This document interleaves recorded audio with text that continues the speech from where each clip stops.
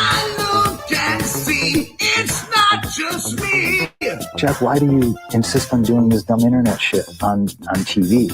I look and see, it's not just me. This place is a fucking joke, man. You're a clown. I quit. So many of us have stood where we stand. We are the young, so raise your hand. So many of us. We are the young, so raise your hand. We call us problem child. We spend our lives on trial. We walk an endless mile. We are the youth gone wild. We stand and we won't fall. We're one and one for all. The writing's on the wall. We are the youth gone wild. No. It doesn't make logical sense, but it makes. Well, yes, of course. But it makes wrestling booking sense.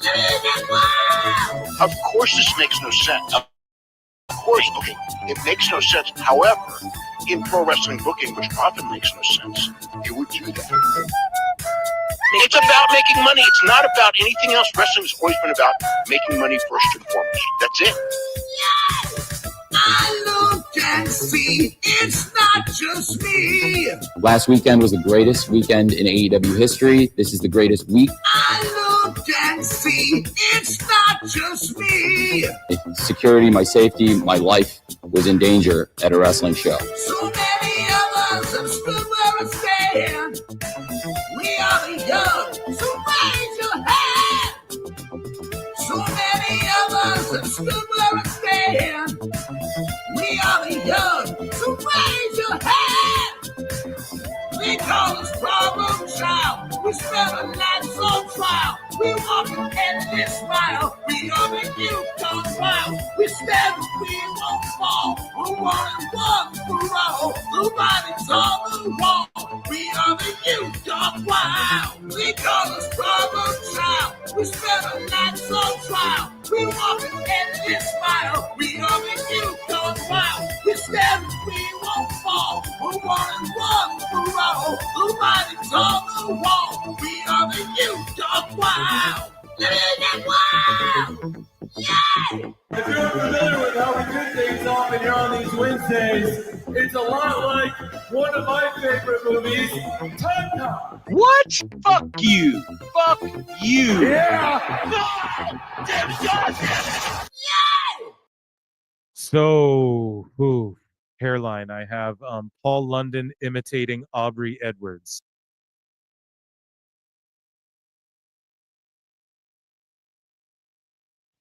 Sunday, Monday, Tuesday, Wednesday, Thursday, Thursday, Friday, Saturday, Sunday comes again. Sunday, Monday, Tuesday, Wednesday, Thursday, Thursday, Friday, Saturday, Sunday comes again. 綺麗な空気。体には細長が気持ちいいんです。日立のビッグフロー、ウェルネス。I'd be remiss for my friend if I didn't ask you about Fallen Angel. So the Fallen Angel is a performer named Chris Daniels, and Chicago guy. Yeah. And was brought out to Los Angeles, and he had the daunting task of taking someone like me who couldn't move and trying to teach them the basics. How to move. The basics of the business. It's time for Jim Cornette's Strike Through. Sponsored by Stephen Paynew. Send an email to our crew, buy a cameo or two. It's Jim Cornette's Strike Through.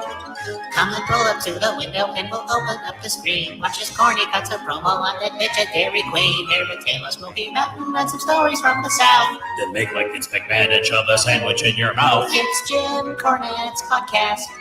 Taking questions you will ask.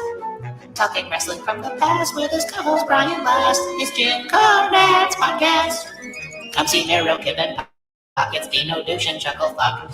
Felix, Riho, Baldwin, Buck, and Harpo Finger Fuck. And then there's Endless Twerking from good old 90 Kids. And then there's Maki Ito, she's the god of love and piss. It's PWT Podcast, or maybe PWT Live Show. What's up, guys? How you doing? Welcome to another eclectic edition of PWT Live Show. I'm your host, the infallible one, the Phil Marks. And yeah, I fired the link off to a few folks. If anyone wants to tap in, they can. I guess sort of last minute Cummings about. I thought I was going to be late today. I'm not. I'm a little early. We got 10 minutes, so let's dive into some sickos, shall we? But first, round of applause for the chat. Run those likes up to 100. I know people, as the night goes on, will, sort of file in more. And maybe they won't. People probably don't even know that I'm live Mondays yet fully. They might have thought that was a one-off. Nay. PWT Mondays, Wednesdays, and Saturdays, folks. That's right. PWT podcast as well. Check out the one I did with Marie Shadows. I got some great guests coming. Kevin Apollo from Toonie Talk Wrestling is coming on soon. Tomorrow, I believe. And that'll be awesome. And we've been wanting to do that one for a minute, so that should be cool. And then some other great guests. I've been getting some crazy DMs, folks. Things are wild out here in the IWC, and yeah, I'm chopping it up with people that I don't like asking people. Hey, you want to come on the show? I don't like doing that. But I'm chatting some people up, and I'm here to chat you guys up tonight and talk about some Raw on Netflix and yeah, big things, man. 2025. I'm feeling it. I feel it right now. And speaking of feeling it, I hope you guys are feeling that like button, feeling that subscribe button. Okay. So hit that subscribe if you're not already. Get us up to 5.5K. We're running up to 6K. That'll be done in no time, hopefully. And I have faith in you guys. And then 2K on the other channel. That's at Pro Wrestle Times. So whatever channel you're on, you can go back and forth to both if you really support. That's just the free way to support your boy. If you want, become a member, 99 cents. Super chat in if you really got something that needs to be said. I always try and check in with chat. I always try and check in with the members for sure too. So consider that. And then patreon.com/Pro Wrestle Times. And I promise a bunch of new stuff's coming. Like if you're on the Patreon and you're like, oh, come on now, Phil, there hasn't been something. The new year's been a little dry. I think there's been one upload. Don't worry, there's more coming. We added the Monday show and I've been hella busy. And that's about to like chill out a little bit more, coming up soon again. So yeah, I don't know. Thank you all for being here. I can't wait. As you guys can see, Penta's about to make his debut. And he's going to wrestle Gable. I mean, how awesome has it been chronicling his journey? If you go back to the early PWT, we're looking at Penta like, God damn, why aren't they doing more with him? And then, but him and Phoenix, I'm putting Phoenix over as, man, this guy could be their Rey Goddamn Mysterio if they booked it right. And then you just follow it all the way. He's off TV. The CMLL guys come in. I'm yelling about that. Why can't Penta be on TV when the CMLL guys? That's part of Tony McConn's dumb contract, right? Where if CMLL guys are on TV, AAA guys can't be on Dynamite or whatever. Meanwhile, you have Penta and fucking Rey. Who cares about these other guys? And it's because, and we've chronicled it here, right? What does Dave say?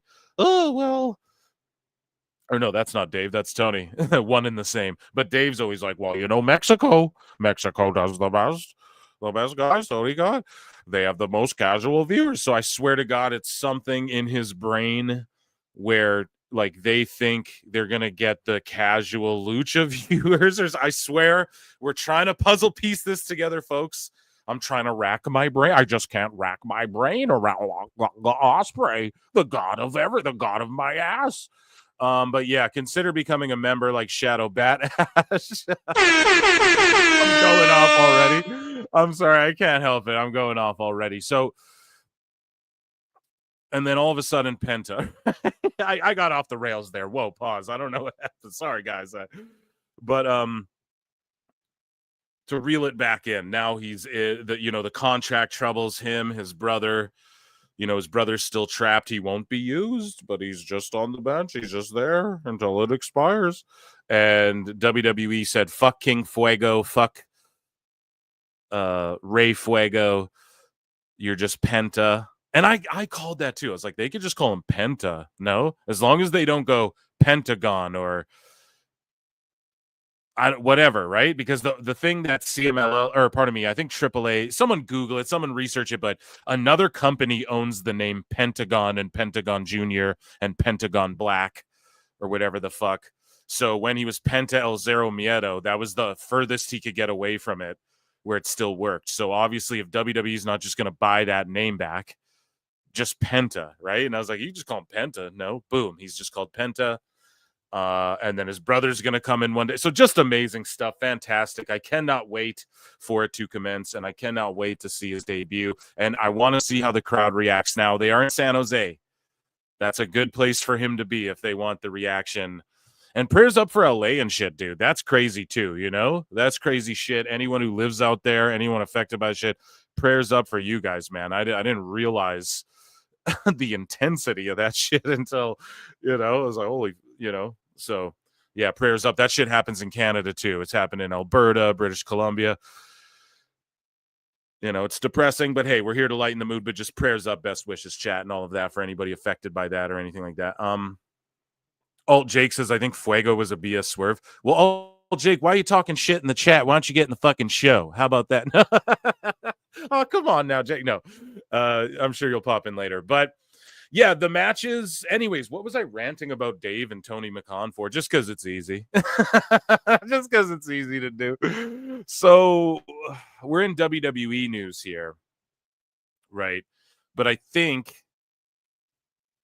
since I was ranting and raving, we got to do what's in the title, right? So Tony, and then also Dakota Kai winning the IC title. No. So quickly, before the show commences,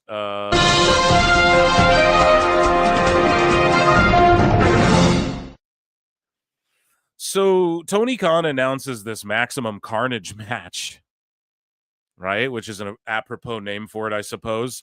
And it's going to happen on Saturday, a 12-man tag team. We're definitely live stream watching this unless there's a different PLE on this Saturday or something from another company or like TNA. Are they doing? I don't know when Genesis is, but if it, I will legitimately prioritize TNA Genesis over this shit. However, all I'm saying is that Saturday we're going to watch this if there's nothing else. Max and TNT, Maximum Carnage. You know, Tony thought of this because Max branded integration, you know. And then look at these lineups: Edge, FTR, Hobbs, the Outrunners, and then on this side you have the Bumba Clock Club, the White Knight Clan, and then you have the Learning Tree. And all anyone can say is pourquoi. Why is this a thing? You what? First off, this doesn't make sense for the goddamn story. This doesn't make sense for anything, man. The White Clan would not team up with anyone. Okay, that's the whole point of this whole shit. You see people coping and fantasy mark booking. Tony Khan got ratioed into Obliviacry, and even the sickos are turning on him. It is crazy. And I feel bad for him, but he had this shit coming. If you listen to your boy Phil, shit wouldn't have happened. You know what I mean? So, yes, I am arrogant. No, here we go, though. Listen, this is insane. 12-man. What the fuck? Why? Doesn't need to happen. Unnecessary. Don't you see how the stories intertwine? Yes, but that doesn't mean anything. None of this shit has any point or purpose, and it seems directionless. And it doesn't make sense in kayfabe, in my opinion. Now, I left it to the people because I always harp on this shit. Why do I got to be the one, chat, to always say the shit? Let someone else say the shit. Let's see who's saying the shit, right? So I'm asking people on a scale of 1 to 10, what's your excitement? Okay, I got ratioed. -0. This is going to be a giant clusterfuck. -1, 0. This shit is open ass cheeks. Too many people in the ring with nothing at stake. It screams, I have no creativity. It's the no job match. No one wants to do a job. So we're going to distract fans so they won't notice that taking the pin loss, you know, is either Yuta. He just names everyone in the match. Match should be called the Over the Hill Gang versus who? I'll listen to you watch it. That's what DK says. Yeah, dummy. That's the best way to do it, right? -5. Barely at a stretch. It has the train wreck appeal to it, to be frank. It may actually be worth watching to see how bad it is. One, this is terrible booking. There's story. AEW has storylines on accident at this point. There is no storyline there at all, in my opinion. So let's look at here, I'm going to have to pull up Netflix here. Ride through the city like Brendan Schwab. Okay. So I'm going to pull this up. Sorry, I don't even have it. Is it live? Meow? Yeah, okay. Perfect. Okay, watch live. Excellent. Anyway, sorry guys. So, but Tony Khan got ratioed into Oblivion Cree, but I was DMing with Husey, and him and I were sort of spitballing back and forth. Husey's like, dude, I think somebody is worried in that company, somebody is stressing something. That's what Husey's saying, right? Allegedly. Not that, no, this isn't even an allegedly. This is just Husey's opinion, okay? Husey, few Guinness deep opinion, right? And so I wrote this after just talking with him for a minute. I said, I think this and the Jericho Edge match, because Husey brought it up. He's like, dude, why the fuck would they give Jericho and Edge away on a Saturday Night Collision other than Tony's just a mark? He's like, I don't believe that. I think he's overbooking this shit because something's going on. And I just wrote, I think this and the Jericho versus Edge match last Saturday are efforts to try and pop a rating because nobody wants Shockwave or ROH, and Collision is being considered for the chopping block like Rampage. It doesn't even make sense for them to run a weekly Saturday show. They go head-to-head with themselves all the time, and Saturday night's main event will own them every single time as well. It's pointless and inconsequential, so go out swinging with random matches. I think that's what it is. I think I'm onto something. I could be off on that entirely. We have just Alex, right? Tony, seriously, what the hell is this? Are you even watching your own product? Because this match doesn't make a lick of sense. But no one is going to be watching on Saturday anyway, so screw it, right? So he's a diehard, man. Look at this shit. He tags everyone. And look at everyone under these replies as Raw commences here. This guy's going off like, how do you all not see this? Quick explanation. Outrunners came to the aid of Commander for the Death Riders, which the runners were facing the Death Riders. Why, though? Why did Commander come to the aid? Right? Okay, so this thing happened. I went to the store. That's awesome. Make a movie of a guy who just, hey, I just do a thing. No, there has to be reason. There has to be all sorts of, okay. Big ass drone shots here, which I was like, oh, we're not going to see these same time. I was talking shit. WWE baffling me week to week.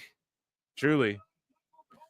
And we'll shut up about AEW in a second here, guys. But yeah, this guy's like, Chris and the Learning Tree attacked Cope after his win between him and Big Bill, then came FTR to save Cope. Why did they attack Cope? Why? We still don't know anything. And I just go, yo, and I ratioed him. I didn't even realize. And look at the views, and I ratioed him. Like, he got 9.5K views on his shit, 23. Like, that's a crazy ratio. But I was like, that doesn't change the fact it's stupid, overbook, contrived nonsense. Whatever. You guys know my opinion.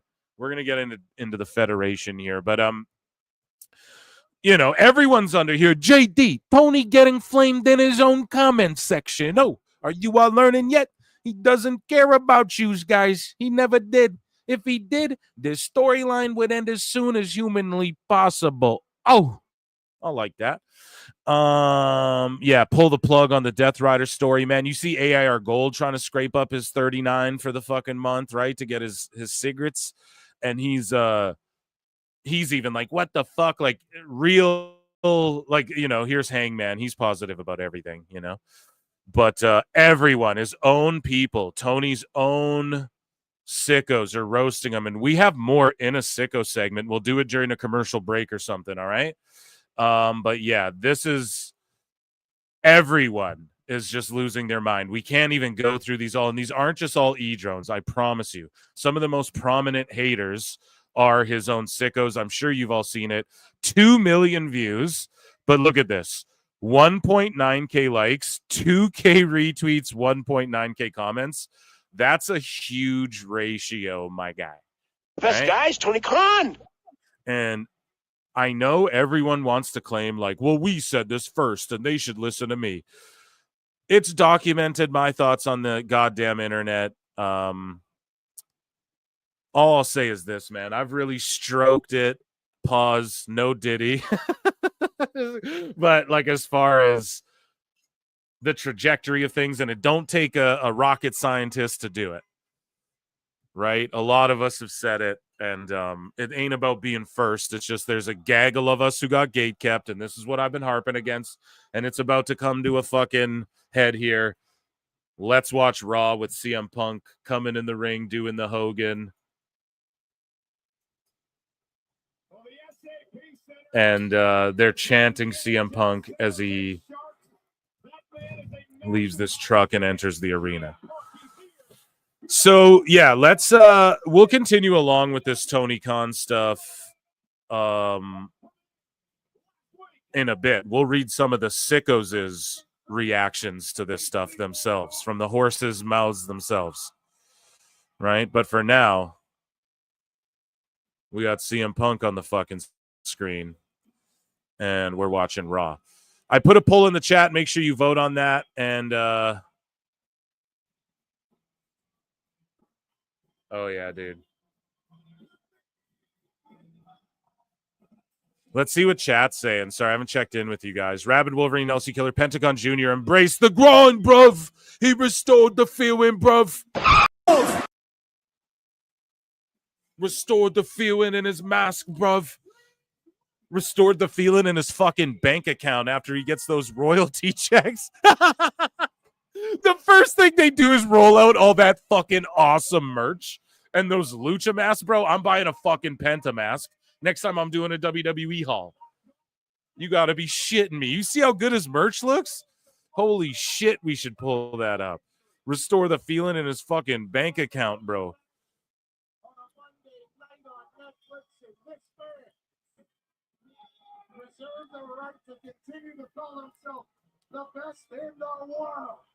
Yeah, Netflix Raw is so good, man. Look how hype everyone is. Yeah, I just got to crank it up. I'm sorry if you guys hear it. You know, y'all are on my show, okay?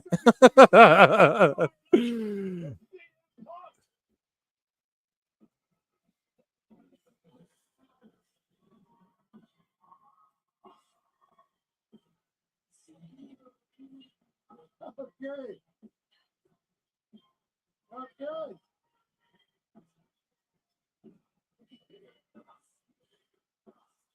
That's good 6 feet there. Hologram mask is 50. How much for Penta? I'll look right now. We'll pull up his fucking merch because it's so fly. Sold up. I'm just pulling it up. Yeah, they have like an offer, right? Well, they always do during Raws and shit.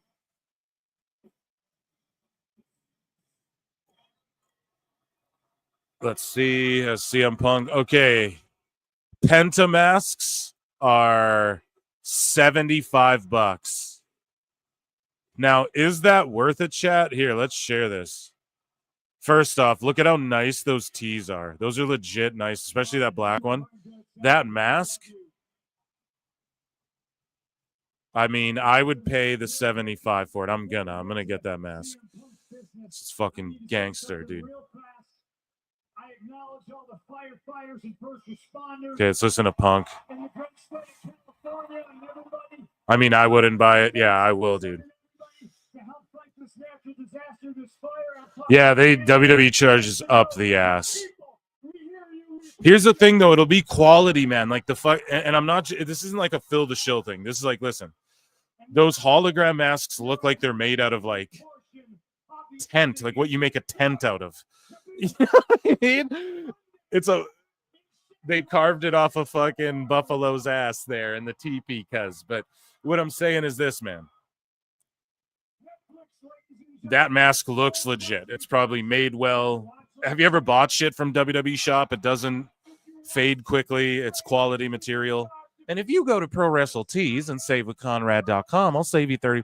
Use the link below, WWE affiliate link below, and use that link next time you buy shit and support PWT.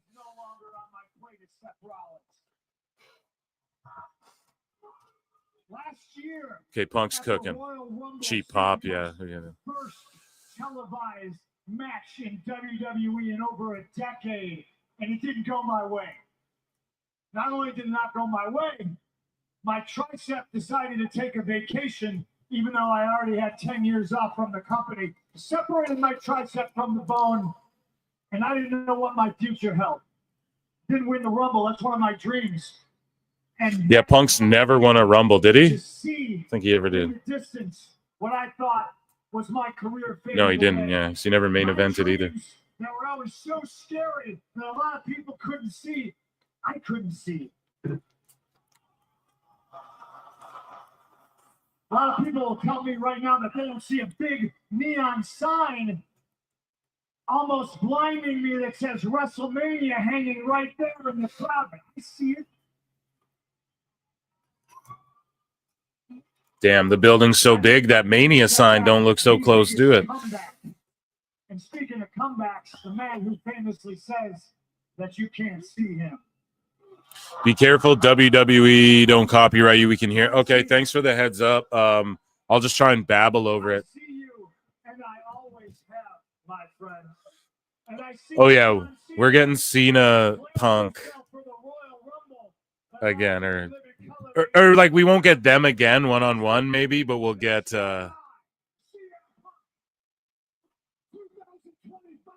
yes, he's in the Rumble. But yeah, they'll have a face-off moment, and we're all going to be like, holy shit. And then they're going to team up and eliminate people.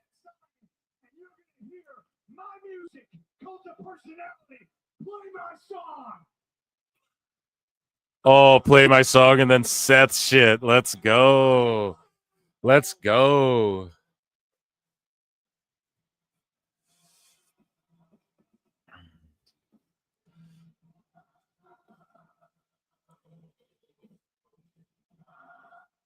I guess the Rumble is 30. You mean 30 years or 30 men?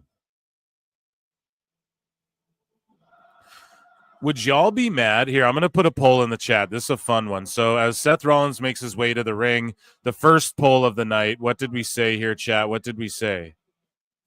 94% of y'all think Penta will win his debut. Okay, I'm going to put another poll. Would you...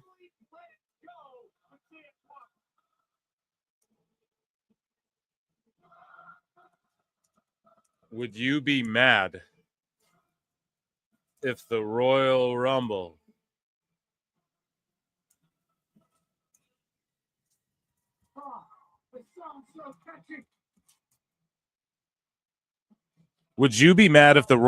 was 40 man from now on? Everyone on the Pro Wrestle Clips channel, vote on that poll.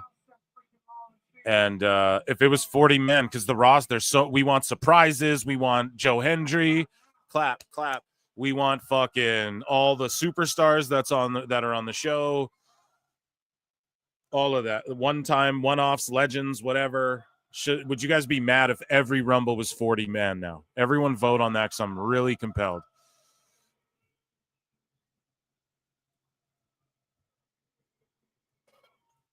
But yeah, it's 30 men always, other than the greatest, which was... That wasn't canon, bro. Let's be real. No, it was. Now they're just chanting Punk over Seth out the building, and he's got a shiner, and he was bloody last week. Look, I know you are not happy to see me, but you cannot be surprised to see me. I told you last week, win, lose. 50-man Rumble, yeah. That'd be crazy, dude. But then you'd be looking for bodies. You couldn't do it without including all your champions that you want to wrestle as well on the card. Or you just make the event long, like just the Rumble matches. And then like one singles in between the two Rumble matches or something. That wouldn't be me. That would, in fact, be you. But I'd be the winner still, right? Yeah, but then just 30 women, and then men can be 40 men. I agree with that. And then women eventually upgrade to 40 once all those NXT.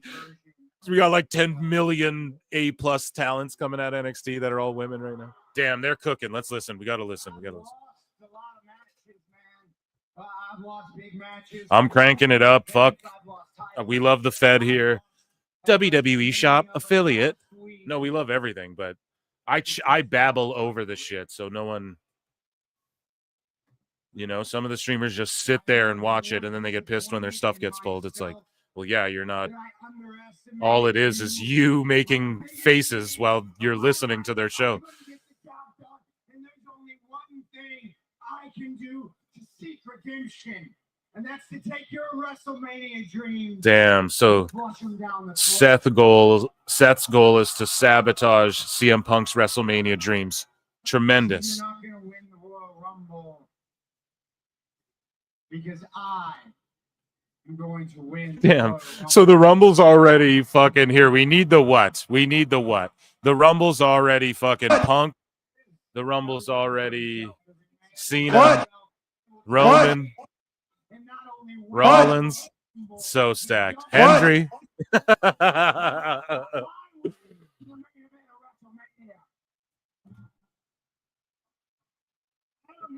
I think where you see an opportunity, I just see a guy that couldn't pin me, so he's taking the easy road to throw me over the top rope. That's what I see. Yeah, we're on the road to WrestleMania. It starts before the Rumble for me. Leading up to the Rumble, it's the road to fucking WrestleMania. Yeah? Guys, make sure you run those likes up if you can. Run them up to 100. And here's Drew now. Drew McIntyre.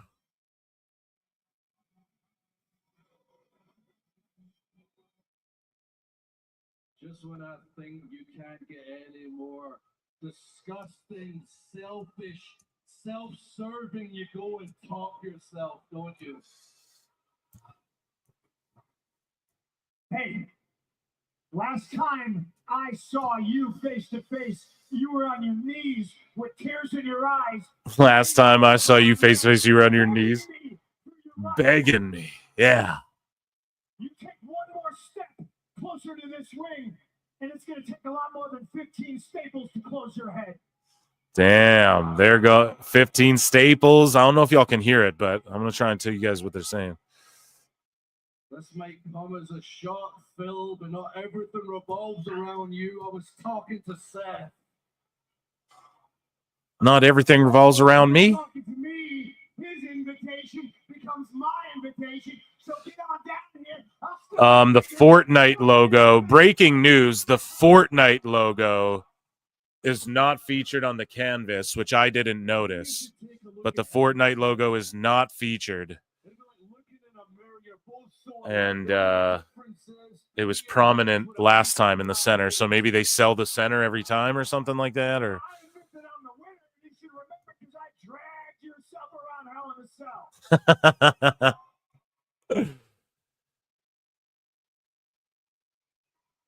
okay, let's hear it, Drew. Don't just sit there. You act like you're this big leader, but it's just an act, really, isn't it?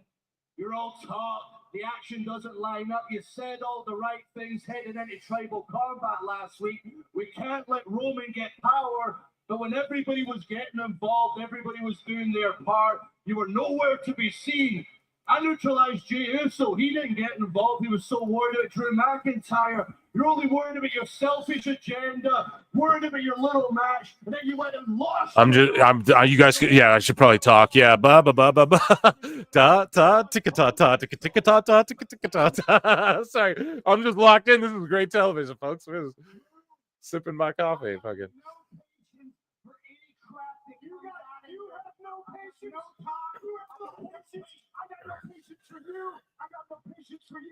Oh, we're gonna see a triple threat, folks.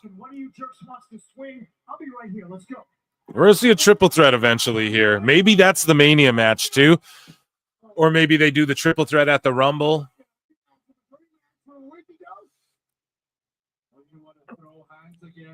Oh, you want to throw hands? Oh, Malachi? Yeah, I believe he can be at the Rumble. I believe he can. We'll talk about that on Wednesday. We'll dive deep on that.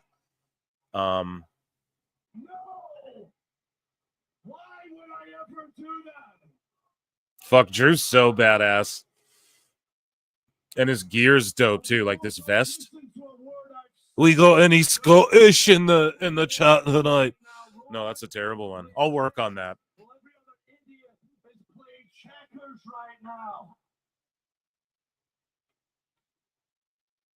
I'm always a reluctant hero. I guess I'm going to have to step up for myself for that locker room. And whether you two realize it, for you both as well. If only there was a way I could get my hat. This match has more heat than anything Gunther's doing. Like, that's what I mean. This shit is bigger than the world title. And people don't get why that's so valuable. I'll see you both in the Rumble. Fuck yes! Let's go, guys. The way they make the announcements of the people being in the Rumble feel important. This Rumble, in my mind so far, is one of the most important Royal Rumbles in history, as far as not like for the mark, all the business analytics and the as far as storyline wise and just the stakes and the level of characters and superstars, whatever you want to call them, pro wrestlers that they have in this match and how important they've made everything feel. I don't know if Chad agrees with me on that, and we will stop this poll here, and you guys are split. Let's see what the poll says in the chat about should the Royal Rumble go up to 40 men. I say it should. 57 no, 42 say yes. I say it should.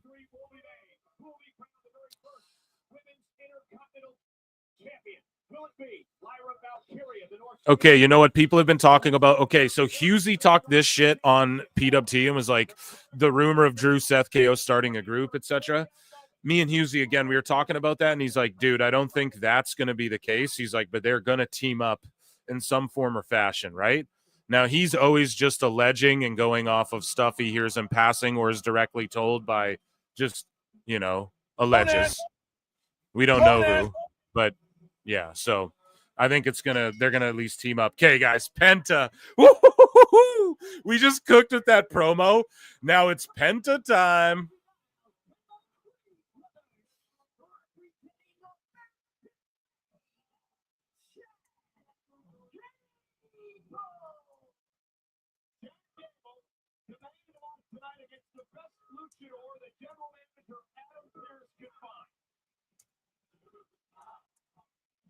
You suck. A champ once reserved for Kurt Angle.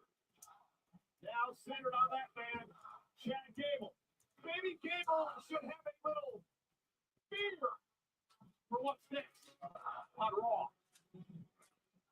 Hell yes, dude. I am so fucking pumped for this. Oh my God.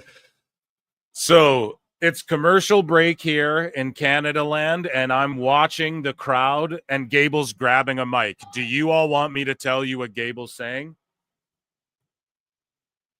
Here, I'll tell. Are you guys on commercial break? So Gable's saying, no, in fact, I don't suck. And they're just booing him. Great heat. And he's shredded. He's saying the best version of Gable that you've ever seen is this year, 2025.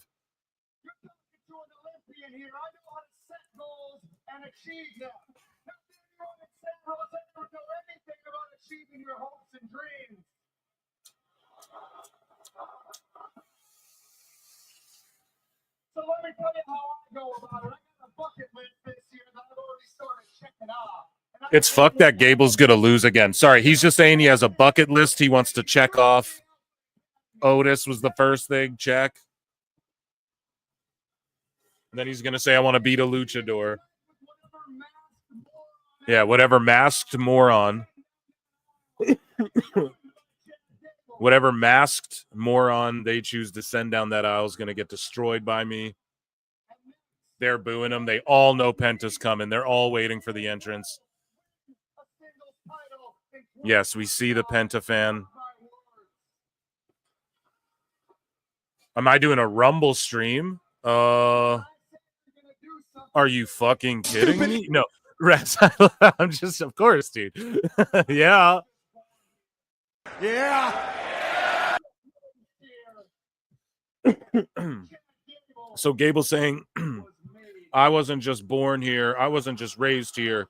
I was made here. As in, like, in America. But he didn't do, like, a cringy us versus Mexico thing. But he is like, I want to beat a Mexican luchador. Like, because he lost to one before. That's his motivation, right? Ray beat him. So I'm glad it played out that way because I criticized that. So let me know when you guys are back from commercial because, yeah, now the commentary is just putting it over. His music's playing again. And if you're in the arena, everyone's like, oh, you got the commercial breaks are cringe. It's like, not entirely, man. If you've ever been to one, you know, they do cut promos and shit. But it is a little bit cringe, but they're just doing regular commentary. They're just saying Gable's talented in the ring and they're just talking about putting him over. And he's just talking kind of to the camera and in the ring, whoever he sends down that aisle. Okay, so it sends to black. Now it's showing the American Red Cross. So best wishes up for LA right now for sure. And yeah, I don't know if you guys are seeing this, but I'm assuming whenever it fades in and out of black, that's when you guys come in and out of commercial. Okay. They need to keep the crowd warm. Yeah, that was great. That was amazing what he just did. He just talked shit, played the music. He's taunting, and it's amazing. Speaking of taunting, joining me now on the show, everyone's favorite.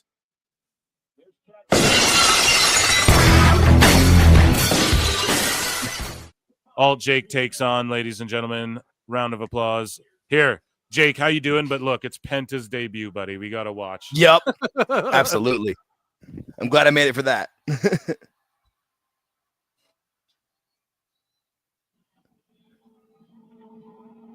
Woo! That's a nice pop. A good pop. Everyone's ready. Cero miedo, motherfuckers. Let's go. It was the worst kept secret in the business. And he comes out. Dude, they even leaked like fake music for him. Dude, and this is what I love. Ready? He's in his OG gear, like the red and black and white. He's had many.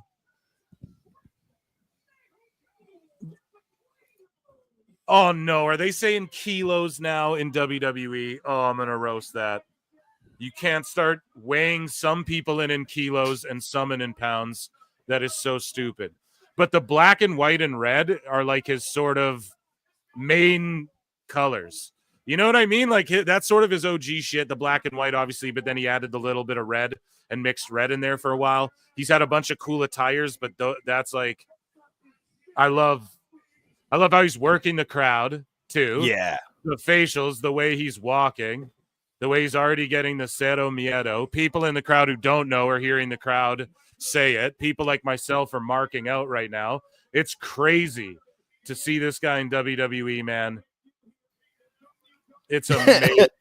And he looks in good form and in good shape. He always has. And I'm glad he's getting a singles run before his brother comes in. Because as a singles, Penta is money, bro. He's been a world champ in every company. And like more other than AEW. Real companies. And look, these kids are crying, bro, because they're in San Jose. It's a great place for him to debut. This is incredible. He gets to be himself. He got a good pop. People who don't know, now you know, motherfucker. And if you don't know, you're like, this guy's awesome. There was fake music leaked that I heard on Twitter as well. His music is sick. Look, he's going to Zero Miedo them. He comes out with the flamethrowers too, guys. We walked over that. He has the flamethrower entrance. WWE sparing no expense. Cero miedo, man. And there's already people with his Joker mask. Like there's AEW fans who don't watch AEW anymore who've been watching WWE because WWE's so hot. And they already have fucking Ray Phoenix and Penta masks too. Oh, no. Penta's going to take his glove off and bitch slap you for that, Gable. Don't worry about it. But it's crazy Gable's going to lose this match, chat and Jake. That is crazy, man. That is because he's going to, you know, and we've been critical of like his losses as of late since the repackaging. Yeah, I'm not too critical of the losses. Plus, he'll be able to use it. He'll be able to get heat by saying, I wasn't ready. I didn't know. I wasn't able to prepare, blah, blah, blah. Even though it was the worst kept secret in the business. Yes, it was. And I love that Cole said that. Because it was the worst kept secret ever. And I'm so happy for fucking Penta. I'm like marking out seeing him in a WWE ring right now. It's so weird. It's like 2K. What the fuck? I download you every year. I didn't think I would actually see you. You know what I mean? Wrestling Chad Gable. And doing his shit. Look at this. Let's go. Let's go.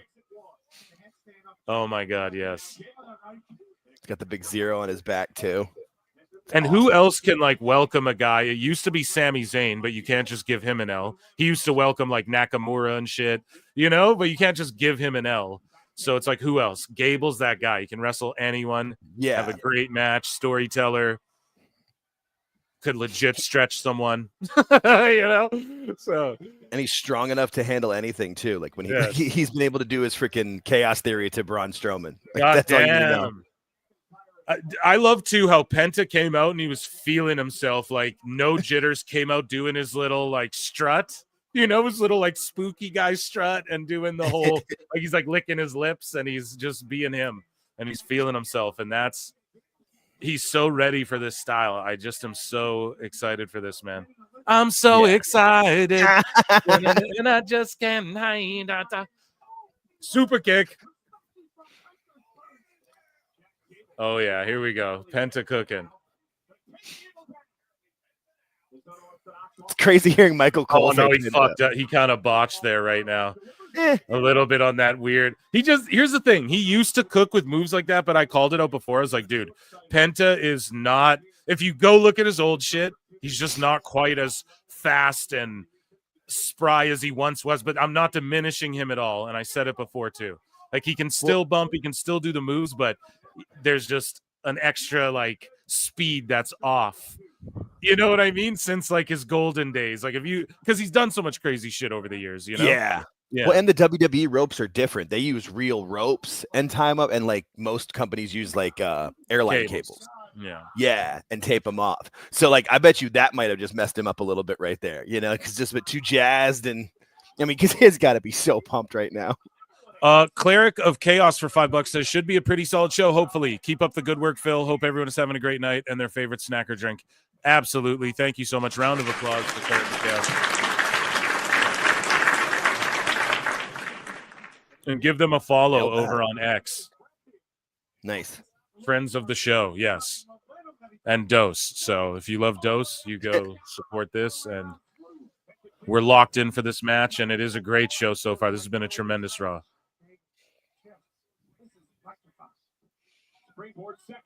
Oh. Does Penta hit a destroyer? Oh, dude, an apron. The hardest part of the ring, King. Penta can sell. Yes, he can sell. Bro, he sold more in Lucha Underground, I swear. No, maybe not. That's like yeah, maybe not. Yeah, I'm just being a schmarmy asshole when I say that, but he can sell. Trust me, you know, he can wrestle. You've seen him, you know, in the past. And in AEW, he was doing good shit. It's not like he was shitty there either, but when he was doing those like destroyer spots with Cassidy, but at what point is it like, who gives a fuck? Because everyone's just doing whatever your booking's already shit by that Yeah, point, when people care and they're motivating you. Sorry, Jake, but like when they're motivating you to fucking work good, you work better. Sorry, what were you saying though? I was just about to say, well, and you know, like it's hard to want to work for the company that broke your brother's arm. Or remember Penta flipped off of the ladder in Ring of Honor and twisted his leg around too? Penta did that. He did a destroyer off a ladder, through a table from in the ring, and he spun his leg around in Ring of Honor to like one of the top flight guys. And he got that leg injury, and he's never quite had the same spring in his step since, or the Martin guy has, right?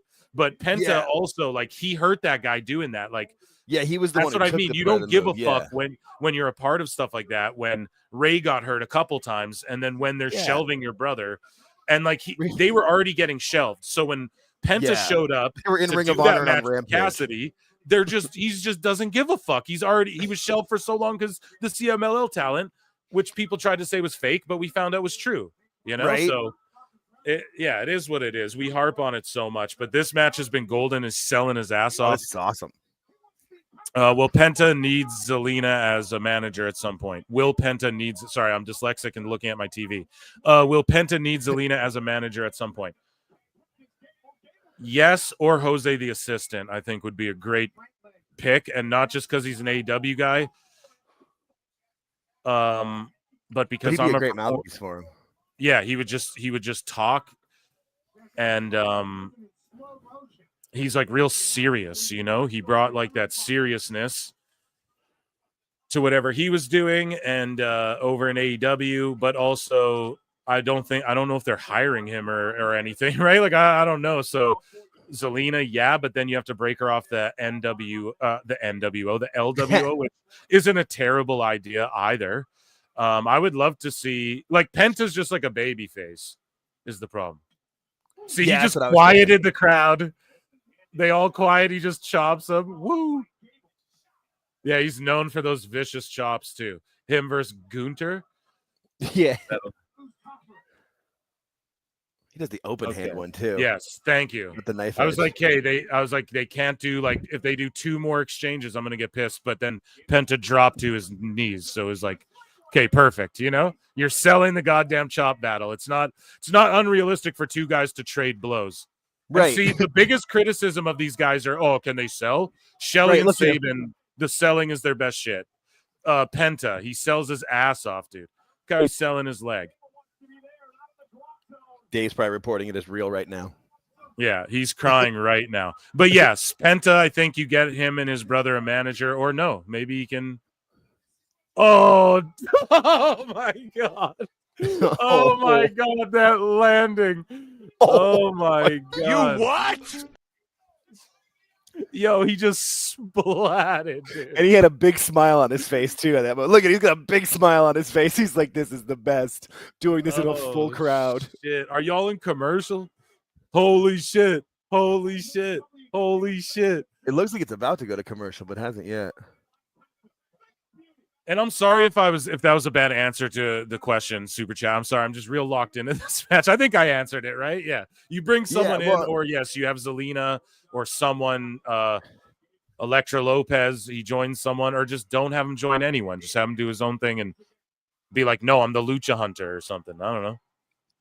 And I feel like now that idea. How they can do the promos with the subtitles, and it's just hard to have a babyface manager. Rarely ever works for very long.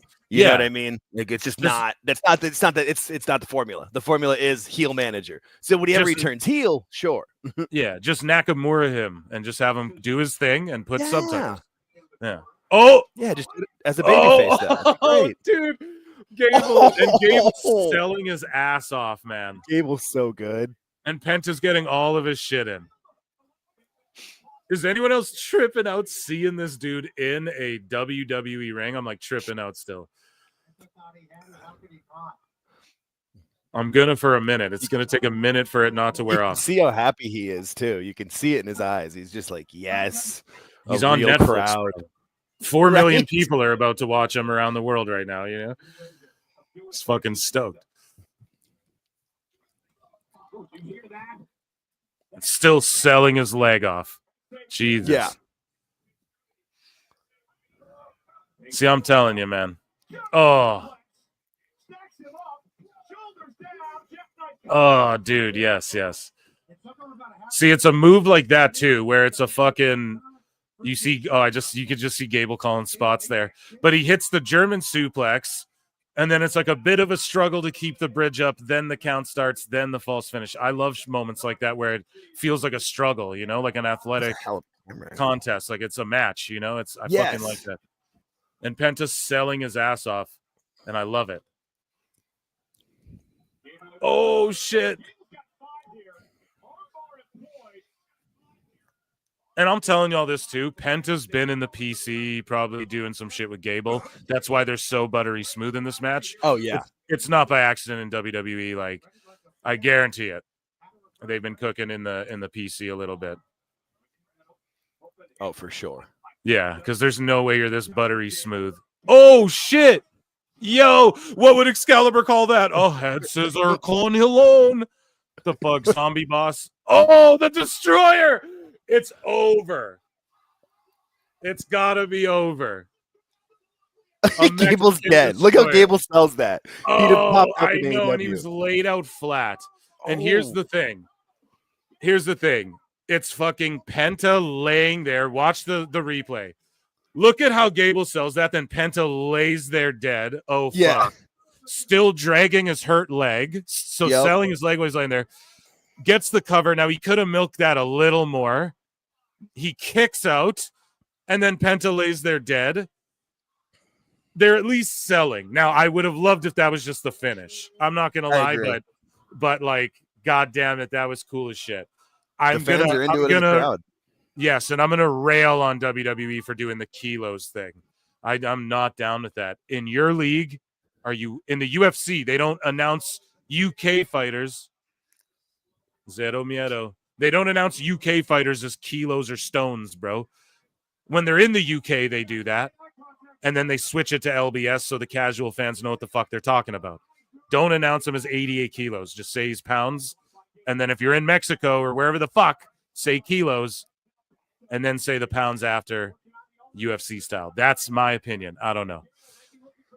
Yeah, Here we go. Yeah, he's looking for. Sorry. What were you saying there, Jake? I bet. I feel like that's something they're trying out because they're brand new, being live to the world. I tend to agree with you. And that's what I'm not thinking about. I'm being an old man shaking my fist at the cloud, being like, So maybe yes, you're live all around the globe. So an international star, you say kilos. Yeah, why don't they just say everyone in kilos and then everyone in their pounds after them? Because like for real, dude, you gotta. I'd be fine with that. Am I the only one that irks a bit? I feel like it's your league. UFC will do it. Zero. Miedo, he's going to snap his arm. He just snapped his arm, dude. The sacrifice is what they just called it. What a tremendous heel thing to do when you're this over babyface. Oh, dude, here's the finish. Boom. The Penta driver is just the finish, yeah. Of course, that's his finisher. Yeah. Wow. That was a solid match, man. Explosion. Dave Meltzer's crying into a corner. He's burning all of his fucking Lucha Bros merch right now. Zombie Boss says, I can't wait forever. The Wrestle Talk cope. They're going to cope so hard. Tempest is going to burn his mask because it's a knockoff of the Penta mask, I think. And he's still selling his leg off tremendously. The crowd's behind him. The Zero Miedo is going to get over more. Look. See the sacrifice. So they got a name for the arm snap. It's not just called break his fucking arm. It's just a hyperextension, the attempt to break the arm. So Cole's selling it so kids don't go break their arms. And then he hits the Penta driver.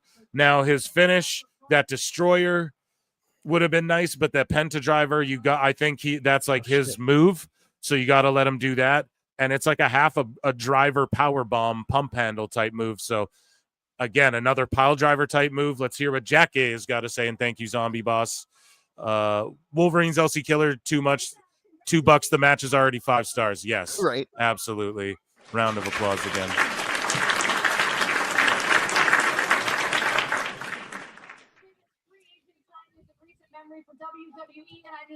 Okay, let's hear if he can talk. They're going to prove it to the world. This is what I mean. Right. We have all these questions. Let Triple H answer them. Thank you. But I want to say something to you.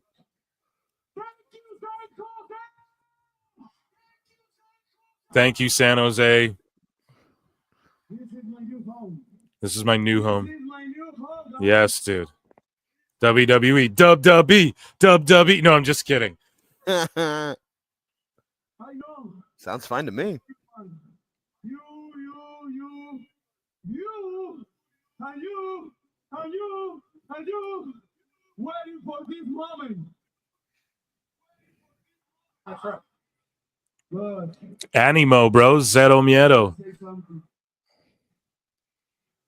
The real truth is I've been waiting for this moment. So he said the real truth is I've been waiting for this moment. Listen to the pop for the Spanish, man. So I'm talking about, and they're going to Mexico for Backlash. And I'm going to talk about something in a second. Well, I'll just say Bad Bunny told Rolling Stone. I saw that he's like going to be there, whatever. And who called it? I was like, him and Priest do a little team up at the Mexico one, and you know what I mean? Like, I know it's not Puerto Rico, but still. Yeah, it's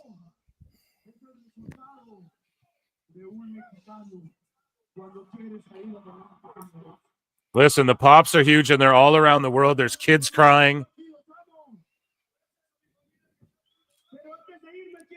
Yeah, it was his family up front. That's his family. Is that his family? Yeah, they kept showing him and he just said La Familia. That's mi familia. Amazing. Oh, okay, just amazing. This is the WWE New Era. So, this is not only the Netflix New Era. Now, is the Penta New. Let's go, the Penta New Era. So to answer that question before, does he need Zelina to talk? Nope. No, he does not. Cero miedo. Cero miedo. Goddamn. He let the crowd finish it. That gave me chills. That And he's still selling the leg. Look at him still selling the leg. To That his family legitimately gave me selling the leg. chills. Wow. What a fucking A+ debut. This is like when someone debuts in the UFC with an undefeated record and they fucking smoke whoever they're matched up with in their first UFC fight in like the first round by KO. This is what that felt like to me. What a fucking debut. What the fuck? Jimmy B for $5. IMO, I think Penta should have won with the Destroyer. That shit was clean. Dude, you know what? It was what it was. I don't think you could debut better than that, and I think he sold it so well. And I think Gable's elite level, we thought he was about to win the world title not long ago, or the IC title not long ago even. So yeah, I just think, you know what? We're The good, best guys, bro. Tony Khan. I don't, you know what I mean, bro? I think we're good. I think that was a great finish, and he had the crowd. He didn't lose them. They didn't do too much. There was one Destroyer. They sold everything. And he got to shine. Like, people were pissed that he didn't debut last week. Like, no, he literally just got the biggest shine he could possibly get, you know? Being in the opening match of the second. Why didn't AEW ever let him talk? Because fucking Tony Khan, seriously, bro. We didn't know he could speak like that. Oh, because he's Mexican and I don't know. They don't talk in 2K. So Tony now just didn't think he Liv. could speak. See, Liv is kind of big timing Dom now since she lost the title because she used up everything. And how funny is this in the background? Dom wins with a 1-star match on the 2K in the background. This Raw has been spectacular. The opening segment, that match, this backstage shit is great here, progressing the Judgment Day stuff along. Everyone can complain, oh, Judgment Day. They're on every Raw during this huge boom. They've been on every Raw ever. Right? Yeah, it's like they're a huge part. And they've They're the evolved main as heel a group. faction. Yeah, dude. They're the main heel faction that constantly evolves, that has new characters coming in and out. I mean, how many big moves has JD taken this year? and Liv and Rhea and shit, as far as like career wise and like what they've done match wise. First match on Netflix for the women's title and stuff. Yeah. Oh yeah, no, Liv's the breakout star of 2024 of going. She's mad, yeah. Oh, she's mad. Fucking Liv has got some emotional damage. Tom went for that hug. Woo! Chat. Oh, I should have put Penta up during that. I was just marking out so hard. Oh, dude, we got fight night here. Oh, is this Kaiser and Sheamus? Yeah, it should be fun. Fuck yeah. Every Sheamus match cooks, more or less. Yeah, and Kaiser's awesome. That dude is talented. So let's take a gander as people make intros, and I'm sure we'll get a commercial break or something. Right. Let's take a gander and do a quick, Sicko segment. So we've had like Sicko wars going down, basically. You know, we have AIR Gold here laughing. WWE is going head-to-head with AEW All In. So they're going head-to-head All In Texas with a Saturday night's main event, which is going to be crazy. And also keep your eyes peeled for the ratings to see if the NXT replay beat Collision. That will be interesting to see, right? If that is the case. AIR Gold again being critical. AEW All in Texas has only distributed 812 tickets in the 3 weeks since WrestleTix first reported on it. If you guys are in commercial break, Kathy Kelly is talking about the Intercontinental title match, just giving a rundown of it, like Megan O'Leary would in the UFC, let's say, or Laura Sanko, and then I think they're going to run a package. Yeah. They're running a vignette of like how it came to be for the IC title, and they're talking about Kyrie, who was attacked and injured. I don't know if you guys are seeing this or not in America, but either way, so AIR Gold's like AEW All in Texas has only distributed 812 tickets, and they're talking to PFC right now. God damn, this is going to be a terrible clip. Whoop, whoop, whoop, whoop, whoop. Rewind. So AIR Gold is furthering his criticism, chat. This is my first time running through this part, right, all Jake? Yes. Yeah. So AIR Gold must be grifting for more money. His rep must have gone up this year. So he says AEW All in Texas has only distributed 812 tickets in 3 weeks since WrestleTix first reported on it. I think in the same time, Royal Rumble in 3 days did like, I'm 50, making shit 000? Up, but Royal Rumble did 3K in like 3 hours or something like that. I can't remember. We'll talk about it if it's in WWE news. I saw it. But either way, AIR Gold now, he's trying to get his dough. It makes me sick seeing fucking some of these accounts interact with this dude and like, we're all friends now because you're fuck You've you seen guys. the light. You make me sick. But moving along here, right? The sicko civil war has begun. Wrestle Cringe is like, storyline has gone off the rails, man. This is in response to Maximum Carnage. People not liking it, and it doesn't even make sense anymore. It might be time to reevaluate direction. So what happened, Wrestle Cringe? I thought I was cringe, according to you, because I didn't fucking criticize the AEW. Now you're allowed to do it, huh? Bunch of bitches. And then AR goes like, stop being a bad faith grifter. And it's like, bro, see, now they're just saying the shit we said before. It's the goofiest shit.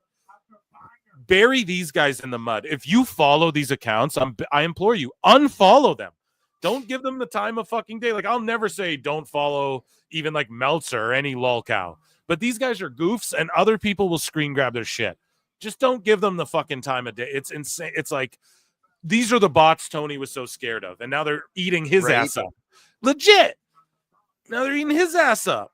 So I don't know. It's not a shock to me. I tried to say these cancel pigs, as we call them, these people will eat themselves up. They all always go and destroy each other because it's never good enough for these fickle fucking marks. They don't actually know what they want. They don't even like the wrestlers. They don't care about them. They just want McGraps now. McGraps. That's all they want. So let's check in with the AEW hardcores. Let's see here. Wrestle Cringe says storyline has gone off the rails, man. I read this. People not liking it, and it doesn't even make sense anymore. It might be time to reevaluate direction. Adam Colbert Burberry says, so far gone from the AEW I once loved. I used to never miss an episode of Dynamite, but I haven't sit down and watched an episode all the way through in months. Please move on from this. I am very confused and have had enough of the storyline. This guy, Jesus Christ. This guy, pull the plug on the Death Rider's story, man. I don't know if these are even sickos, but either way, they're sicko enough to interact. They're sicko enough to interact. Sorry, I just got a text. And be fans of AEW. So, and we're sickos enough to also, you know, be if you're in the IWC, you're a fucking sicko or a wacko. You guys know. Sorry, as I respond to a text here, I was distracted for a second. We're all wackos here. You guys know that. But anyways, or at least sicko adjacent. They're at least sicko adjacent. Yeah, wackos are sicko adjacent. You know. So anyways, yeah, right. Exactly. Booker of the year. Keep up the good work, Tony. So that's just funny. This guy says Colossal Clusterfuck, probably better name for this jumbled up stuff. Too much going on here. Daniel Cormier in the house from the UFC. Let's fucking go. You would think Jericho is the poster boy for what Mox hates. Apparently not. Exactly. AEW was born out of everyone's hate for 2019 WWE. 6 years later, AEW has become 2019 WWE. No, it became that 2 years ago. You guys just, you know what I mean? You guys just aren't fucking, it became that a year ago. Y'all just wouldn't accept it. Oh my God, at this point, this company doesn't need to exist for me. You're literally becoming Vince Jr., Tony McCann. You do not care about the fans. You book the show you want, not what's best for the product. Takeshita fan goes, who came up with this? King Gao. What? Like, these are huge AEW stands, man. Huge AEW stands. Yeah. And they're just like, what? What the fuck is this shit? You know? Stokely Hathaway blocked me. I don't know when this happened. I wrote, I don't know when this happened, and it's shitty when it does because I've always put Stokely over. Huge is a guy who's always talking about needing more valets and managers back in wrestling. Stokely is a breath of fresh air. That being said, I've 100% obliterated the whole Willow Statlander Stokely thing and how TK one day randomly decided there was no story or no need to explain anything from there. I went super hard on that shit. And then a bunch of other people were like, yeah, he blocked me too. I had no idea. So I don't know. Maybe he just blocks people and protects his energy, as they say. And maybe I said something about AEW that triggered him. However, let's see here if anyone else. Yeah, so that was basically it, man. The Sickos just turning on Tony McCann. And that was our Sicko segment as we go into this next match.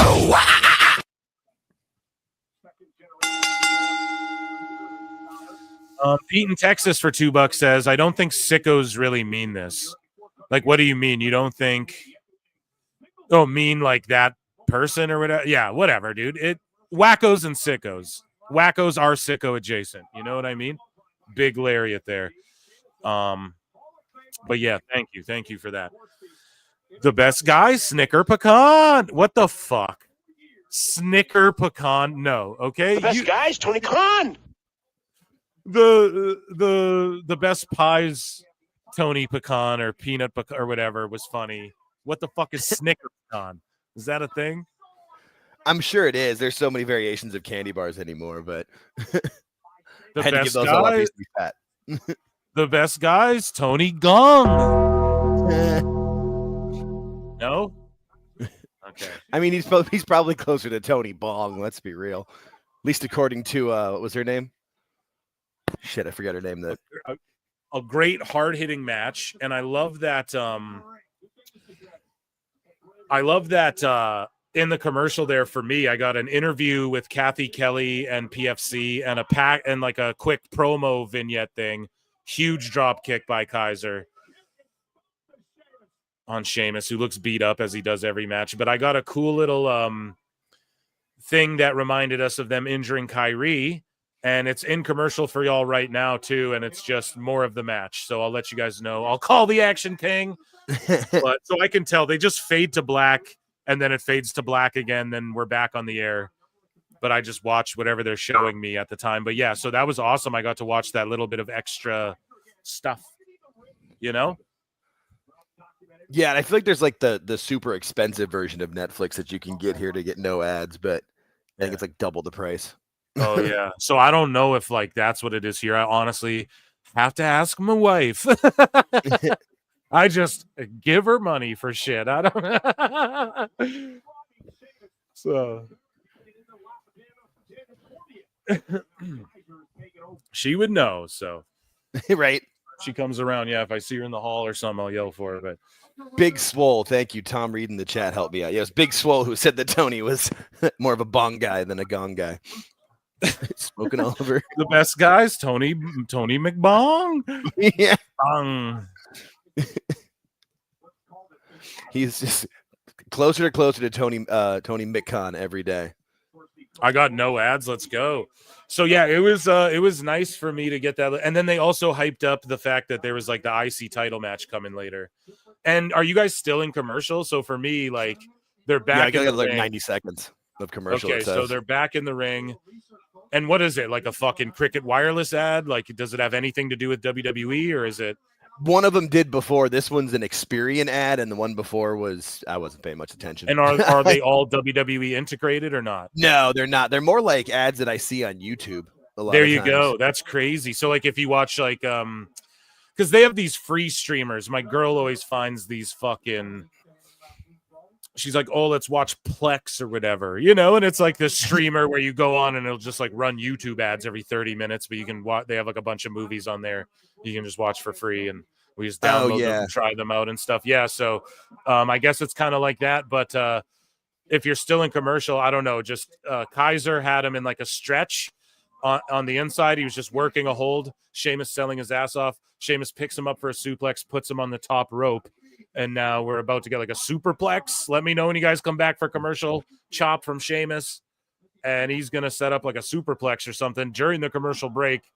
They're not phoning it in, folks. They're not just standing there talking to each other like they did in the fucking Thunderdome era. No. It's probably like where you're getting it, bring most of the world getting it without commercials, I would think. I would think a lot of the commercials are going to be US centric. No, LK, I'm not hung up. No one else is going to, they're all just going to talk shit. Oh, well, for me, they're going to base opinions around, well, for me, it went to a fucking ad. Like, we're just explaining the international experience and the American experience. No one else is going to contrast these two things.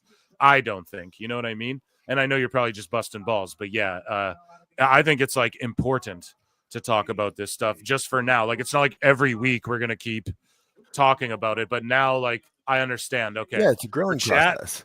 Yeah. And for chat, I'm going to fucking, every time we do the Monday stream, I'm going to talk out what happens in case anyone misses anything, because they're fleshing out storylines and shit. During the debut one, they had Karrion Kross cutting a promo. They had fucking Kofi and Xavier talking shit to a bunch of different people. It was awesome. So you guys, what did they weigh them in as? Did they weigh Kaiser in kilos? And did I missed it. I just realized I missed it too. I missed it too. I'm like, wait, did Sheamus come out and was he like 14 stone? And this would have been the perfect match because they're both Europeans, you know? Right. That's interesting, though. I'm wondering how that's going to work. It definitely is an interesting way of going about it. Okay, you don't need to ask about every ad. Yeah, but I'm not asking about every ad. Like, we don't know. This is the second time we've had a Raw Netflix, right? So all I'm doing is just clarifying, like, okay, when you guys are getting ads, are they all like the Gable and Otis, you know, the Bianca Belair 5G wireless ad with the chair, all WWE, or are some of them just like fucking random ads? So we got that answer. There we go. We got the answer, bro. So one of them was like the WWE shop ad, but thank you not for in your this break concern. in the last ad break, but yeah. But thank you for your concern. Okay. Speaking of ads too, they took out the Fortnite ad in the middle of the ring. know. I brought that up. Okay, did you? Huge white noise off the middle rope, and Sheamus has got like snot or spit running up his face. HD's gross sometimes. Yeah. He's all beat up and chopped up and drop kicked in the chest, and we got a fucking shillelagh.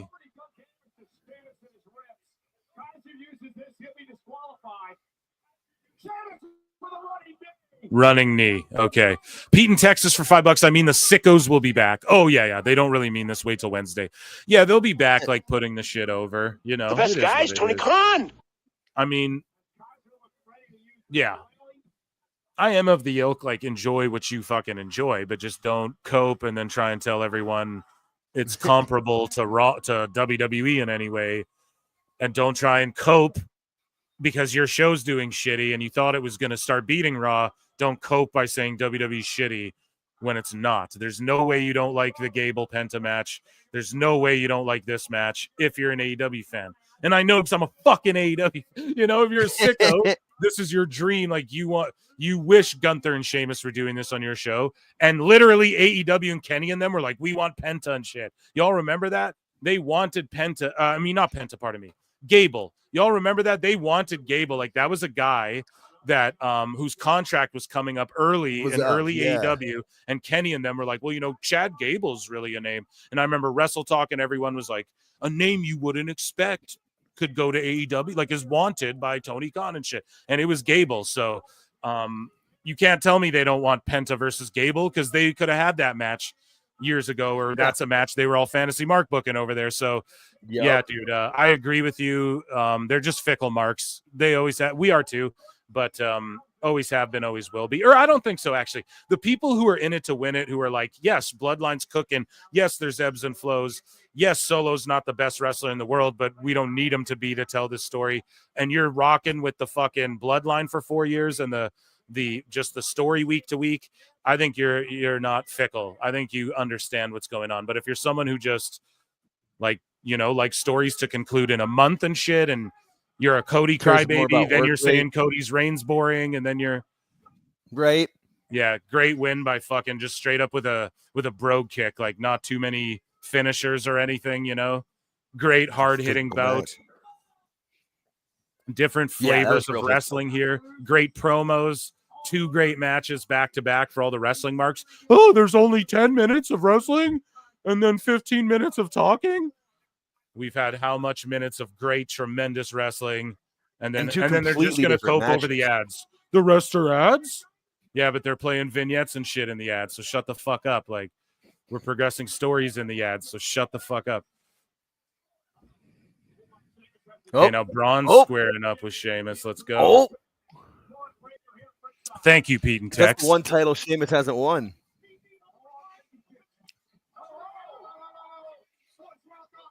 Oh, let's go. Give me that match, please. Yep. I'll take that match twice on Sundays, please. Especially now, Braun's only getting better. Yeah, I was pulling for Ludwig too, but he is, that they got to give Sheamus that IC title one time before he retires. So they got to keep him strong. He can't just be losing to Kaiser unless he did some dirty shit. Needling me for months, and I'm sick of it. I'm kind of at my wit's end. I wanted to fight him tonight. He didn't want to do that. So yes, next week, me versus Drew. You know what? It's a hell of a shiner, Seth Scott. So next week's gonna be fun. Thank you so much. Very much looking forward to that.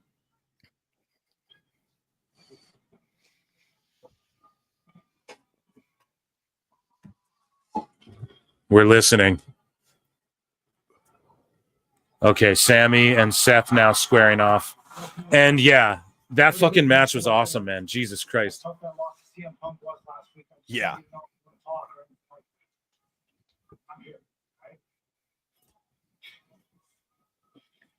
Yeah, it was a rough week last week for me. Great week for you though, right? Come on, man. Your boy. 72 likes, 34. So we surpassed 100, but try and run up the Clips channel to 100 if you guys don't mind. That would be amazing. Maybe you guys could flip-flop channels, hit the like, whatever we got to do. Rumble, and then you're gonna help beat Cody for the WWE Championship. You're gonna keep on helping him. You're gonna stay helping Roman Reigns. Are you gonna help yourself?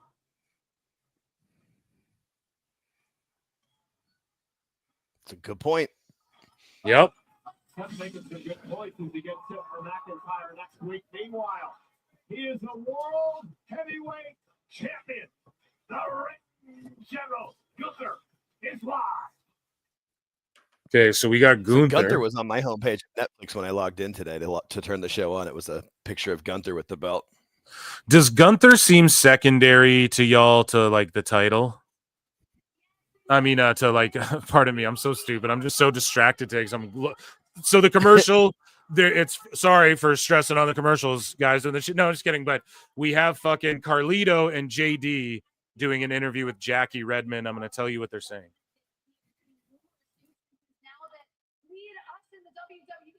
But I was going to ask if, do you guys think that Gunther feels secondary to the Punk, Rollins, Drew, Sami, all of that sort of drama?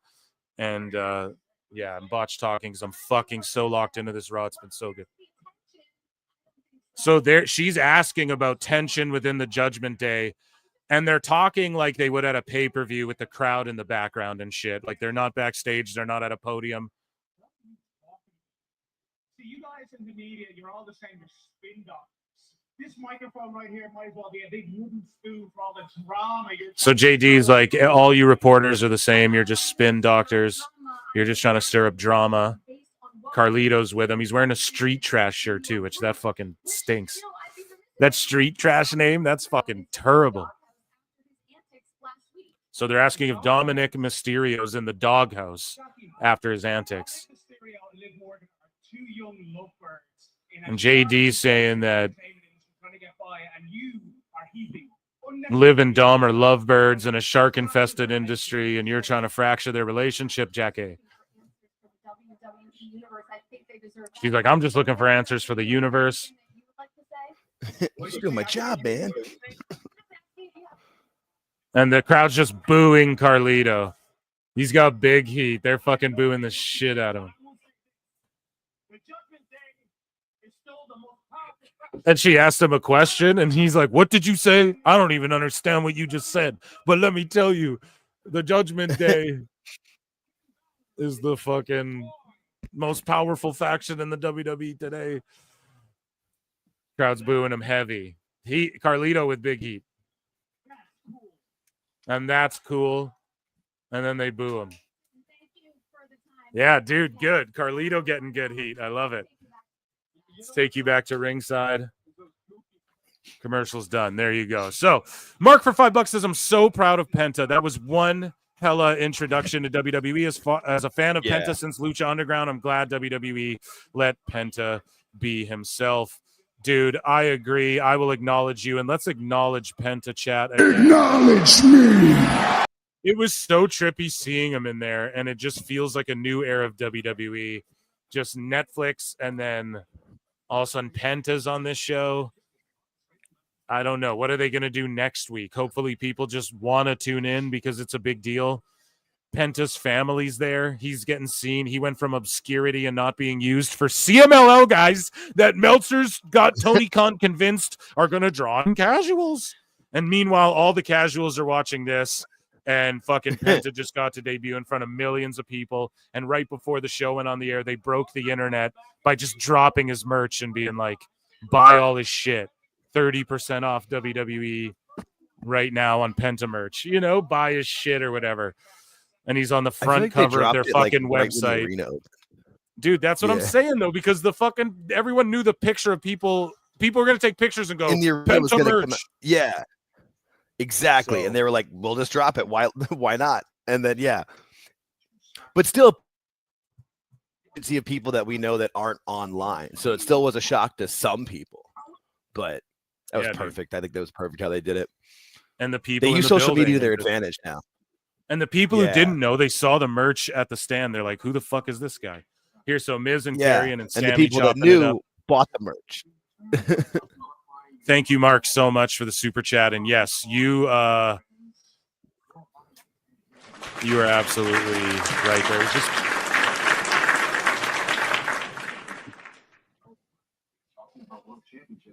we don't need to worry about Sami. oh shit, Miz taking shots at Sami. I've been walking around here as causes Rocky for so long. I don't think anybody's worried about you ever. I've been world champion twice. 2 more times than you will ever be. Damn.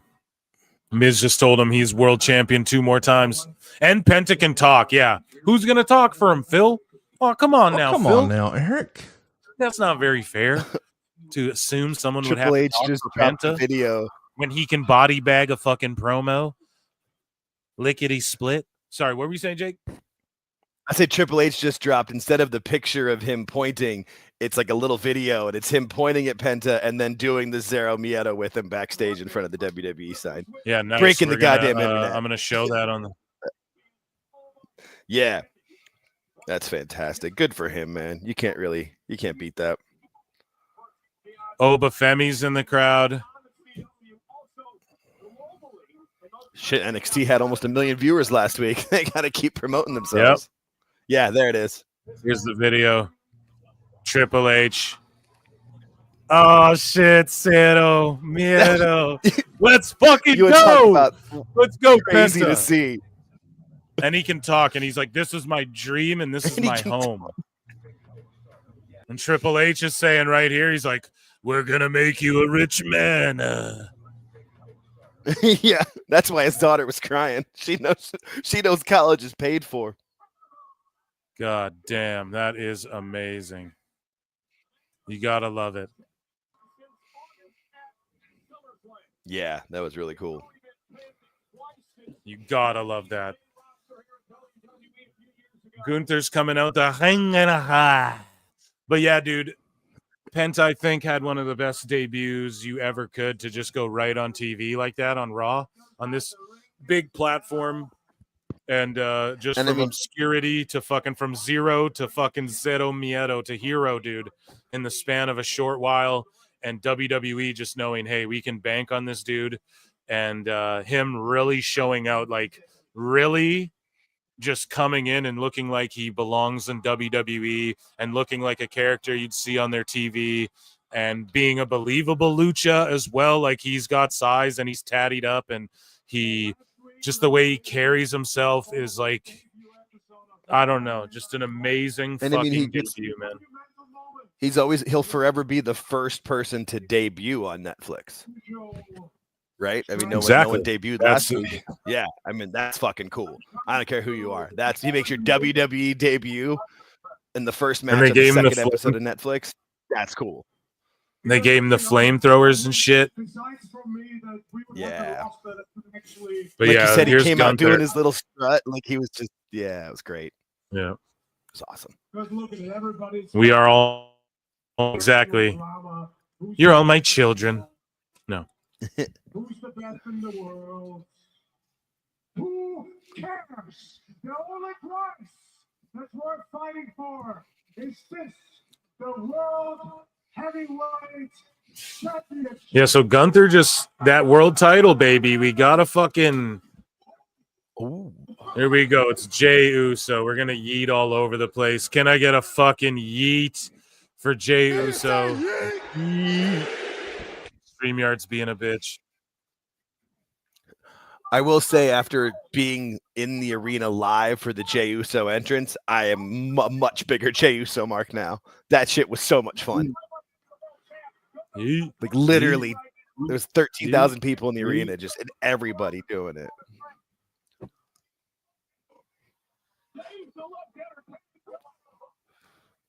Gotta love that drone shot too. Oh yes. Fucking McAfee just on the table, of course. You can't not be. That's why they reinforced it. That's why it's a metal table now, because of McAfee's goofy ass. Peter Tavares for $2.79 Canadian. Just a small token. Love your work. Go Oilers. Yeah, let's fucking go. A yeet for that, and thank you very much for your support. The Oilers are going to yeet all over everyone, hopefully, this year. And not choke in Game 7 like last. Thank you. Yeet, yeet, yeet, yeet. Me, Oos. McAfee on the drone cam is great. You can see McAfee in the Didn't drone Gunther cam. already beat Jey? Probably. Didn't Gunther Jay's Gunther been on a already hot beat streak, Jey? man? I would say yes, but I feel like I feel like Jay's just gonna say he's entering the Rumble too right now. That's what I feel like he's gonna do. And then he'll call out Gunther. Yeah. Chat, let me know if Jey got beat by Gunther already, because it's like, I don't think you pull it off Gunther yet, but I don't know if this is the run. Do you just leave the belt on him and let him run with it forever like he did with the IC? He's so fucking over. Yeah. Jesus, he's so over. His work isn't the best, but man, it's over. Yeah, that's what matters, man. But just with Gunther, it's like, I just don't know if. Yeet. Yeet. Yeet. Yeet. Yeet. So Jey versus Gunther, Saturday night's main event for the title. That makes sense. Okay, my only thing is that Gunther, like, who, I know I don't want to fantasy mark book it, but I think if Cena does get a world title, it's this one. It's not the WWE title from Cody. It's the world title from Gunther or someone, but I just don't know. I tend to agree. I don't think Jey will get that strap, the world title ever. Or maybe because he's so over, who knows? Maybe he does beat Gunther. I didn't think so before either, but he just Macho he's Man so Jey. over. Macho Man Jey Uso. Ooh, yeah. Ooh, yeet. Ooh, yeet. I mean, it's really close. But it would be even more naive of you, Jay, to think that you are the guy that takes it away from me. No. I want you to really think about it and really understand this. Because as you and I remember, we wrestled before for the Intercontinental Championship twice, actually, and I've beaten you twice. Oh, yeah, I've beaten you twice, he just said. There you go. So I'm like, dude, I don't know if this is the guy or the match to make. But here's the thing. If they're giving people storyline, well, no, because he said Saturday night main event. So does Gunther just beat him a third time, or does Jey win the world title, shock the world, and win it at Saturday night main event, dude? I think Jay's both losses were Intercontinental titles, so I feel like this would be like the match where Jay like maybe gets like a visual win, but there's no ref, or it's a really close match and Jay shows himself, but I don't see Gunther losing until Mania. I think that's why he drops it, dude. I think that's why he fucking that'd be drops great. Because we all you think imagine that. We all think, man, yeah, Jay can't get it. There's no way.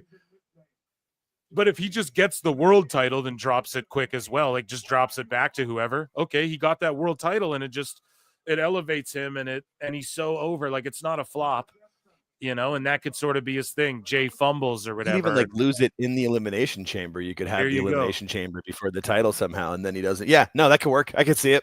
Yeah, I called him a tag team wrestler. Yeah, that was. Ugh.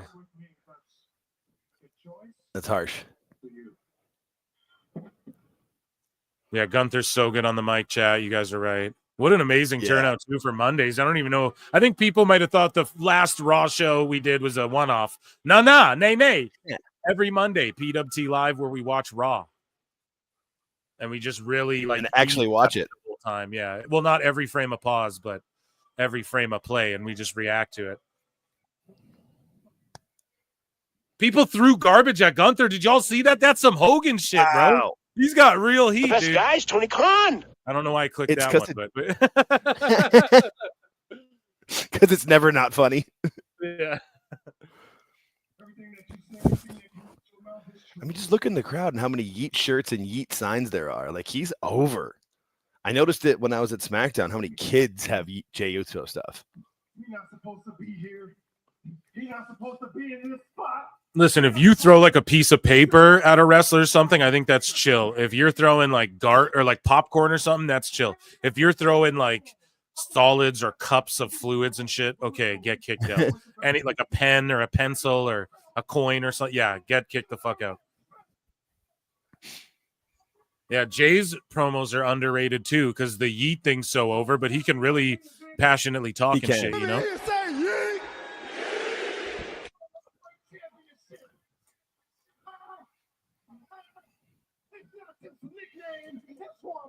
And if you want Jey Uso to be the world heavyweight champion, let this fool know 3. 1, 2, 3. That's so loud. Ladies and gentlemen, they will be yeeting all over the Riverwalk in San Antonio. It looks like it's going to happen a week from Saturday. Saturday night, NBC, live nationwide at 8 Eastern, 5 Pacific. Gunther looks to defend the world heavyweight title against main event Jey Uso. I mean, that's a good main event for Jay to be a part of. I mean, if he wins, it'd be cool, but a promo for the UFC. Yeah, so you can go to that Intuit Dome place or wherever the fuck. You can go to this building and then you can watch on this huge fucking screen. I don't know if this is the Sphere or if this is I think it's the one in Dallas. Yeah, it's the one this in is Dallas. The one in Dallas. There's a couple different ones. No, that they're showing different ones because there's one in Dallas. I think there's one in LA, and then I don't know about the Sphere yet. That would be so worth it, man. To have a fucking lounge, you sit in seats like it's an arena. They got those big, comfy lounge chairs, and you're just watching a fight or the game. And I'm so excited for the Rumble stream. Jake, do you want to be on for the fucking Rumble stream? Yeah. I'm down. Dude, I got a game I want to play with you for a run-in. Usually run-ins I do solo dolo, but I want to have you fucking come on and play a game with me before the Rumble on the 28th, but we're going to have to prep for it. Are you in? All right. Hell yeah. Okay, so yes, I'll explain to you off air, but we're gonna play like Perfect. a Royal Rumble prediction game on a Tuesday Hell yeah. run-in on the 28th, I think is the date, right before the Rumble. So that'll be fucking fun as well. Okay. Yeah. Are you guys in commercial or are you seeing the Lyra Valkyria package? It's the Lyra Valkyria package right now. Okay, so let's just watch the show then. I was gonna Because it's probably leading up to the match. Yeah.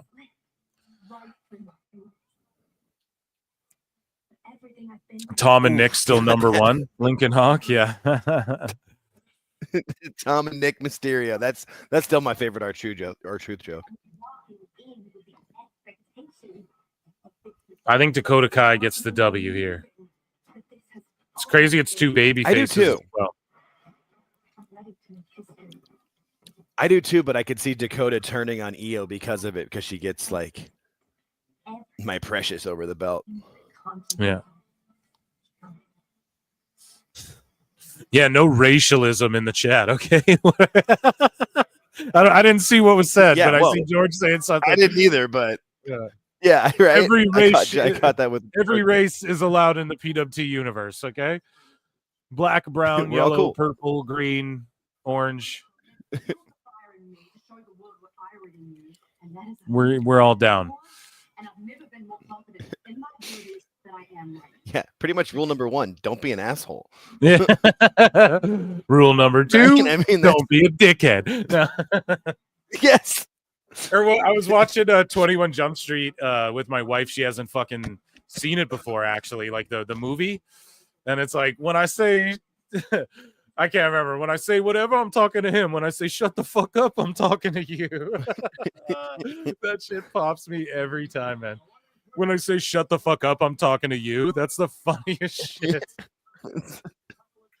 ever.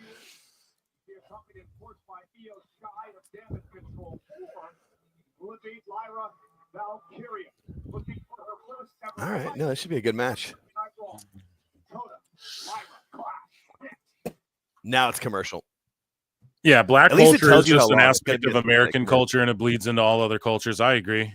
And like we adopt it in Canada too. It's like an American thing, but it kind of bleeds over, especially Indigenous people, you know, I find. Anyways, so you guys are in commercial. We got Kathy Kelly and Bailey, who's from San Jose, not wrestling, but is in the crowd here. Hey, we want some Bailey. Hey, we want some Bailey. Hey, we want some Bailey. No, I've got the John Cena McDonald's commercial right now. That's what I have.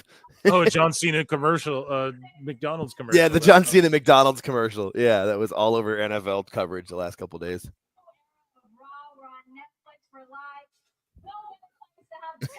I like how they use the "you can't see me" in it, though. That's great.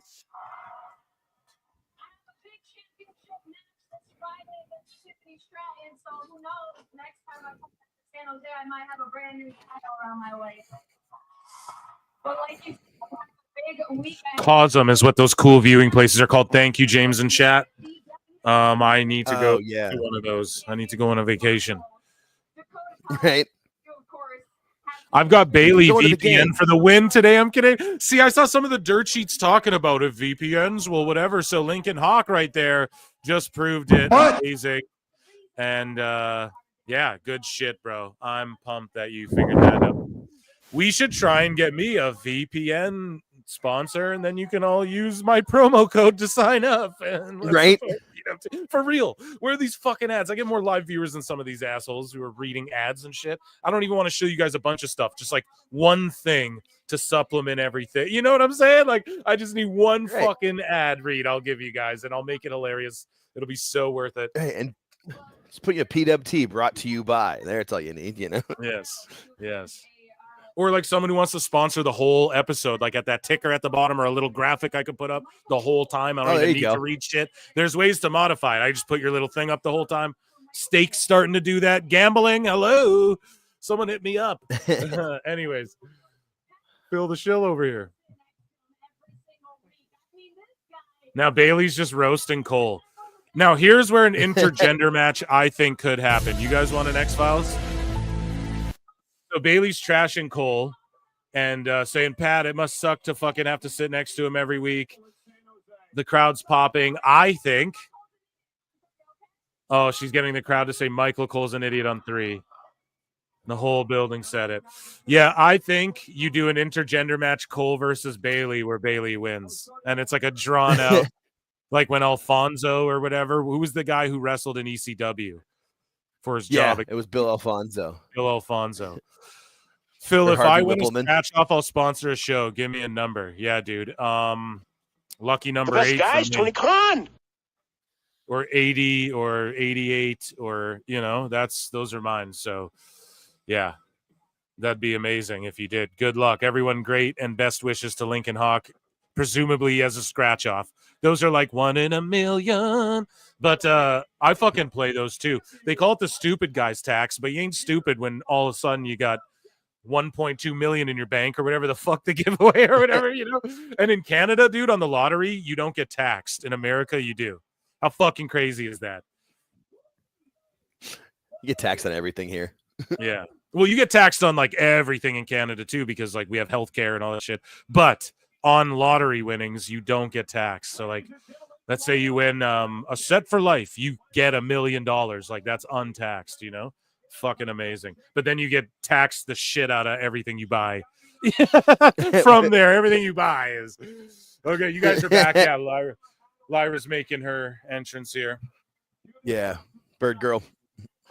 Yeah, can't win if you don't play. It's like, yeah, have you ever gone into the casino and just took a gamble on a roll of a dice? I mean, it's the same concept, but we all know that, right?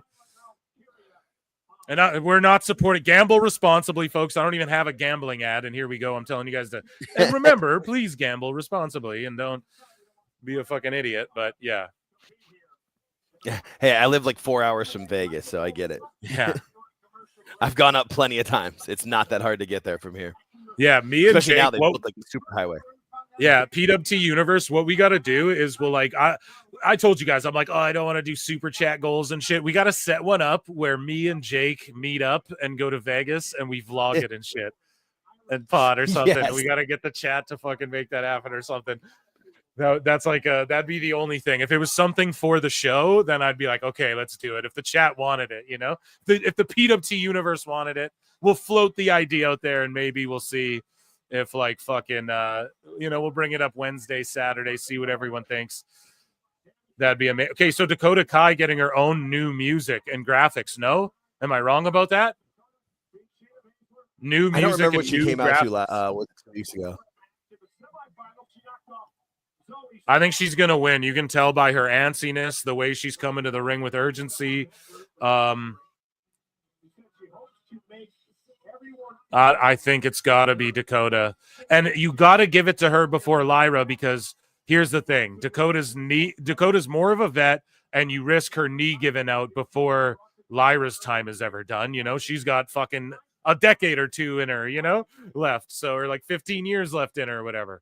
So Dakota, you got to, I think, just pull the trigger on her and then play it from there. If she can stay healthy, great. If not, then you still have Lyra there, right? Winner face, not boo-boo face, but winner face.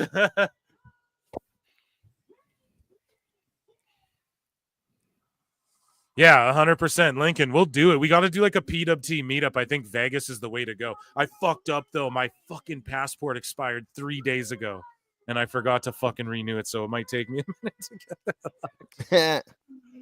But yeah, it's like I'm not, we're all not too terribly far, me and Jake, and then Vegas ain't terribly far from him, so it's like, all right, we could do this sometime. This would be a fun fucking time. If you guys go to Vegas, make it for the opening day of that new baseball team and bring Maple Leaf hats. Yeah, and I wanted to be like Mania, but dude, the tickets and everything are so ridiculous. To do just it would just be too ridiculous. It's like there's no way that's even like. Yeah, here we go, dude. Well, Vegas is a town that runs its money up anywhere, like runs the prices up for things anyway. When they've got that announced, there's no way the hotel and just triple their prices. Yeah, and just the tickets for Mania, and then like I will gamble. Like you can't bring me to where there's a slot machine, and I'm not going to put some money in. It's just, hey man, it's just how I am. So it's like you know, and my They're- wife knows. They're in the I love fucking poker airport and at shit. Vegas. Yeah, I've seen so people it- run off the airplane and go straight to a machine. Yeah, Or so we people just- playing at we- the machine right before their flight's called. Man, that guy wearing that Yeet jacket in the front row, that's so fresh. And these girls tying up here, mixing it up, doing some nice chain wrestling. There you go, like a snap mirror, like a floating snap mirror. Chucking her out the ring, gonna Randy Orton her ass. Oh no, the stomp. Okay, these girls came out with something to prove in this match. And Lyra kind of healing a bit by driving Dakota into the apron. Now, she's not a full-blown heel. People will be like, Lyra heel turn? Maybe we see that, but she could just be working as the aggressor here. No, Kai's going to hit her. So they're both just working babyface who they're both willing to do whatever it takes to win this match. Early, they're going to do damage, and they might not have a lot of time, which is why they're already doing apron slams and shit, unfortunately. I'm sure fucking one of these goobers with their stopwatches will explain that to us on Twitter in 4 minutes. Oh! Jesus! Oh, my God! Holy shit! Holy shit! Holy shit! Holy shit! Whoa! Woo! Okay, commercial. They're both selling, and they go to people, a woman in the crowd who's got her hands over her face, a young lady too, like you know, like this is what I mean. WWE, they're like, oh, it's gonna go back down. I don't think the ratings are gonna go drastically down. I think we're gonna see them maybe dip a bit at first again, and then gradually climb more and more and more and more, a little bit. I'm not saying it'll be 10 million people watching, but I think it's gonna continue to grow, man. You're just seeing. Who's the guy holding the sign with the little Asian kid baby's face on his side? I noticed that in the last segment. I'm like, what is that? Yeah, dude, the guy's got a sign of just an Asian baby's face. I don't know what the fuck that's about. Yeah. They're back in the ring. There's a story folks. there. They're just both selling their backs. Yeah, and that's a they're good time just to go to trading- commercial. Yeah, they're trading back blows here. They're trading back shots. Pause. No Diddy. We're just running that Diddy joke into the ground until we see someone exonerated or convicted or some shit. No. Okay. Are you guys still in commercial? We got a Romero special here. Yeah, another minute, it says. Okay, yeah. So Valkyria, has got Dakota Kai in like a rolling Romero special, you know, like she's getting her in it, rolling her, getting her in it again, rolling her. You guys know what I'm saying by that? Some Japanese, Mexican style, European style, maybe, World of Sports style, maybe. I'm not sure who innovated it, but I believe the Romero specials. Oh, and then she dropped her into a back. Oh, dude, that was cool. Valkyria dropped her from the Romero special into like a back pin. Into like a back bridging pin, and then now she's just in a back hold, and so you guys will probably come back from commercial here in just a sec. Yeah, like 15 seconds. And so what they're doing on Netflix too, they're not censoring the chants and shit unless it's straight up F-bombs and they have a delay, and they're like, okay, The Rock's going out there, be ready on that fucking censor button, because you could tell on the live NXT that I was watching as well, like they were ready for him to drop a couple F-bombs. They like missed the one by like a second. Because my wife is like, why did they censor him after he said fuck? I'm like, because they didn't know he's going to do that, I don't think, you know? So, and then the other one I think they caught. And everything live, there's a bit of a delay they have. So they do the edited version after. And they do that for every live broadcast that they've done thus far. Like roasts, Rogan special, all that shit. I think they edit the little whatever the fuck out. And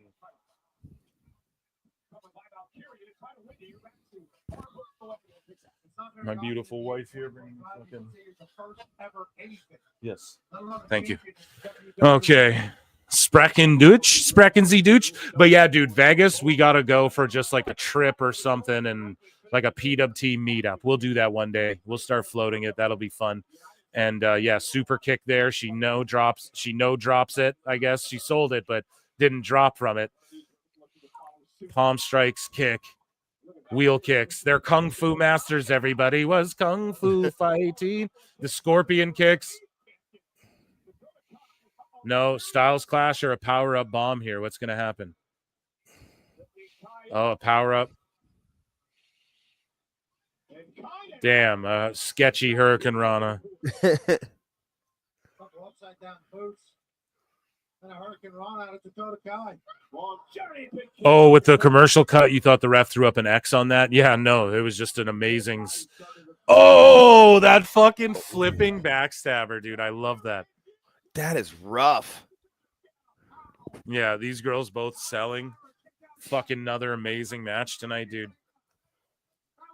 Yeah, it's already freaking an hour and a half into the show. It doesn't feel that way. I know. Any other human can't kick out there. Now we're gonna put that. Oh, she went for the GT kick to go to kick. And Valkyria was able to counter, and now Lyra. Oh, dude, the running Liger bomb. Oh shit, bro, the height they got on that shit. Yeah. Oh man, wheel kick. Just going to the top rope. I got Dakota. Let's go, Kai. Let's go, Kai. Oh, what the fuck? The jumping scissor kick. Yeah, she went all Booker T with it. She went Booker T. Who beat Zilla? Oh, Zilla got lost to fucking Booker. Oh, but he's like the Jesus. authority figure. He's Right. sort of spiraling into that. He's channeling his inner Russo. Yeah, it's like, what the fuck, man? But I think it's because they got big things planned for Zilla, and it made headlines, and then Zilla will get it back on him, and it'll make Right. headlines. Yeah.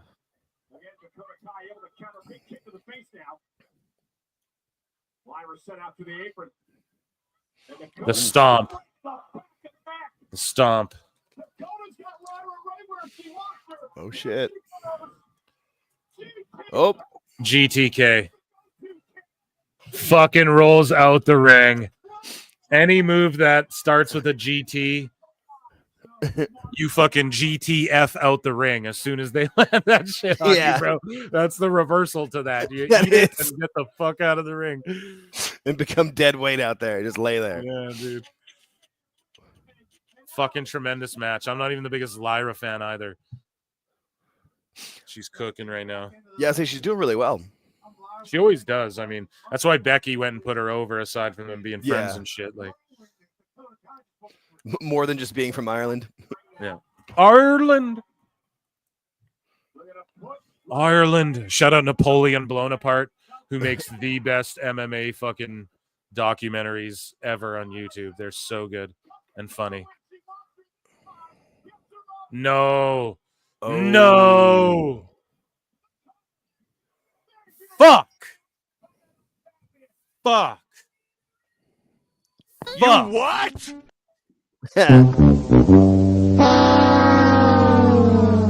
What the fuck?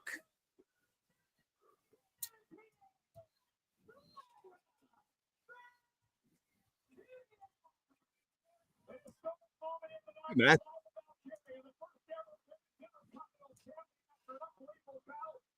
Fuck that shit, man. That wasn't the move, chat. Chat, that was not the fucking move. What? Or does she carry the belt forever? This is the problem. Do people want all the belts to have long title reigns? I think some need to bounce around a little. No? Like, Yeah. let's fucking be real. Does Kai not deserve that shit? Lyra couldn't have beat her at Mania for the belt back or some shit? The fuck, man? Oh, God. It was a tremendous match, though, guys. Round of applause. It's just, I'm just like, as a mark, as a fan, my guy lost. You know what I mean? Like, I'm fucking, my guy lost, right? It's a good match, though. It really was. Fucking amazing match. What an A+. So far, this is an A+ Raw for me, Chad. There's literally And this is more of nothing- like what Raw's going to be. Like, everybody Yeah. was bitching about what last week was. I'm like, last week was a spectacle. Last week was like WrestleMania 1. And the booking, it's the booking for me can't take away whatever if I'm just marking out. It's not like this was bad booking. This was just Right. the outcome of the match. Fuck, my team lost, you know? Fuck.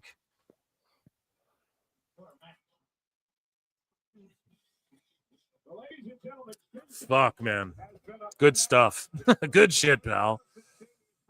Mike Sausley's nice kid, bro. Okay, listen. Calm down, you motherfucker. Okay. No, just kidding. Thirst cast. No, dude. You're allowed to thirst, but relax, okay? You're pulling a fucking some of these sickos here naming all their favorite corn scenes. I thought and I'm not joking here. The guy who fucking called Roman Reigns Hitler that we covered on the show went under some random post and literally wrote out like a 7-sentence paragraph of his favorite corn scenes. And literally the scenes, bro. He knows. He's like Lana Rhodes, the kitchen scene, and I don't know if that, like, all this shit. And it's like, dude, it's crazy. It's in the sickos, but it's like, all right, boys, stop simping so hard. All right, we gotta.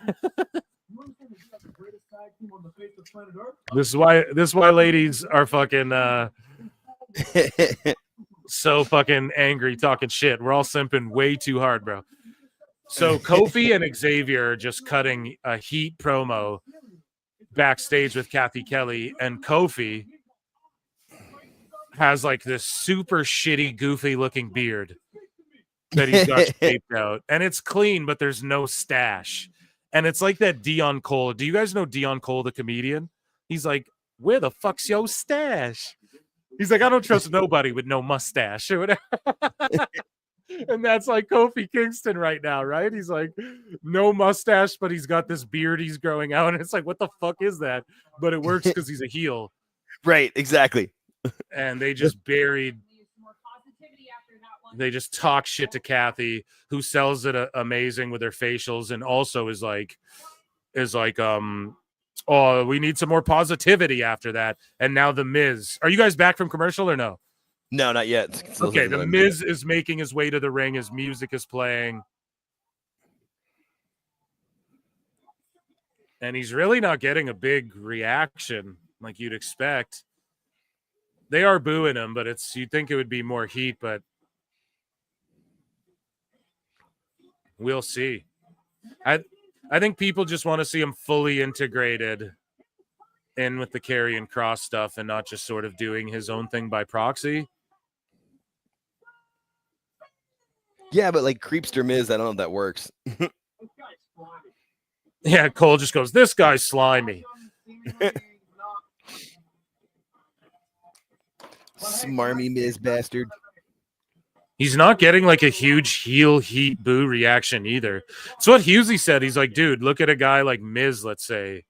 Like, do they need Miz anymore? And for the amount he was probably getting paid from Vince, like, and I agree, keep him on the roster. And I don't think Miz will ever go anywhere. Why would he? But don't like let him leave the company ever. But if you need to renegotiate his fucking pay to suit like more of a backstage or a commentator role or something, you got to do that. But he's a position player, and maybe he's worth the money you give him. But it's just like he's not really getting reactions anymore. And is he a draw still, like he was like before he was in matches with fucking Cena and The Rock and shit like that? Now, just imagine what he's getting paid for for where he's at on the card. Do you guys understand it that way from a business standpoint? Oh, for sure. Yeah, and that's where Husey's coming from. People get triggered by Husey sometimes. It's like, you really just got to think, we are back. Yeah, so we also got a John Cena will be at the Elimination Chamber. Little quick preview. Yeah, we got that too. That was the last thing. That was like the last commercial, yeah. And now Miz is in the ring. Everyone countdowns are different. I'm like ahead 10 seconds. And that's the thing, George. I think what we discovered through the Netflix era is that all of these time zone differences with the stream are just time zone differences. It had nothing to do with like, oh, this guy's schmalegally over here, or this guy's watching on Max over here, and this guy's bought the pay-per-view over here. I think it's just like a fucking, just we're all on the internet trying to connect. So there's going to be delays depending where you are in the world and shit. That's what I think anyways. I don't know. Who knows? It's confirmed. The earth is flat. We just proved it here. Black helicopters surround me right now. intergalactic cyber frogs are taking over the earth. So Sami Uso gets a huge reaction when he comes out. Yeah, people love I Sami. call him Sami Uso. That's his new name. I never call him Sami Zayn anymore. Sami Uso. Hey, what was it the SmackDown I was at? It was introduced Sammy, Jimmy, and Jay, the Usos. It was great. Okay, chat. Birds are surveillance drones. They stuck antennas up cats' asses to spy on us in the 70s. We got the transcripts right here. We got the telemetry data right here. Birds aren't real. The drones. The drones over New Jersey. Come on, guys. We're kidding around here. Here we go. This will be a great TV match, I bet. I went to a house show once and fucking Miz. I'm not joking. It had to be like 10 minutes, 10 full minutes where he refused to take his fucking jacket off. And he was like beefing with people in the crowd so hard.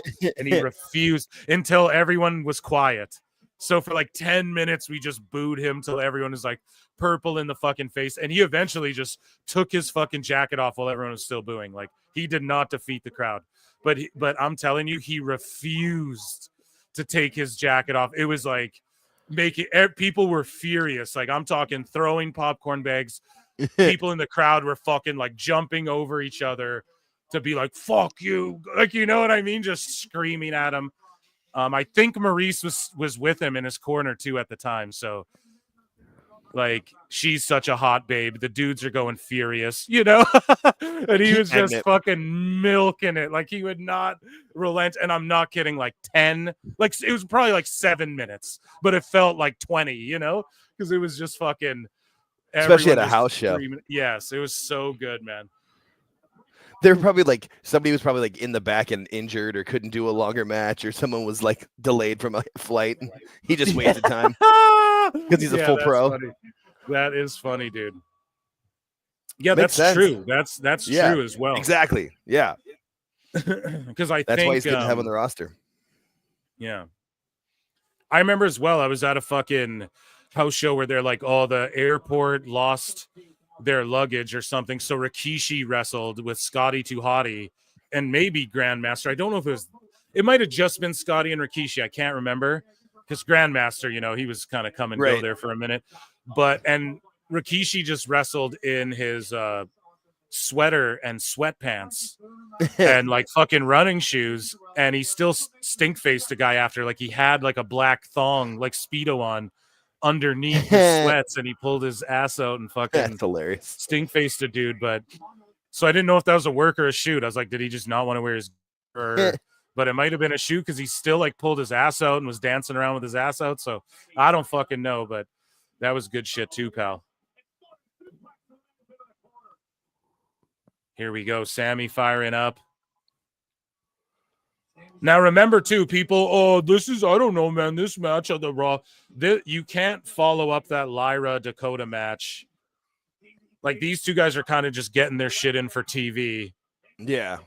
And this is sort of like back in the day, it was like, the Divas, P-break.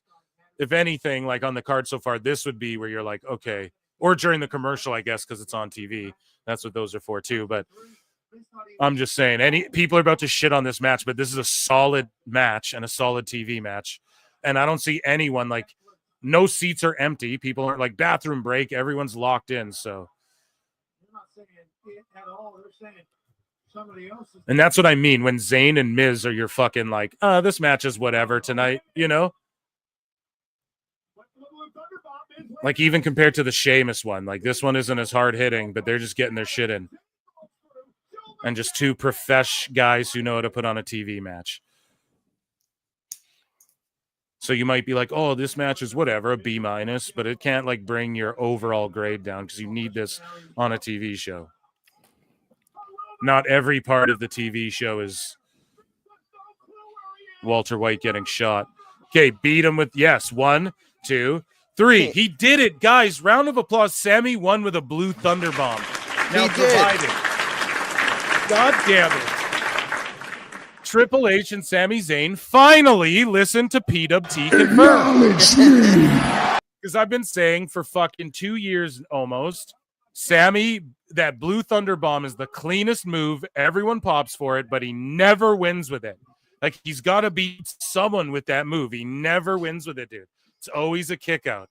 Like, the least devastating near fall move ever is the Blue Thunder Bomb. Boom, he haluva kicks him into the Blue Thunder. That should be the finish every time. Or you could finish with either or, but I love that haluva into the Blue Thunder. Yeah, that was great. Fuck yes, that's clean. And then you get that move over more for when you hit it the next time, and then it's a false finish. I might think you might actually fucking finish someone with it next time. Amazing stuff. So we got Rhea Bloody Ripley up next. Great way to get a dub. Boom. Okay, so I'll tell you guys during this commercial if it's anything of note. Logan Paul. So yes, we're getting a whole Logan Paul package. He's cutting a promo backstage. Or no, it's not like in the building. It's like a vignette. And he's just like, you're all mad. They played this before. So this is a vignette they ran during a SmackDown or something already, okay? I know because I've seen it before. I can't remember what.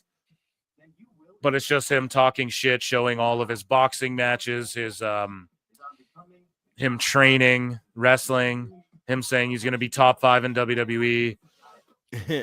Social media star, he's training, all that stuff. Showing his wife. And him saying, I will bleed and sweat and pour my soul out until I become the face of WWE. You know what's funny? Is that Logan Paul is going to become the face of WWE one day, folks. I hope you know that. He will be WWE champion. And he will be the whole... Like, Yeah. he will be the guy. When that babyface run comes... and he's like the grizzled kind of been doing this and we're ready to accept him. Holy dude. Nick Chivers, no. Nick Shiver Me Chivers says, if they protected that BTB, Sami could be massive. They're doing it now, bud. Why not do it now when he's already so over, you know? But yeah, I agree with you. And I've been harping on that for 2 fucking years almost. WrestleMania is also PWT's birthday, in case anyone doesn't know that. So... that's what I consider it, because I started the pod like, hey, we're going to review WrestleMania 2 years ago, right? So that's sort of how it began. So I just consider Mania my birthday, even though you could probably find the actual one on YouTube, you know, because I did it all the same day. So, but either way, or actually the IWC birthday was like years ago. I think like 2021 or 2022. I created the account, but I just didn't really do much. And I just tweeted a little bit, and then now tweet like all the time and shit. But yeah, dude, the Blue Thunder Bomb, they're putting it over. If you guys are still in commercial, they're putting it over right now in the commercial. McAfee and fucking Kolar. Scully Vibes for $5 says, sup, Phil and Jake. So people outside of the States are the only ones that get the promos instead of commercials? Yes, I believe so. Right now. Yeah, so we're back from commercial drone shot. Yeah, it seems like it. So guys, tune into PWT. And I'm going to tell you guys every single time. I'll narrate it and I'll tell you what's going on. And these PWT Monday shows are very WWE focused, unless something urgent, like we talked about the Sickos turning on Tony McCann and shit. So that had to be talked about. But yeah, this show, and I will have a new theme as well for this WWE focused show. Sheamus versus Breaker for the IC title. Does Sheamus get it done? Either Jey or Sheamus is going to win a title at Saturday Night Main Event. That's my prediction. But either way, I'll tell you guys what happens during the commercial, so lock in here because these are full on. This is my new favorite wrestling show every week, even more than NXT. I love NXT, but this is like superstar time. This feels big time to me. Yeah, I don't know what it is. I just love this Netflix Raw, and last show, I just love the introduction. This show's been like all banging ass wrestling and promos. Yeah. I mean, this is what it's going to be moving forward. So we're going to be locked in.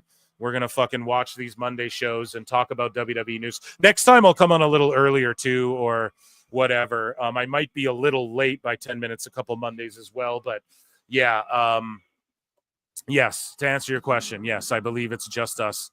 And then we have Swack Fan 100 for $5. Says, I'm new to the channel. Really enjoy it. Thank you, dude. So many new people. Round of applause to all the newbies here and shit. Yeah. Like, you guys are voted too. Welcome to the family. if you need to be caught up on any of the chronology, just watch the clips one day, just whip them on and fucking go through them or whatever. Join our Discord. People will catch you up. But anyways, really enjoy it. How cool would it be if Cena and cast of Peacemaker came out with the dance intro at Royal Rumble? Okay. Oh, come on now, Eric. Yeah. No, I'm just kidding. Like, that would be something you do in AEW, bro. I don't know if WWE would do that. People would pop for it, but I think that's going overboard too much for like a John Cena return. But would it be funny? Yeah. Would it be cool? I don't know, man. I don't know if that's the move. That might bury Cena, especially on this last run where he's trying to be all serious and might win a world title. He can't be like, remember when he came back and did like he's like, I went to China and learned the Super Thunder Fist or whatever. You can't be doing that shit anymore, you know? So would it be funny? Talking Sure, but I heel think turn. just watch fucking Peacemaker for that, you know? But that is a great, and shout out James Gunn as well. And that is a great fucking show. And I hope Superman does really fucking well. WWE Universe has congratulated. Chile also gets promos, not commercials. There you go. So Chile is checking in. Australia, let us know. South Africa, I know we got listeners all over. Pimping all over the world. The fancy cars, the women in the caviar. You know who we are, because we're pimping all over the world. Sing it, hoes. Or is that the right song? No, I think that's I Got Hoes in different area code. Yeah. That's more my speed. Yeah, The older you let's get, the hose. Dude, Nate Dogg was the Expectations in the greatest. background. Nate Dogg Yeah. was the greatest hook man of all time and all of fucking. He just come on the hook and just body the song. You know what I mean? So we got Rhea Bloody Ripley on screen here. And women here within the WWE. And now I'm once again your women's world champion. Fuck yeah. Rhea over like Rover. Who's her next challenger, do you guys think? Oh. Nia Jax. I knew it somehow. Oh, shit. Nia's Okay. gonna. I didn't say it or anything, so I'm not gonna claim that, but I fucking knew somehow we were gonna come back to Nia trying to get this world title off of Rhea. Because Nia's got to be on Raw. She has to be. Why? Because The Rock and stuff like that. I swear it. R.I.P. Nate Dogg. Yeah, R.I.P. Nate, dude. This is the best song. Riding in my... It's by the group 213, which was Warren G, Snoop Dogg, and Nate Dogg. Those three together is called 213. And they'd sing that song, Riding in my car, and I'm listening to the radio. You guys know that song, right? Oh, I'm fly. Yeah, that song is so fucking good. I'm fly. Or so fly, something like that. Look that shit up. It's the best song ever made. Anyone from the 213 in this bitch? Come on, chat. Nia's got nuclear heat right now. Ooh, she's in the Rumble. Okay. And when I win it, I'm going to come. So what they're doing, and this is brilliant, they have a bunch of people saying, "Yup, I'm entering to fuck you over. I'm Yes. entering so you don't win. I'm entering to win that WWE championship. I'm entering to win that world championship. I'm entering to win that world women's championship." They're giving everyone a reason to want and to declare themselves for the fucking Royal Rumble. I love it. Instead of just, here's a match just because the Casino Gauntlet, who's in it? Maybe Everyone or Kojima no will one. show up. Maybe Ospreay will show up. Maybe Marco Stunt. You never know. Yeah. Damn, and look at Bailey's homegirl like talking shit to fucking Bailey's homies next to her, just talking shit to Nia in the crowd too. That's what's up. That's what homies are supposed to do. She was yelling shit at Nia if you guys saw her in the crowd there. Talking about homies.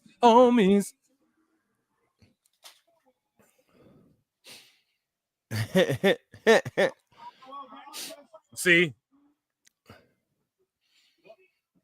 BBL Bailey. Wow. You what? You what? You what?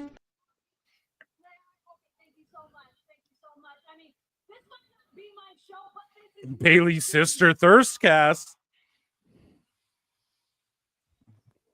So if you got something to say, why don't you say it to my face, you big old dumb idiot. You big old dumb idiot. You stupid son of a bitch. What? Oh.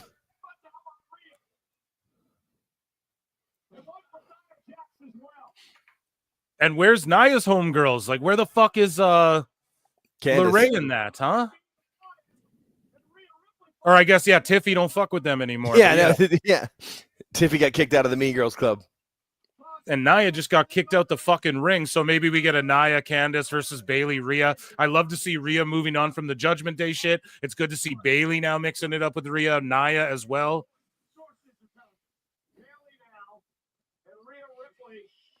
Pat McAfee sources are telling us. I've really enjoyed the first 2 hours, chat. Round of applause for the first 2 hours. Yeah. I did want to get to hot news, guys. Wednesday's going to be a jam. Guys, Wednesday's going to be a jam-packed show, okay? I'm going to need my top mods, George and Jake, fucking running shit on Wednesday. It's going to be jam-packed. It's going to be hard to eyeball up the chat because we're going to have so much hot news to get to because I have to color commentate the fucking the commercials here, and they're just playing a music while looking at the cityscape. Yeah, that's still we're still on. Playing a song rather, while looking at the cityscape here. Well, they're still in Madison Square Garden because that's where they're going to be back in. Oh, is that's okay? Yeah, so they're going to go back there. Okay, the New Day next Monday. Okay, and look at their new gear. Do you see what the roses? They're all like tuxedo masked out, or like Tetsuya Naito'd out.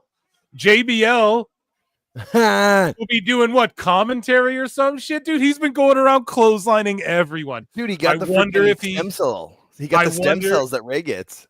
I wonder if he clotheslined someone on Raw. He's got to. He's got to. Does he come out with the duster and the cowboy hat and shit? I mean, maybe. I hope he does, man. Wow, so we get Franklin Rollins and Drew WrestleMania rematch next week. And Seth's healthy.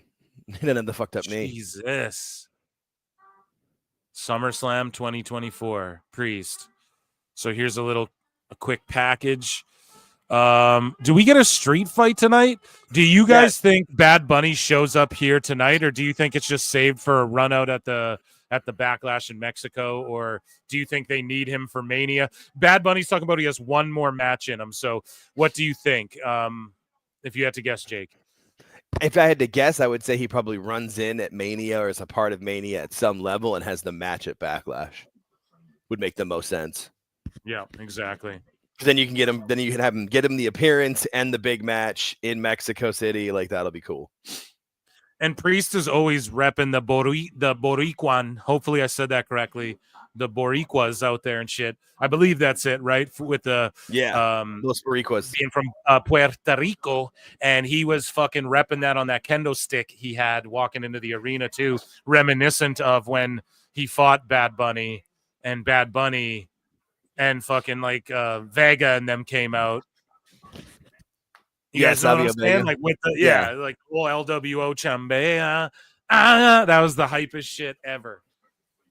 And I hope we get more of that.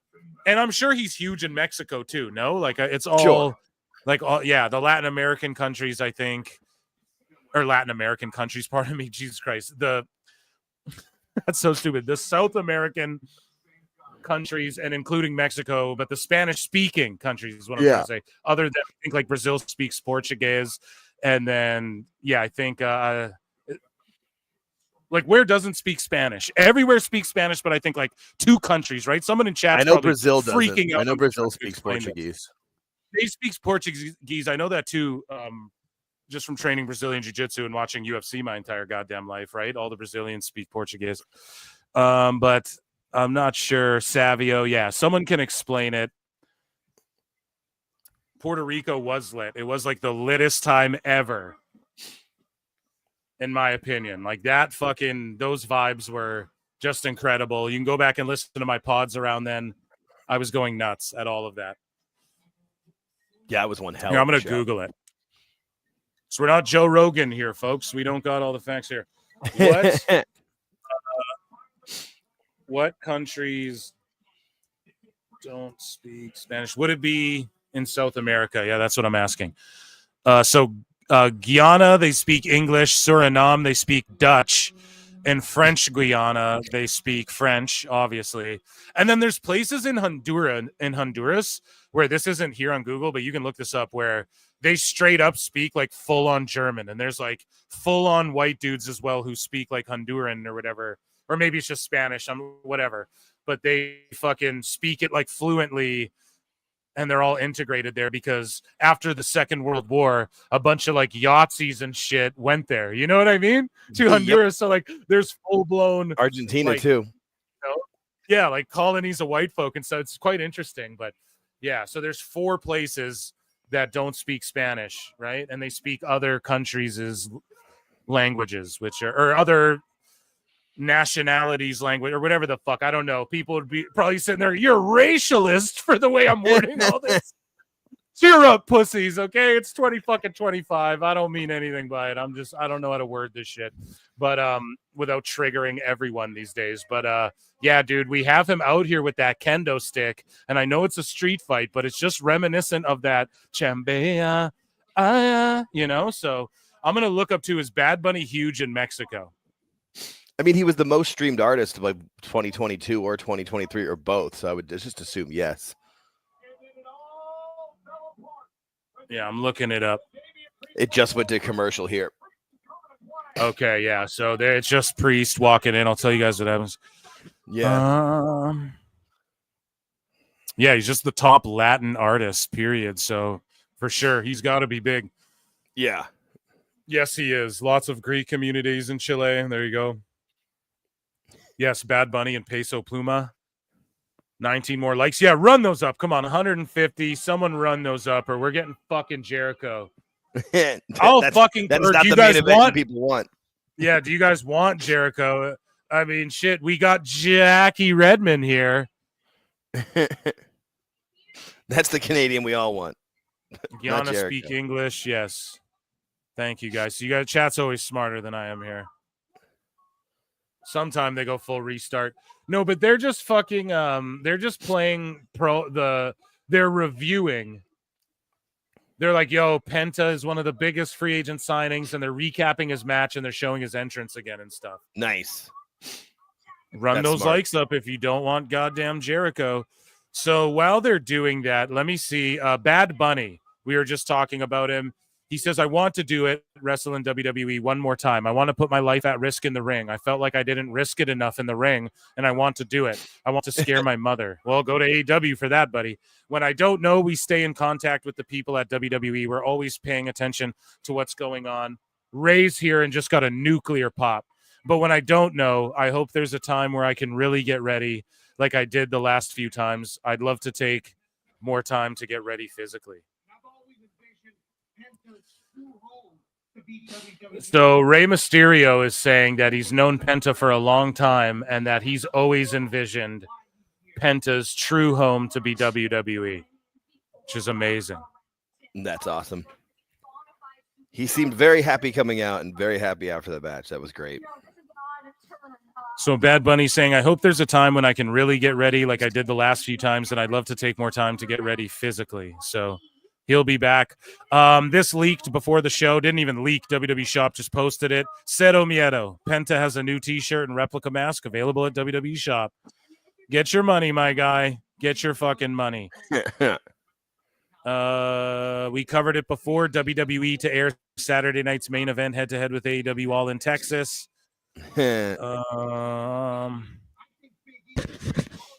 So, yeah, there you go.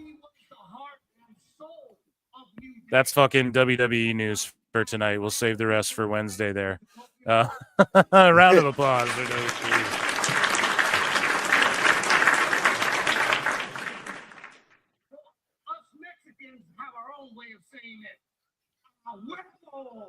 Ah, huevo.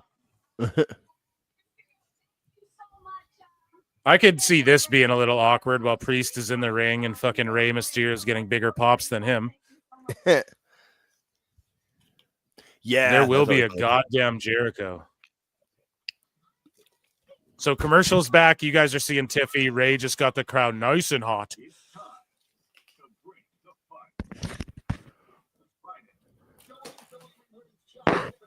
Dude, you had to know it was coming. How over Tiffy is. Oh, yeah. You had to see it coming.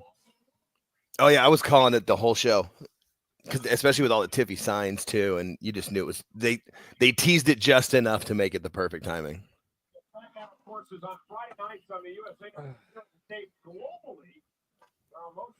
Is this the main event? I feel like it can't be. Not unless they go fucking LWO style where everyone runs out, or imagine that. Well, for real, or unless they do a fucking. Imagine this though. Check this out. Here's my fantasy mark booking. I'll call it right now. Finn appears right behind him. So do you remember last time they had the street fight, the Boricuan street fight, and with Bad Bunny, and everyone ran out and shit? Ready for my X-Files? Yeah. Y'all remember that SmackDown when John Cena debuted and Rey Mysterio debuted, and then there was a cage match in the main event, and they ran out to help Edge or whoever the fuck in that cage match, or Kurt Angle or whatever the fuck. Or it wasn't Kurt Angle, but it was whoever was in the main event. They ran out, Ray jumped off the cage, whatever.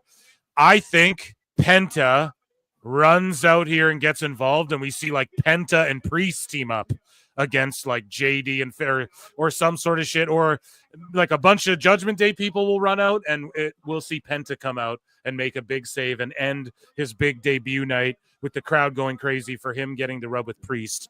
Chat, what do you think? Jake, what do you think? I could also see them ending it on like a John Cena promo if they want to, if he's there. I don't know if he's there though. I don't think he's there. I don't think so either. And they also don't have to go 3 full hours on Netflix too. This could be like a 2 hour. They don't have to go 3. Exactly. They don't have to go 3 full, and they don't have to stop at 3 either necessarily. Yeah. They're chanting, "We want tables." Guys, we need 14 likes right quick, dude. It's the fucking main event. Listen, you know what? Are you guys going to tune out? Joining us on the show. If you're watching on the Times channel, switch to the Clips one and run the likes up. It really helps the algorithm too. Like, I'm not just saying this shit. It really helps support. It's the free way to support. Fucking Damian Priest said, I want tables too, bitch. No.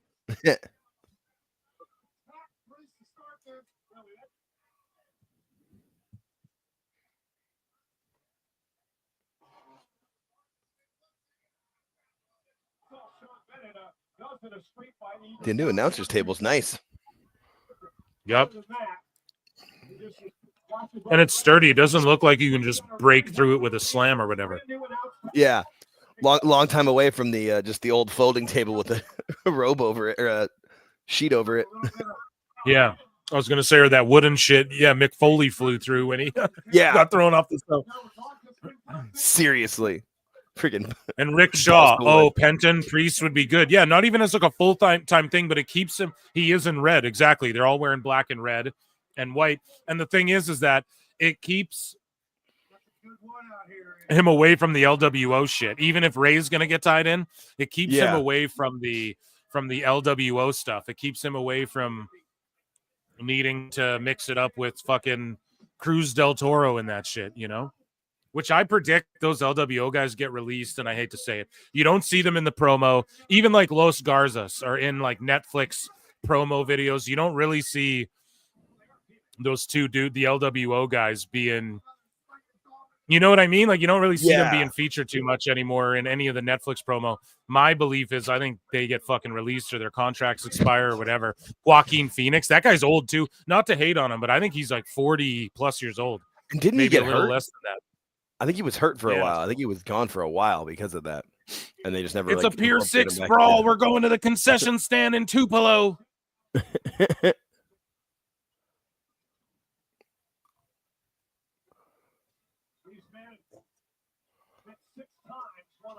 Oof. Minecraft zone out. Yeah, I'm just doing my thing over here too. Yeah, I'm just watching the match.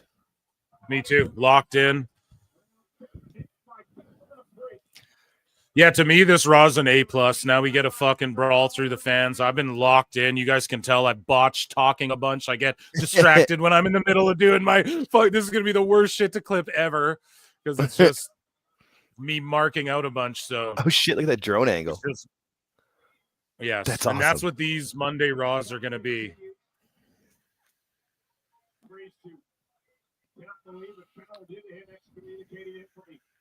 Yeah, the fucking drone angles are spectacular. He's gonna fall off that shit, dude. Be careful. Awesome. Oh shit. Joaquin Phoenix. Oh my bad. Joaquin Wild is what I meant. Joaquin Phoenix. Yeah. Joaquin Phoenix. Fuck that guy too. No, I'm just joking. He's good. Oh my god. Oh my god. Jesus. Holy shit. We are so fucking back, bro. Restored the feeling. This is the chaos you expect from every Raw. Anything could happen. Like, what the fuck? And by God, he's broken in half. He killed him. They killed him. He's dead. In Minecraft. He's dead.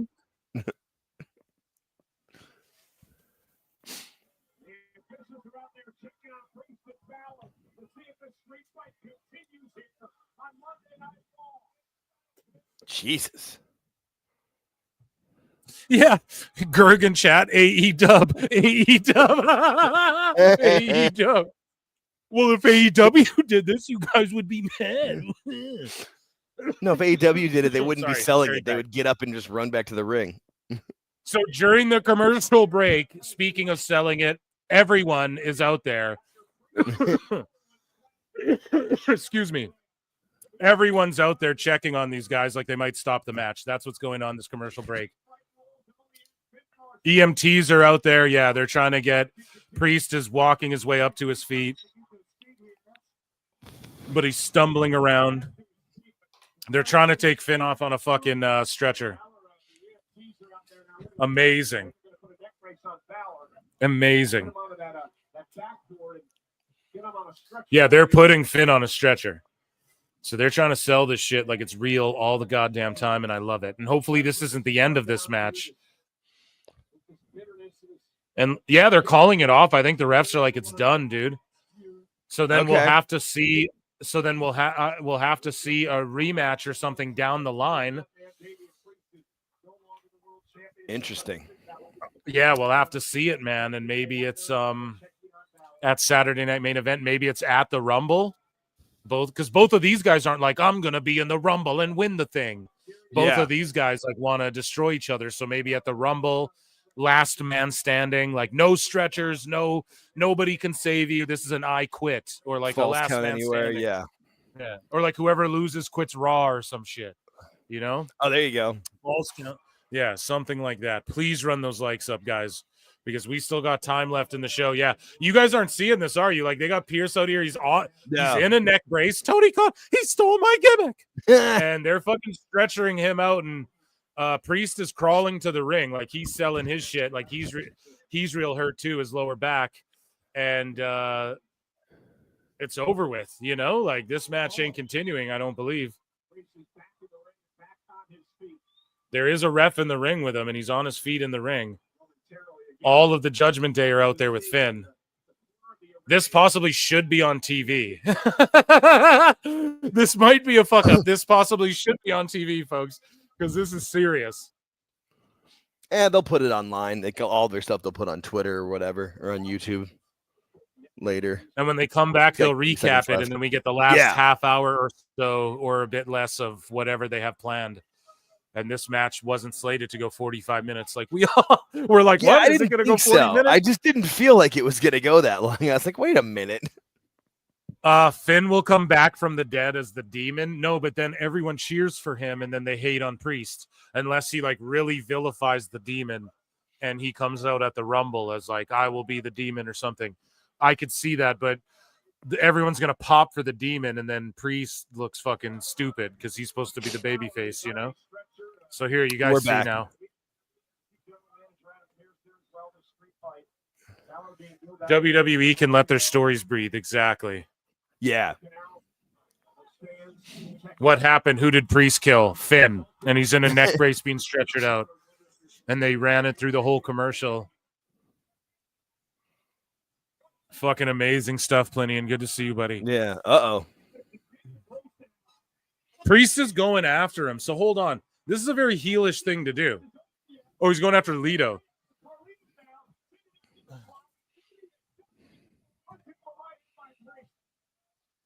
Oof. Fucking JD with his Beetlejuice pants. His fucking sandworm pants go flying. Yes, that's what those are.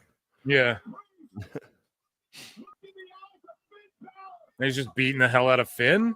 This is sort of like a heel thing to do, but it's the Attitude Era. What? People want badasses who are like, oh my God, Finn has scary. really fucked him. Wow, how about Finn? What a professional. He fucking... That was really smooth. Did y'all see that? That was crispy clean. That was too clean. You know what I mean? That was, come on now, Eric. That was too clean, bro.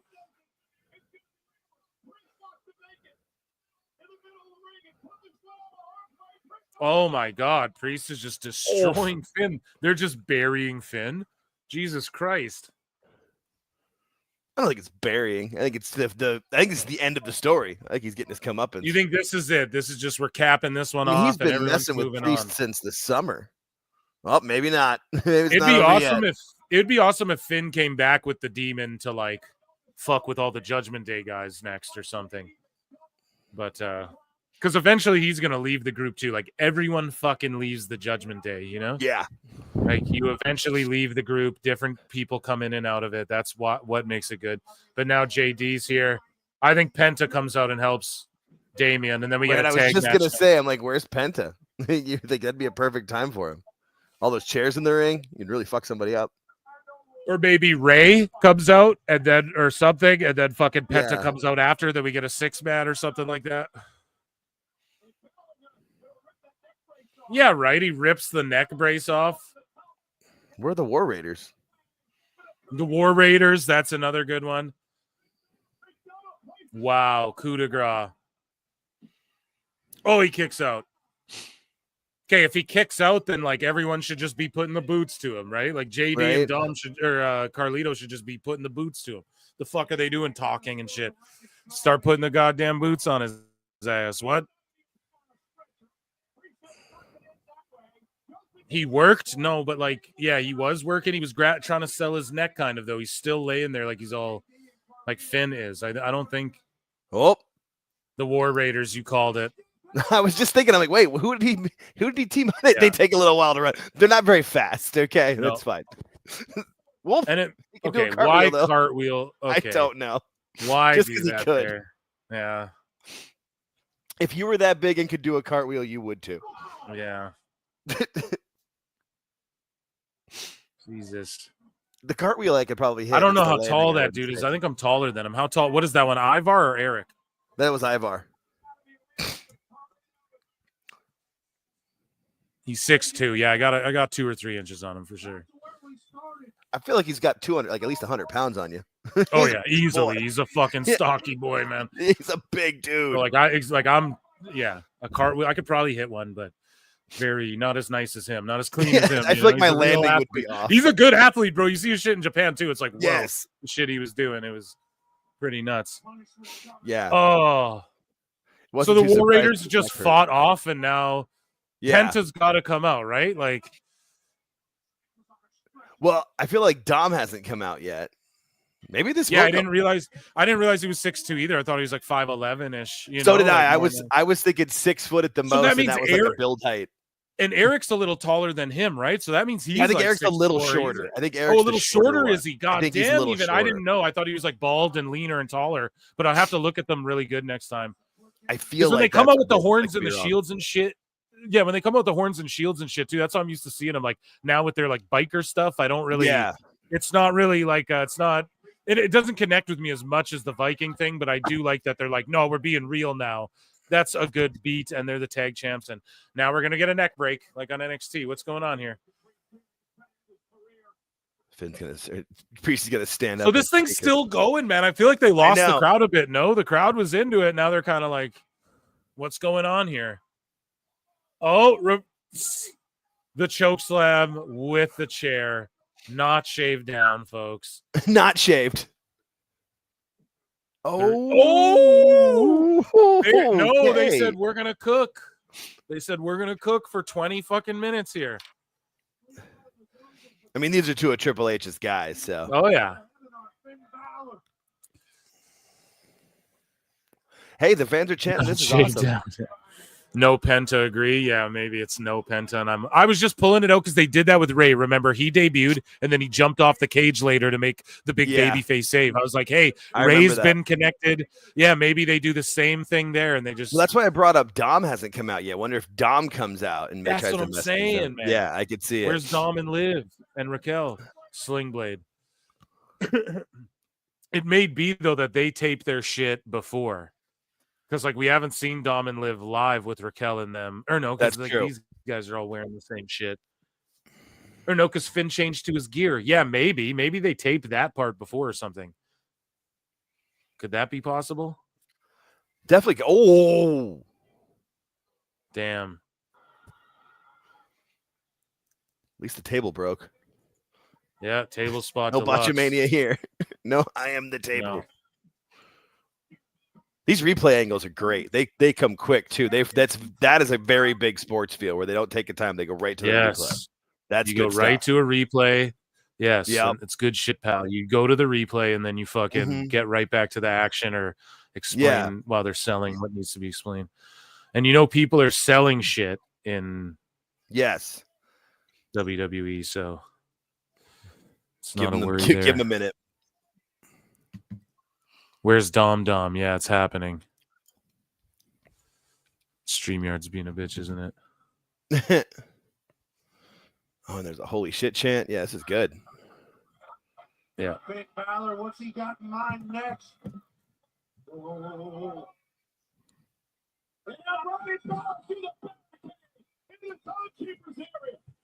I had to go. I backed up like a second. I wanted to see something. What's good Hopefully is it doesn't fuck. I know that's the thing, but now I got the Netflix, the Jake Paul screen for a second there before it clears up. Netflix does that though, even if you're just watching any show. No, it cleared up right away, but it does that if you're watching any fucking show. It does like the glitchy thing for a second, at least for me, man. I notice that all the time. Like, let's say I whip on Stranger Things. Sometimes you're forced to watch the first 5 minutes of a show like that. So it just did that to me when I tried to jump around. It only froze for me once when that was when Sami and Seth were backstage, and then it picked back up. Yeah, it did that for me earlier too a little bit, and then it took a minute to load up. Yeah, I feel like that's gotta be. So that's why I just streaming thing. It's just part of like also there could be like Love is Blind on where like a billion people are watching other shit on Netflix, and then this stream gets affected by like it's all factors. But this match is awesome. Yeah, I went back like 5 secs just so I didn't, because I was getting hit with the glitchies there for a second. So I Priest is just about to chokeslam Finn again for me, chat, and Jake. I don't know where you guys are at. I'm a little past you. I won't. Okay, there you go. Yeah, there you go. Yeah. So I'm like because I just decided I opted to go back there because I don't want that to happen again. Pins them, bickety bam. Here we go. Solid match. They got the crowd back. Priest is talking to Finn. I think that's the end of this feud right here. I think this is the fucking one long promo left from who though? Punk, Cena. Who is it from? That's what I'm wondering. How this stream. ends. Thank you, Phil and Jake. Or they just end it here because they only have to go 2.5. It feels like this is the end of the show. Yeah, it does. 2 watches of Raw on Netflix, not one problem. That's it. Yeah, see you, Cleric. Thank you for popping in. Thank you, Phil and Jake. Much love to all in chat. Hope everyone has a great evening. Yeah, you too, buddy. Hell yeah. Because Triple H was saying 2.5 hours is the perfect length for a wrestling show. That was a really and he's like, we're able to play with that. Yeah. He's like, we're able to play with that, like, so I think we get more shorter shows and then maybe longer PLEs or something like that, or just what they're doing. Yeah, they got to shorten the fucking runtime. What's good for business, if they've got storylines that are hot and they've got people there they can do the matches for, they'll have a 3 hour and 20. I bet you the live crowd. I fucking loved it. That was great. It was great. 2.5 hours Raw. Not mad at all, bro. I'd put money on that there was a dark match main event of Rhea and Bailey versus Nia and Candice. I bet you that was I bet you that's going to happen right now for the live crowd. So overall for me, that was I'm going to give it an A. Yeah. I'll give it an A Raw show right there. I could have done with more, but I'm totally fucking satisfied with all this. They didn't overdo it to where they could have given us some more. What though? What would they have jam-packed in there that didn't deliver? I'm going to give it a round of applause. The end, you could see Priest and Finn talking. The end of that, amazing. And guess what? It leaves us time for some fucking hot news, chat. Right? So there you fucking I was just going to say, works for us. Chat, what do you... Exactly. I'm going to put a poll in the chat, and I'm going to ask you guys on the Clips channel, what do you guys rate the show? What do you grade the show? Yeah, I'm with you with the solid A. Yeah. But I got to give an A+ to Penta. Penta's debut was fire. I want to watch. Actually, I'm going to watch that again. That was awesome. I'm going to. I am absolutely going to. And that was mark out hard as fuck. Yeah, that was fantastic. Okay, so start the poll in the chat. Let me know what you guys think. And let's get into some fucking hot news. Like, well, while we can, let's fucking do it. Amazing.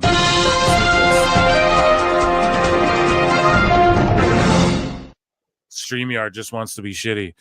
So Drew McIntyre blames Travis Scott for his loss against Jey Uso last week. He said, I had a contact high. So that's fucking hilarious. LA Knight says he would love to act alongside Sydney Sweeney. I was like, yeah. Shocking. Yeah. Sure, he'd like to do a lot alongside fucking Sydney Sweeney, chat. Who wouldn't? Or on top of, behind. Yeah. Whatever he's trying to do. Now. Whoa now. So WWE Royal Rumble 2025 has officially sold over 54K tickets. More than 3,500 tickets instantly sold out since Cena announced he would compete in the Rumble match. So this was yesterday, and he announced it at the Raw Netflix. So like in a week, they did like over 10 times what AEW show did from whenever they announced it or whatever. The biggest Rumble of all time. That it is. The biggest Rumble of all time, the most important Rumble of all time. You heard it here first. No one else is saying that. I'm going to tell you guys this. 2025 Rumble, this will be the most important storyline-wise and possibly kayfabe-wise with the fucking numbers and the attendance and what they do as far as like how many people watch it on Netflix in Canada. I don't know if the PLEs are on Netflix for Americans and shit. No, they're going to be they're on Peacock until Triple H said it in the interview with Jimmy Traina. The deal with Peacock ends at not this WrestleMania, but next year's WrestleMania, but they'll work out the deal for after that sometime this fall. So we'll know relatively soon I would assume Netflix is going to pay for it. If this all stays successful, I wouldn't see why they wouldn't. I could see them maybe trying to keep the deal with Peacock because of the NBC connection, but I mean, how important is that? Like overall, Netflix is bigger and better. And if Netflix proves that they can air their stuff without any problems, go for it. Yeah. And so I agree with you fully, and they'd be foolish not to. And I also, guys, UFC's TV deal is coming up as well, right? Oh, and man. They're going to, that's like the big thing at the end of this year, I believe, their TV deal's up. And that's going to be huge news. And I'm telling you right now, all of these other marks, they don't watch fucking UFC. They don't know about MMA and shit the way your boy Phil Marks does. So you want to come here and check out this mark. When that stuff goes down, I will cover it. I already bring Ariel Helwani clips to the show all the time. I'm already on top of it. Trust me.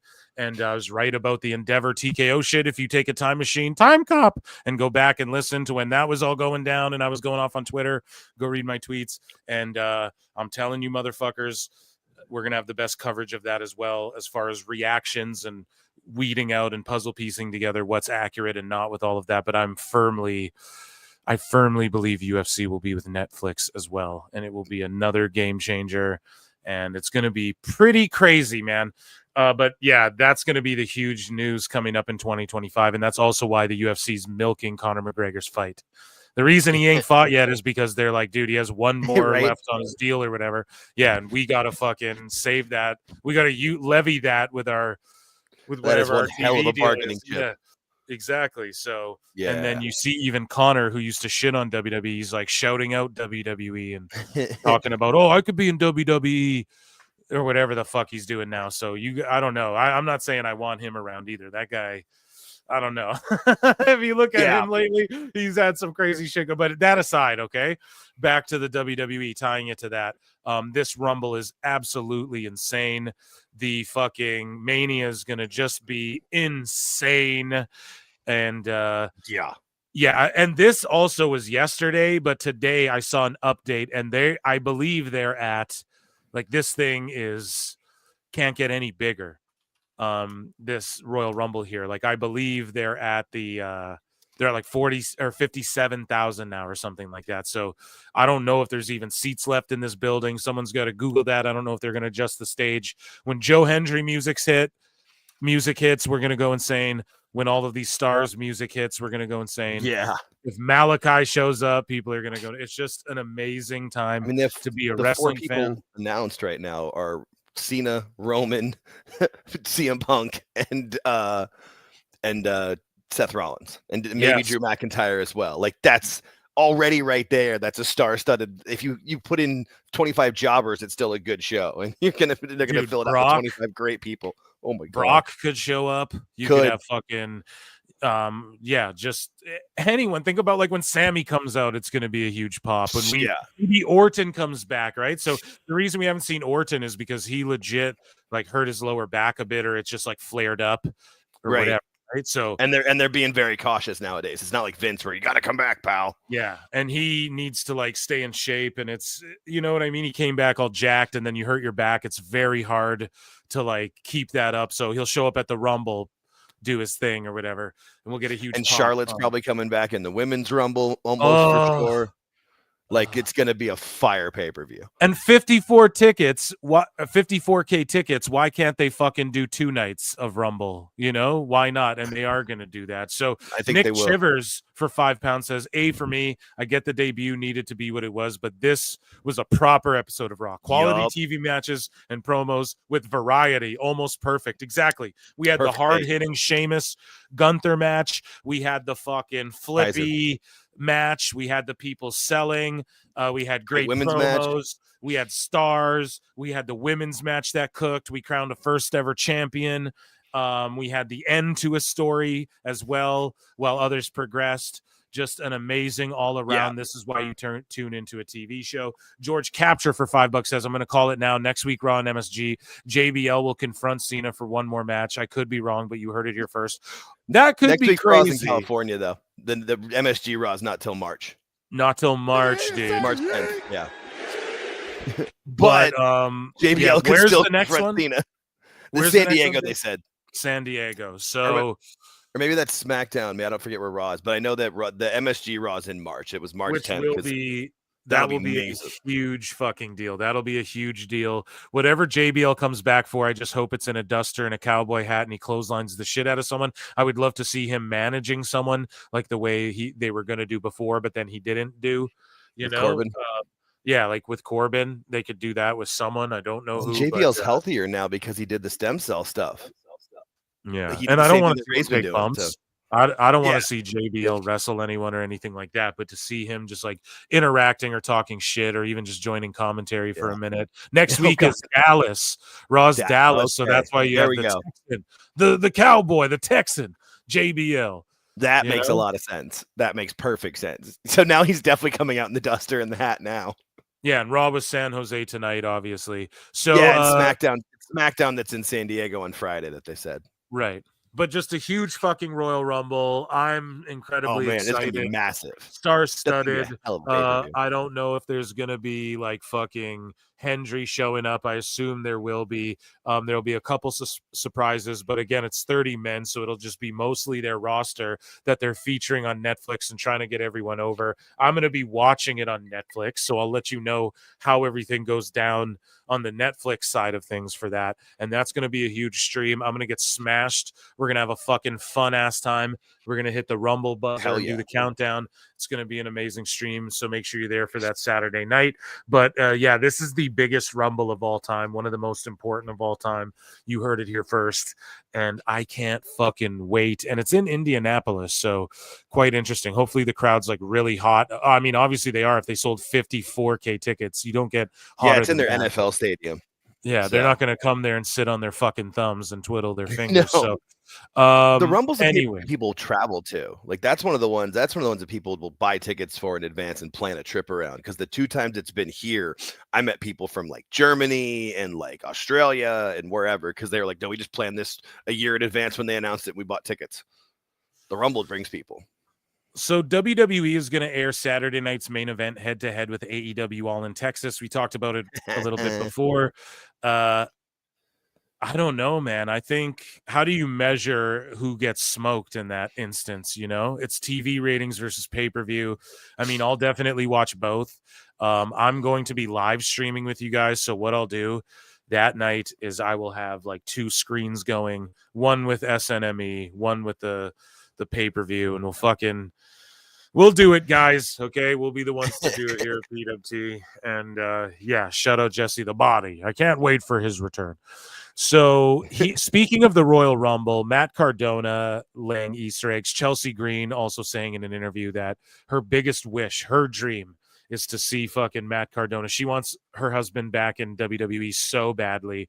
And Matt Cardona, speaking of Ariel Helwani, had Matt Cardona on the goddamn show. Oh, he's just a WWE shill. He has Matt Cardona on the show.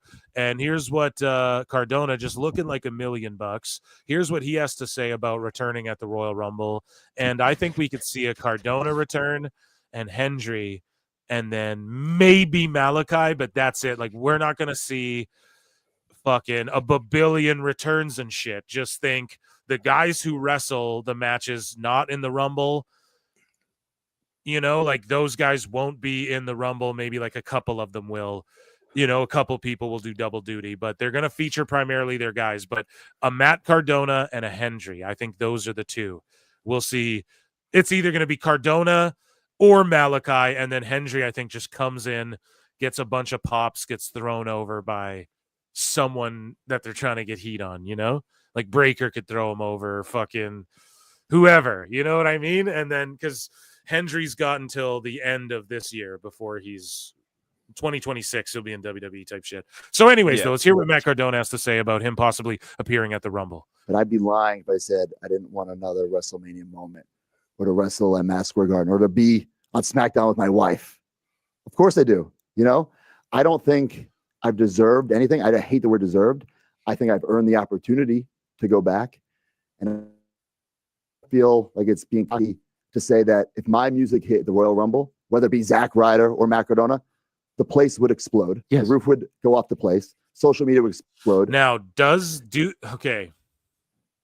return as Zack Ryder? And do they make him be Zack Ryder, or do they allow him to be Matt Cardona and he gets the choice, and then he obviously will choose Matt Cardona? I've thought about this for a while, and here's what he needs to do. He gets to come back as Matt Cardona, but the music starts, and only the first time he does the O radio starts, and it seems like it's going to be that song, and right when that song would kick in, it goes into his new music and says Matt Cardona. Yes. And you can even like erase Matt, like Zack Ryder or whatever. I've thought about this for a while. Dude, that's how you do it right there. Pop. Yep. Yeah. The music hits, it's like a big purple or whatever Titantron like you used to use, and then it says fucking, and then it's like a oh radio. That was the beginning of his music, right? Oh radio. Yes, exactly. Yep. Yeah. So you hit it with that, and then it goes like, and then it shows up on the thing, always ready or whatever, the complete Matt Cardona or whatever he's calling himself, and then it, like nixes that off. He comes out, everyone huge pop, everyone recognizes him. For sure they will. And I really, really like that idea as well. And then never again does it go, oh, radio. It's just whatever his new just the music one, is just the Rumble. Yeah, exactly. He gets to keep his I think it's Downstate. I think it's the same band that does Cody's music. No, but like whoever fucking his current theme on the Indies. Do you think he'll have his that? current music that he has on the Indies? Yeah, I'm pretty sure he's bought in that. For I'm pretty sure he took he'll Cody's have his plan shit and too. I would think he could, especially now, because WWE doesn't need Vince did the small petty things to extra money to make so it seemed like they were making tons of money. They're making tons of money now, and they could have everybody could have their own regular theme song at this point, and they'd be fine. I'd move merch. I know that. I haven't been offered anything. So why doesn't it happen? AEW never offered him shit either, and I think he would have actually been interested in signing with them. So that's how you know it was a dig at GCW. 100%. They can't fucking tap dance their way around that. Why haven't you been offered? Do you have any inclination? I do not know. I've reached. There's been communication, very cordial, but there's been no offer, and that's fine. I can't live my life like, oh my god, are they going to call me back? But if they do, it's a catchphrase, but it's the way I live my life. I'm always ready. I've worked my ass off for 5 years to reinvent myself. I truly believe that I have. I truly believe I've changed the game. I think he did this to get it out there so we all go, oh, Matt Cardona at the Rumble, Matt Cardona at the Rumble, and then he shows up at the fucking Rumble. I think that's why he did this. I would love to go back if the circumstances are correct.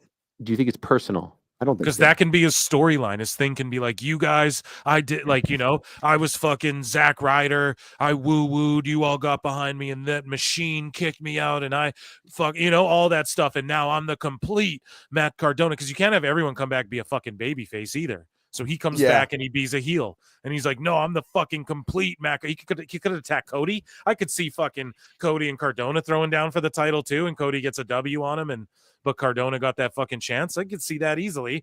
And it could be a whole, and then he could align with the KO, Seth, Drew, sort of like we're the heels that are like, no, fuck Cody, and fuck John Cena and you sons of bitches, that's what it could be right there, man. And Cardona could be doing this. This could be part of his gimmick going back too. Like, nah, you guys ostracized me. I went through hell. I bled and fucking GCW death matches and blah, blah, blah. And he can just go off the cuff and start being like, no, like now's my time, whatever. And he could align with those dudes. I could easily see him tagging with Seth or any Drew or whatever and being like, nah, fuck these guys. And I had to watch the bloodline, whatever, while I'm actually bleeding for this goddamn sport and whatever, dude. Now I take what's mine, the complete Matt Cardona. Now that I'm complete, I knew what I was missing. I found it, whatever. I don't know. I know I'm Fantasy Mark booking it all, but just imagine that. WWE, if you're listening, Triple H, Paul Levesque. Yeah, let's do it, man. No, I don't think Paul. so.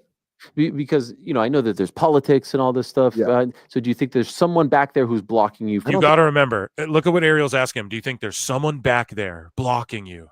And then when we see Cardona, we're like, oh shit, he's gone. Because we're like, dude, he's blocked, man. Like shit, maybe whatever. He's fucking real tight with Cody Rhodes. Cardona and Cody are like fucking real tight, man. So. And then his wife's there, Chelsea. And we know that everyone loves her in WWE, man. Everybody. So, man, he's coming back. And I think this is part of it. And they're painting the narrative here.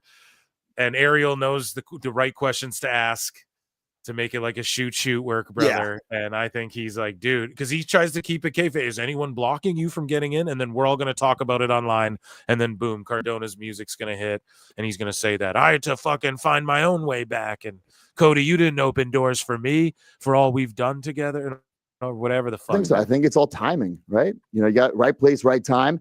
And that's why I am always ready. It started as like, oh yeah, I'll put that on my trunks. Because at the time in WWE, I get thrown a bone every once in a while, but I couldn't just sit on the sidelines. And then if they want to use me, if I'm out of shape or if I don't look at $1 million, that's on me. Right. So that's where I came with this always ready thing. Like no matter what opportunity comes my way, you got to be always ready. And it happened before in WWE, like the Intercontinental title match, like we just talked about, WrestleMania 32. Yeah. I wasn't supposed to be in that match, and then one day I just happened to have a kick-ass match before Raw started on one of those shows that they syndicate. Looked like $1 million. Vince McMahon was watching and said, why aren't we doing something like that guy? A few weeks later, I'm in the WrestleMania match. Well, I don't know, Vince. Why aren't we fucking... Oh, that's like Tony Khan. Oh, why aren't we using Ricky Starks? Like, that's like saying that. What the fuck do you mean? What do you mean? Because you told us not to. Who is this guy, pal? Well, Vince, we had to convince you not to fire him, actually. Well, what the fuck? Match. He's winning the fucking title tomorrow. God damn it. Yeah, I'm a genius. I end up winning. You know what I'm saying? So this business is all about timing and being ready when that opportunity presents. The timing. The Royal Rumble is the time, folks. That's the thing, right? That's where we're in 3, 2, 1. Da, da, da, da. Okay, let's dive into some. Let's get some sickos because we did some sickos earlier, right? Are you guys ready for some? Oh boy, Sicko wars, sicko action. Yeah, there are sicko wars. JBL mouthpiece for Breaker. Let him be a monster. I think Breaker's good. I think Breaker's good. He sounds like Scott Steiner. You can't put a muzzle on him. Yeah.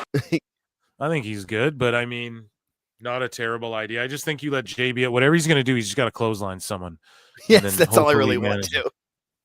Cardona is going to eliminate John Cena revenge. Ooh. I don't know about that. That's like high level shit. You got to think. I hope it's what I fantasy mark booked, and it's not because just like if someone has a better idea than that, throw it at me and I'm down. But I think that's the way you do it. And you have him come in as like a heel, and you have him go off on a quote unquote like pipe bomb type thing, but it's Raw on Netflix, so anything can happen, pal, or whatever. And I think you can have him work a short to medium program with Cody and in the interim here while we get on the road to Mania, and then he can just lose, right away. Like it's not like Cardona needs to get the strap. Especially if he's a heel. That's one of those things. Exactly. As a heel, you can really get away with it. As long as you can cut a promo and get your heat back. I mean, Cornette taught us that. They lose all the time. Yeah. So it's the sicko time. Let's see here. Sickos. Ooh, So here's Tony Khan's best friend, BJ Bethel, who gets triggered. This is all CVV did. CVV took a screen grab of Vince McMahon's statement. He tweeted or he posted it and on Instagram, and he just wrote, Vince McMahon says on X that the case is closed. That's all he said. He just stated and showed Vince's side of it, didn't give an opinion, nothing. This goofball goes, Chris Van Vliet with no context and no conscience. Has he asked anyone from WWE about Grant? Ring boy suit. Fed investigation seems more important than feigning outrage over star ratings. Feigning outrage? Yeah, he's never, ever act outraged, ever. He just asks questions and isn't afraid to, like, ask people real shit because he's respectable. And when he interviews Anne Hathaway and shit, she, like, flirts with him. So, and that's why we call him Giga Chad Van Vliet. Like, he's a guy that is serious outside of this goofy wrestling bubble. BJ Bethel, you goober. And also, like, this is feigning outrage, what you're doing. So this is projection. And also, Chris Van Vliet is just showing this. Now, he showed other shit, too. That he's done this where, okay, he brought Velveteen Dream on a show, and he just told everyone before the show, he's like, this is what he said. Because someone asked him, like, oh, your platform, whatever. And he's like, he just watch the fucking interview. He just lets him say his stuff, and CVV goes, okay. He just lets him state his case. He doesn't go, you kind of are the good guy. And he questions him every step of the way. And then he lets it ride. It's not his job to fucking sit. He just does, like, these interviews, man, that he's good at. It's not his job to be like, and the Janelle Grant, like, that's you and Thurston and everyone else does that. This is like the Entertainment Tonight guy where, there'll be a serious piece where they'll ask, like, how do you explain it? You guys all watch, like, Entertainment Tonight where the interviewer asks, oh, Paris Hilton, another tape of you came out. Like, it's a surface level sort of pre-planned kind of thing, but it's because everyone's cool with those guys. Yeah. Who like Maria Menounos, everyone loves her, you know what I mean? Chris Van Vliet, everyone loves that guy. So he gets the pass, and no one expects him to do this. And also, BJ Bethel, why aren't you crying about Kylie Ray, who's been liking and retweeting more than ever stuff about men in position, abusing that, and NDA stuff, whatever the fuck? You're not talking about that. You're not talking about the Jacksonville Jaguar plane place, and nor should you. Nor should I even have to rebut this with this dumb shit because I don't want to bring it up either. But stop crying because he just said what Vince McMahon says this. He didn't say whether it's right, wrong. No one fucking wants Vince back. no one's shilling for Vince right now. Nobody thinks shilling for Vince vindicates WWE. We all want him away from WWE. WWE's already vindicated because whatever Vince was doing was him and his team of fucking ogres doing weird shit with the books, and that's in every fucking industry, man. Goddamn, when you have that much money to play with, there's little subsections of group. It's like when people are like, did the CIA assassinate Kennedy or something? It's like, bro, there's people doing shit that other people don't know about. This happens in every big conglomeration, and Vince McMahon is one of these old guard motherfuckers who abused his power and the money that he had at his fingertips. No one wants that shit around WWE. It's not around WWE anymore. In fact, Vince, if you actually read into this, BJ Bethel, Vince has to pay them. Vince has to pay WWE for this bullshit. Yeah. And also their name was dropped from the Janelle stuff. They dropped WWE from it, and it's like Vince and Laurinaitis and shit going forward. If I'm not mistaken, if I am, fucking call the dirt sheets out on that, because that's what they were saying. Okay? So that's on them. Okay? The hot goss. I'm just here to react to it. So fuck you 2 times, BJ, because for real, we know you're Tony Khan's friend, but calm down. Calm the fuck down. Anyways, though, a Matter of Pride Wrestling tweets out that urgent real Melina. So people were worried. They're like, we're deeply concerned as WWE legend Melina was unresponsive amidst the troubling events unfolding in LA. If anyone has seen or heard from her, please report her safe. Any information helps. And they found her safe. I guess she's all good and shit. So shout that out. And here, someone posted this, though, and I got real worried. This guy's been stalking Melina, though. Look at this fucking goober right here, dude. Holy shit, stalking her, got her like I think this is a Photoshop. This looks like a Photoshop fake. Yeah, license. I think he was one of those people that was being faked out by a fake Melina and was trying to use this to try to like connect with her on a real. So I don't know. He went nuts, and people were like, "Fucking, this guy's dangerous." I'm so sick of this. Ugh. I will figure this out, and I'm tired of this bullshit. Talking to whoever for this fucking long is insane. But like he feels maybe sorry, bro. I didn't mean to go hard on you if you're like a normal, sane dude, and you just from what I read, like people are like a psychopath and all this stuff. So sorry, bro. I don't mean to say that if you like got catfished as well, that's fucked. But like, bro, whatever. Yeah, I don't know, man. Just this whole thing, I had to put it in the Sicko segment because it was like, I don't know what's going on here. But anyways, we're relieved to share that Melina has made contact and is safe. We want to thank everyone for their concern and support. And shout out Melina and fucking LA, I guess. Like, I don't know. Just God bless everyone involved there. I know you guys are raging insane at your politicians and shit right now. I guess they fucked up and stuff. I don't know. We had our prime minister quit, so we have a bunch of shit going on over here. I haven't been fully tapped into everything. There's politics involved, but it's just less. It's more the people that are involved. That's really the issue. Is the people that are without their homes and without their businesses. I hope they get that help should be more shit. important. Yeah, that shit's crazy. I mean, the LA landscape has changed. Like I've seen pictures from places that I used to hang out because I lived in North Hollywood for like 6 years, which is in the valley. So I was nowhere near any of the mountains, but because I wasn't rich by any means. But you would drive to like certain different places, and most of what's gone, I've at least driven past or seen or hung out near, and it's insane. But it's not that surprising either because of the way the fires go and then the winds. Like they just pick up those embers and take them 40 miles down the thing, and then boom, another one starts, and you can't. It sucks. So it's terrible. In BC and Alberta, you probably know like about those two. We've had crazy wildfires, and then also like during the summertime, the last few years, we have like smoky ass days from wildfires. Like it's just almost like a normal thing. We're good at like containing them in Canada and shit, I think, but they do get out of hand here as well. So I totally understand the magnitude of that. It's fucked, man. But yeah, so look at this rabid Wolverines LC killer. We see him in the chat tonight. But here's AEW and WWE wrestling. He goes, this week's cable ratings. Oh my God, WWE and its little E-drones are so far down in the mud, bro. There's no chance at recovery.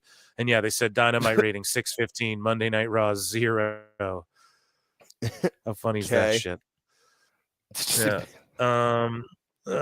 So this is the guy that said. Yeah, dude. This is the guy who said Roman Reigns has Hitler aura. And I wrote, Elbu and his friends legitimately embody virgin energy and are what we mean when we say zero bitches. And so Optimus Prime, this guy tweets out, time to watch Korn, need to release my stress. And then this is the guy who was like, yeah, you know, Roman Reigns is like Hitler energy or whatever the fuck he's saying. Look at what this guy says. He starts listing out scenes. If you need any recommendations, Sasha Fox, MHBHJ. I don't know what the fuck that is. And what's the old saying? I don't want to know. What's that movie where they go Beer Fest, where it's like, if you don't know, you can't afford it or whatever. What's a ZJ? You don't know, you can't afford it or whatever. Demi Sutra poolside invitation. Jesse Rogers, search her up. Luna Star bar scene. Harley Dean Vixen. Lana Rhodes and Marcus Dupree kitchen. Scarlet Scandal deeper delicates. This guy's giving his Kenzie Madison and her boyfriend's best friend. What the fuck? Bros are so down bad. Chat, we gotta stop. So down bad. God damn it. What the fuck, man? He's got a whole. This is the dude hanging with Elbow and saying Roman Reigns has Hitler aura. Oh my god. Jesus. This is your audience there, Elbow. This is your audience. Speaking of audience, man, I wrote totally normal behavior from a fan base you for sure want to cater to. And look at these tweets I saw. Proud. These weren't to me. This is just, here's a guy with Hitler. I don't mean to laugh, but it's just hilarious. He goes, even if God allows me to, we'll say, delete one person, that would be you, but I won't, since he told me not to delete a swines like you unless you delete my family. What? And then this guy saying, I will delete, like with Aubrey Edwards as his profile, I will delete this and every alt account I have. So just, that's what I mean. These people all have like 10 alts. If AEW is out of business in January, if they are still doing shows in January, you're gone. What? So just psychopaths, man. That's all I'm saying. We're just bringing it to the show to remind you all. Totally normal people here we're talking about. Here's in every alt account I have. Oh my god. Yeah, it's like, well, how many's that? Like, fucking sounds like it's exactly. a bunch. That's what I.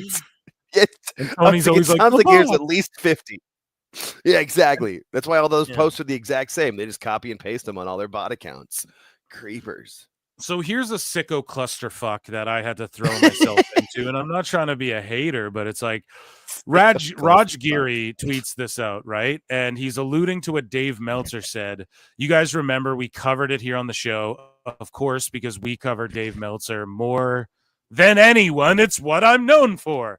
So for real. And so Raj Giri brings this up, and this is like about a week ago. Fuck with us, and then we tweaking. No, sorry, shut up. Bobby Shmurda, I believe, raps that song. But anyways, I'm getting way off course here. So, you know, Raj Giri talks about, I'm not going to mention names, but I heard a wrestling journo say that if Triple H were to book AEW as it is now, and Tony Khan were to book WWE, things would be a lot different. And that's Meltzer playing those games. We've covered it here ad nauseum. He even compared back in the day, Bischoff and WCW. He goes, quick question, which of these groups would you say were booked better? And it's just like the elite, the undisputed era and the undisputed era elite, or whatever the fuck they're called.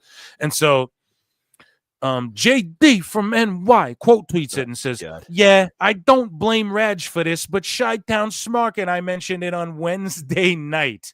If you heard from literally anyone else, they stole it from our show and discussion. JD, yeah, that is 100% false. We're towing the fucking. You just made the list. Like you just made. Sorry, if it played, it wasn't official yet. But bro, stupid idiot. Where the flute's at? Where my flute's at in chat? Huh? He said it on Wednesday, so that's like how many 4 days ago or whatever. And he's talking about. I didn't say that before that. Exactly what Raj is saying, but. Also, it's cringe to say that because everyone talks about fucking everything. Bro, right? That's, yeah. It's just cringe in general to even say that. But no, bro. No. You're not about to play that, right? If you heard it literally anywhere else. That's literally just embarrassing. Literally no, because liar! You know what I mean? Not everybody listens to you, you little twerp. Jesus. And also, I don't. And it's also like, listen, if I got blocked and I'm unblocked by the guy. Here's my response. I was like, Meltzer said that. And you heard me talking about it first, if anybody, because I'm always on top of the Meltzer shit. Always. That's what I'm known for. But anyways, and even then, it's cringe to say this when everybody talks about everything. It was a thing everyone reacted to in the IWC. Just like everything else say about AEW lately. I 100% already said a year plus ago and got blocked, unblocked for it by JD. By JD. He blocked me for talking shit about AEW, not even about him. And then fucking he unblocked me when he starts saying the same shit I'm saying. Now he's trying to tell y'all 100%. And I don't think he listens to me either, but how would he unblock me? Like, I don't get it, right? Like, he must be privy to my shit. And I'm not even trying to be a hater, but JD, come on, bro. That is some motherfucking bullshit right there to say that. And I'm not even trying to be like it's me first, but me for sure before JD talked about it. Me for sure. I'm the flute guy. You know what I mean? What are you talking about, bro? For sure. I covered it like that day. Wednesday. I covered it last fucking Wednesday. I went over the Bischoff one. There was 2 of them, JD. So you talked about it a few days ago. Good for you. But like, goddamn, man, you can't be saying literally, because literally that's not the fucking truth. But anyways, Sicko Wars. No, but shout out JD, man. I ain't even fucking hating. It's just a matter of like, come on, you ain't about to fucking tell people. God damn it. Anyways, the MLJ. Emil or Emeril or whatever. He's like, what's even bad about this? Now, I don't know if y'all saw the Jericho Dax match from Collision on Saturday. We had it on. We'll talk about it more Wednesday. But, you know, of course, MLJ. What's even bad about this? It seems like both men were exhausted. And the botch is just fucking tremendous. As a matter of fact, we'll just switch over quickly to AEW news because I know I have it. Right here. So watch this. This is what he's like, is this even bad? What's the problem?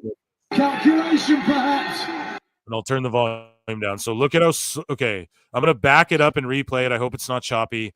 Look at how slow and sloppy this is. It's all I'm saying, man. And Dax has been, that's why he goes more singles than Cash, because Dax, you can tell, like, he is on his last sort of leg. Like, he's got more mileage on him. You can tell by the way he's padded and braced up and shit. You know, he's got more mileage on him than Cash. Oh, yeah. But anyways, Jericho, we know, is just fucking washed, you know? Completely. Yeah, completely. So let's watch this shit.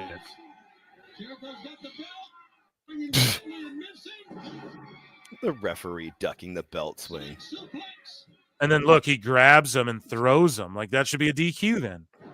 Yeah. So's the Do y'all belt see swing. that? I know. Let me bring it back again so y'all can see this. Like, that should be a fucking warning or something. He drops the belt. Rick Knox or whoever that is, Bryce, right? What do I do? Knox, I think. Jericho throws him, so you assault the ref. Doesn't even hit him with the belt. Did y'all see that? He didn't even get the belt. The belt was upside down, not on the steel part, and he didn't even drape it over on time. So then he just hit the move. Dax hits the move. Jericho no-sells it. And then Dax is selling like he got hit with a fucking belt. And then they're both yelling and talking to each other. All of them are. And Remsburg's fake selling. This is the worst shit I've ever seen in my life, man. And then now Dax is assaulting the ref. Title shot. So why would Dax distract the fucking ref further and then eat a belt shot to the head? This is the worst shit I've ever seen. I've ever fucking seen, man. And then look at Remsburg ready. Pin him already. Pin him. And look how high he jumps in the air when he's counting. You don't jump in the air like that. You fucking count the pin.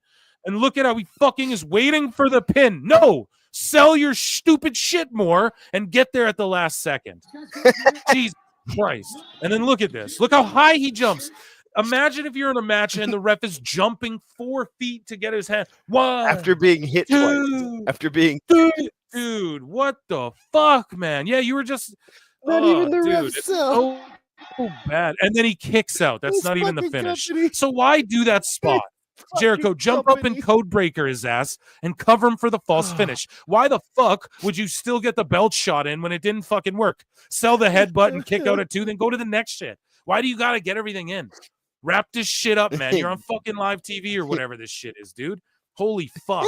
Beating Texas for $2 is going back to NXT. Triple H been best booker for a while. Yeah. Absolutely. I'm on one right now, Pete, but it's just madness to me. He kicks out. The crowd's trying to clap for that. They don't really care, bro. That's all I gotta say. And then he's fighting to his feet. Watch this shit. Hits him with All the for elbow. All for that to be the finish. So why didn't you just pin him before when you had the fucking crowd? They popped. I hit him with my shitty finisher, and then it's the finish. Why? Why was that the fucking thing? And yeah, that's absolutely crazy. Back to the fucking sicko folder. Yeah, because that is unbearably just terrible. And that's why the company's in the shits and they're struggling to get it back. What else do we got here? So this guy's like, yeah, was this even bad?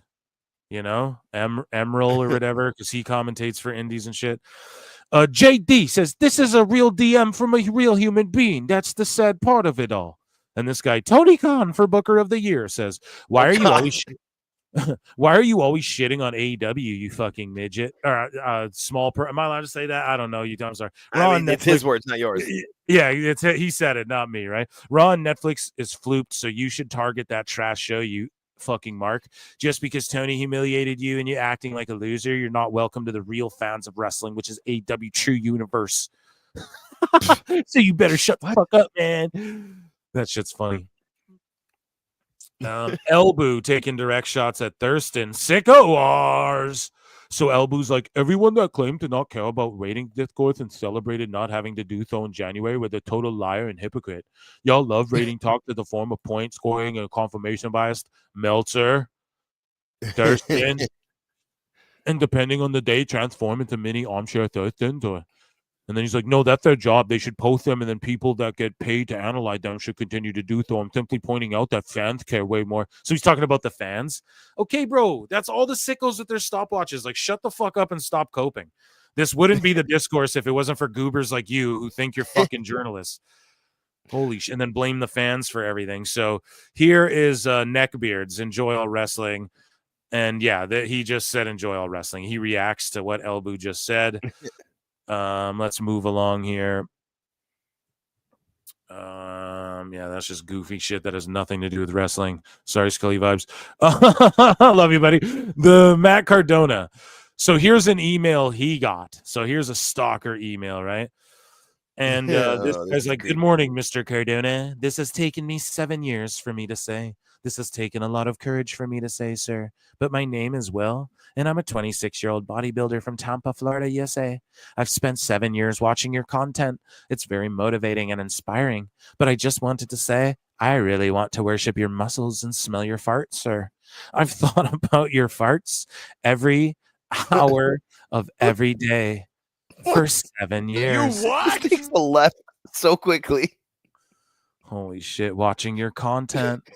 Where is it? Oh, I think about what they smell like and what they sound like constantly, Matt. Even when I was in college, I graduated but had a hard time studying and focusing because I was thinking about your farts, sir, as I studied my course books in college. The sound of your farts would pop into my head and taunt me. It was like I could hear your farts in my head as I was trying to focus and read. Please let me know what you think about potentially meeting up, and please get back to me. I would really love to meet with you and smell your farts. My face and nose want them. I would do anything to be able to meet you in person sometime soon, sir. I really want to smell your gaseous sulfuric farts. Please let me know, sir. Thank you. Will. So Moose Knuckles' name is Will. Okay. No, yeah, damn it. I had to. Damn, I was gonna go with a Will. I was gonna be like, oh, so Will Washington wanted to hire him in fucking AEW, I guess. Yeah. Holy oh my shit. god. I had to mute myself. I was laughing too hard. I'd only read, like, literally I started to read that and saw like the last sentence and I was like, no, I'm not reading this. I hadn't heard all of that. Oh my god, that's embarrassing. That's fucking hilarious. Now, whether they're trolling or that's serious, right? I like the. I had trouble studying in college because you were thinking about Matt Cardona's farts. That's rich.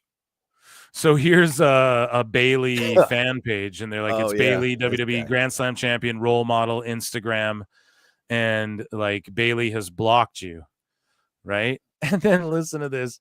This guy's like, I swear to God, I can't believe this. I am the man who is most obsessed with you and who fights with your haters every day and defends you and posts about you every day out of love for you, Bailey. And then you block me for your account? Why? And yeah, I just responded. I was like, this is why, bro.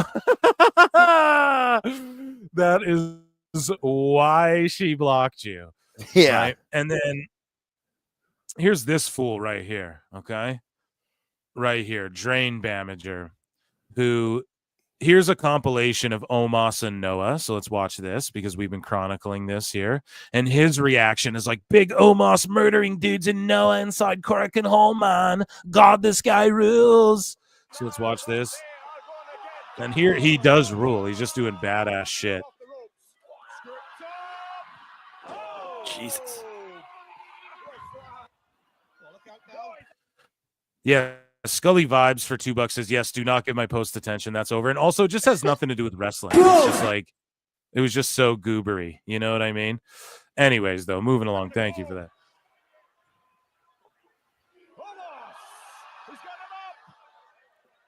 And he last rides him. Oh, yeah, last rides him. That was sick. So, you know, this guy's marking out, oh my God, it's fucking amazing.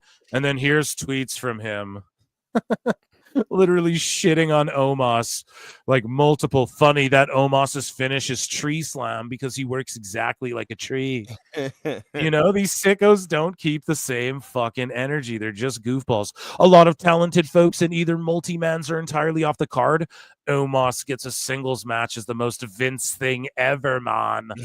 But of course, he hits a double choke slam in Japan, and he's like, oh my God, I love this guy. Embarrassing. Dude, speaking of embarrassing, this guy, Dr. M. Gross MD, says terrible.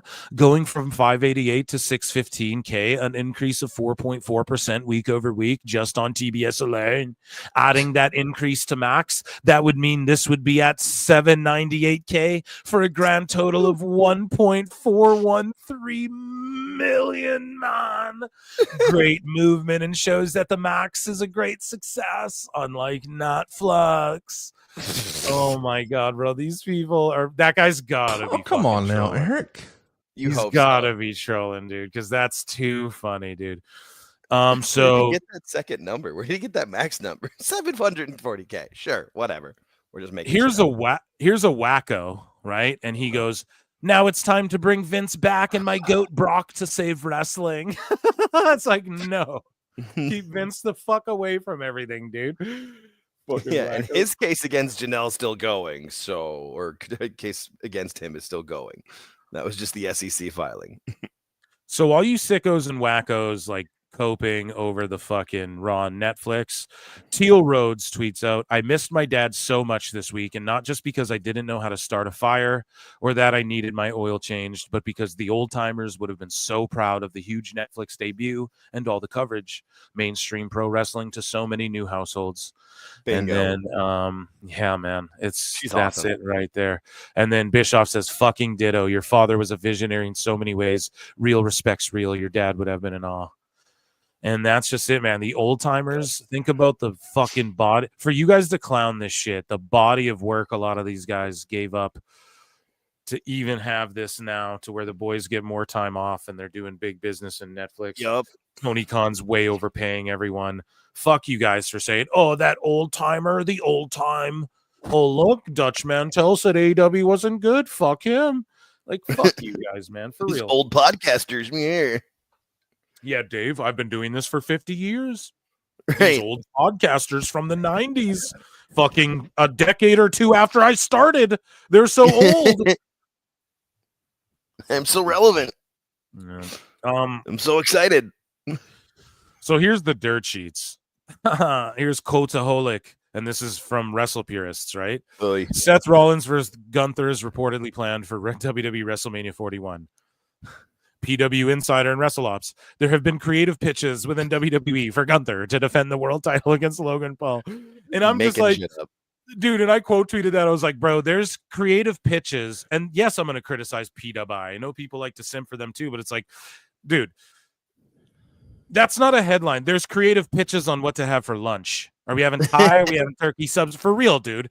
It's WWE. No. They have a backup plan to every title and what they're going to do each night. And there's creative pitches of what I'm going to do for this show, bro. You know, I get it all for WWE. We know that they're talking about Logan versus every possibility and Gunther versus every possibility, but this is reportedly planned. Shut the fuck up. You know what I mean? You guys don't know. They got rid of the Stooges. None of you guys know. You low tier dirt sheets. PWI's high tier, but like Wrestle Peers, fuck off. You know, well, and the way they reported, like creative, like, and at least PWI says it's creative pitches, not reportedly planned. But even still, like Triple H has said, he just said on the Jimmy Traina interview, he's like, I got plans like E, D, and F. Like I'm working on all of it because he doesn't know. You don't know who can get injured. You don't know what can happen. That's why there's so many seeds being planted. Everybody could have 4 or 5 different matches right now that would work. Yeah, like that's how he does it. Creative glitches, no shit. So, speaking of JD, oh God, here we go again. Speaking this guy of over JD, here. Oh, this fucking guy. Yeah. So, here's this video, right? That OMFG, the official ROW. So now these content creators, and yes, I get it. Everyone's mad at the content creators because they do these. They sit in front of a blue light with wrestling toys or wrestling belts, or this guy's got wrestling pictures behind him, and they fucking give vanilla takes. They don't really bury shit. They just sort of react, and it's a way to get scrolls on fucking TikTok and to blah, blah, blah, blah, blah, you know? Yeah. So my whole thing is this, right? You can't be mad at them for doing that, and that is needed in society. And it's how they get, like, I get it. You guys are triggered. I was hating outside the club too. People were saying that. Are you hating outside the club? Because I quote tweeted all of those influencers reacting to, and like I'm homies with Suplex and shit. He might have been shown on there for the WWE influencers. I can't remember, right? Like the people reacting to Raw and shit. And they had like all of those different people, and I made the joke. I quote tweeted it, and I was like, I'm gonna start doing my show in front of a blue light with wrestling toys behind me or whatever. And then someone was like, yo, you hating from outside the club, Phil? And I was like, yeah. And I posted like Dave Chappelle's Play a Haters Ball, and I posted like Silky Johnson or whatever, and I was like, I hate everybody, I'm miserable, fuck you. But like I just cope with like shit with jokes, you know, and I'm a cynic. That's what I do. I take everything and I find the joke, and I am a little, it's like, God damn, because I look at people with a lot more subs than me, but we have way more live viewers, and it's like, why the fuck am I not where they're at and shit? So yeah, there's a bit of that, but that's my competitive chip, my creative fucking right. I'm an entertainer. I'm like, I thrive to be, I want to be the very best, like no one ever was, right? And we can achieve that. However, it's not like I'm like, fuck those guys and stuff. You can't be mad at them. They're not like lying to you. They're not. And even if they're fucking paid, oh well. But I know that WWE's not paying those people. And some people are like, well, they should get paid. And I agree with that too. I fucking agree with that too. But they also get a huge boost in hopefully their streams and their reactions, whatever. I think that's sort of like people just don't like people with vanilla takes. That's all it is. Now you'll get pushed in the algorithm. You'll get shown to a lot more people if you have that.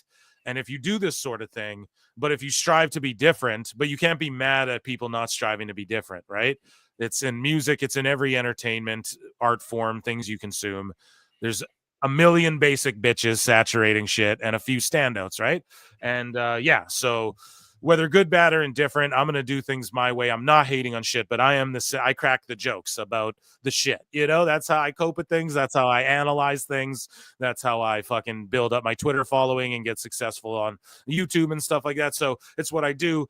So don't get mad at me just because I'm pointing out blue light, wrestling pictures. Got it, right? Typical, whatever. And he's reacting to HOG or ROW or whatever, and people are triggered by this guy. They're like, there's no fucking way. So let's watch this reaction. They're like, there's no way he really even gives a fuck about this match. But it's like, well, who's to say he doesn't? There's people in the crowd. Do they not care? It's not like they're not doing any business. I'm sure there's OVW diehards who are like, no, OVW is the best show, better than WWE. I'm sure there's one person like that for everything, you know? Up! What? That's AJ Francis. No music. way! And AJ. From Pioneer City, Maryland. Holy shit! So people were like, he doesn't care about AJ Francis. He paid him to do this. Meanwhile, AJ Francis was the guy who fucking like integrated that into TNA sort of, you know, he had the same influencers. He pointed it out that WWE was using. He used the same people for TNA, and they did like remember when I covered it on the show? I was like, why the fuck didn't I get an invite? You know, but all of those streamers got to watch TNA on the screen. Like they were allowed to show that one event on their screen and do a watch along. And TNA didn't copyright strike any of them on Twitch. Maybe it's because I'm just not on Twitch. But anyways, though, JD goes, I've seen this clip floating around this morning. I'm sure Tesh is a cool dude IRL and seems like someone I'd share a beer with. And he has even rated some of my Twitch streams, but literally. A, no one acts like this for AJ Francis making a surprise appearance. Zilla is a stud, though. B, the content screams fake and paid. C, the last time I came with 1/10 of this reaction was when the Braves beat the Dodgers to advance to the World Series a few years ago. Go. Keep the cannoli. This is the content that's blowing up for some reason. Everyone is JD. You're blowing up. The reason it's blowing up is because it's vanilla and kids can watch this shit and it gets pushed in the fucking algorithm for TikTok brain motherfuckers. Be happy that you are more nuanced. Stop saying you say things before fucking I do, and don't block and unblock me and not even invite me on your show, motherfucker. You know what I mean? If you're going to say this shit, what the fuck? You're saying all the same shit I said a year ago. Let me fucking, like, you know what I mean? It ain't like you're fake and paid. What the fuck, bro? Come on. You're a different thing than what these guys are doing.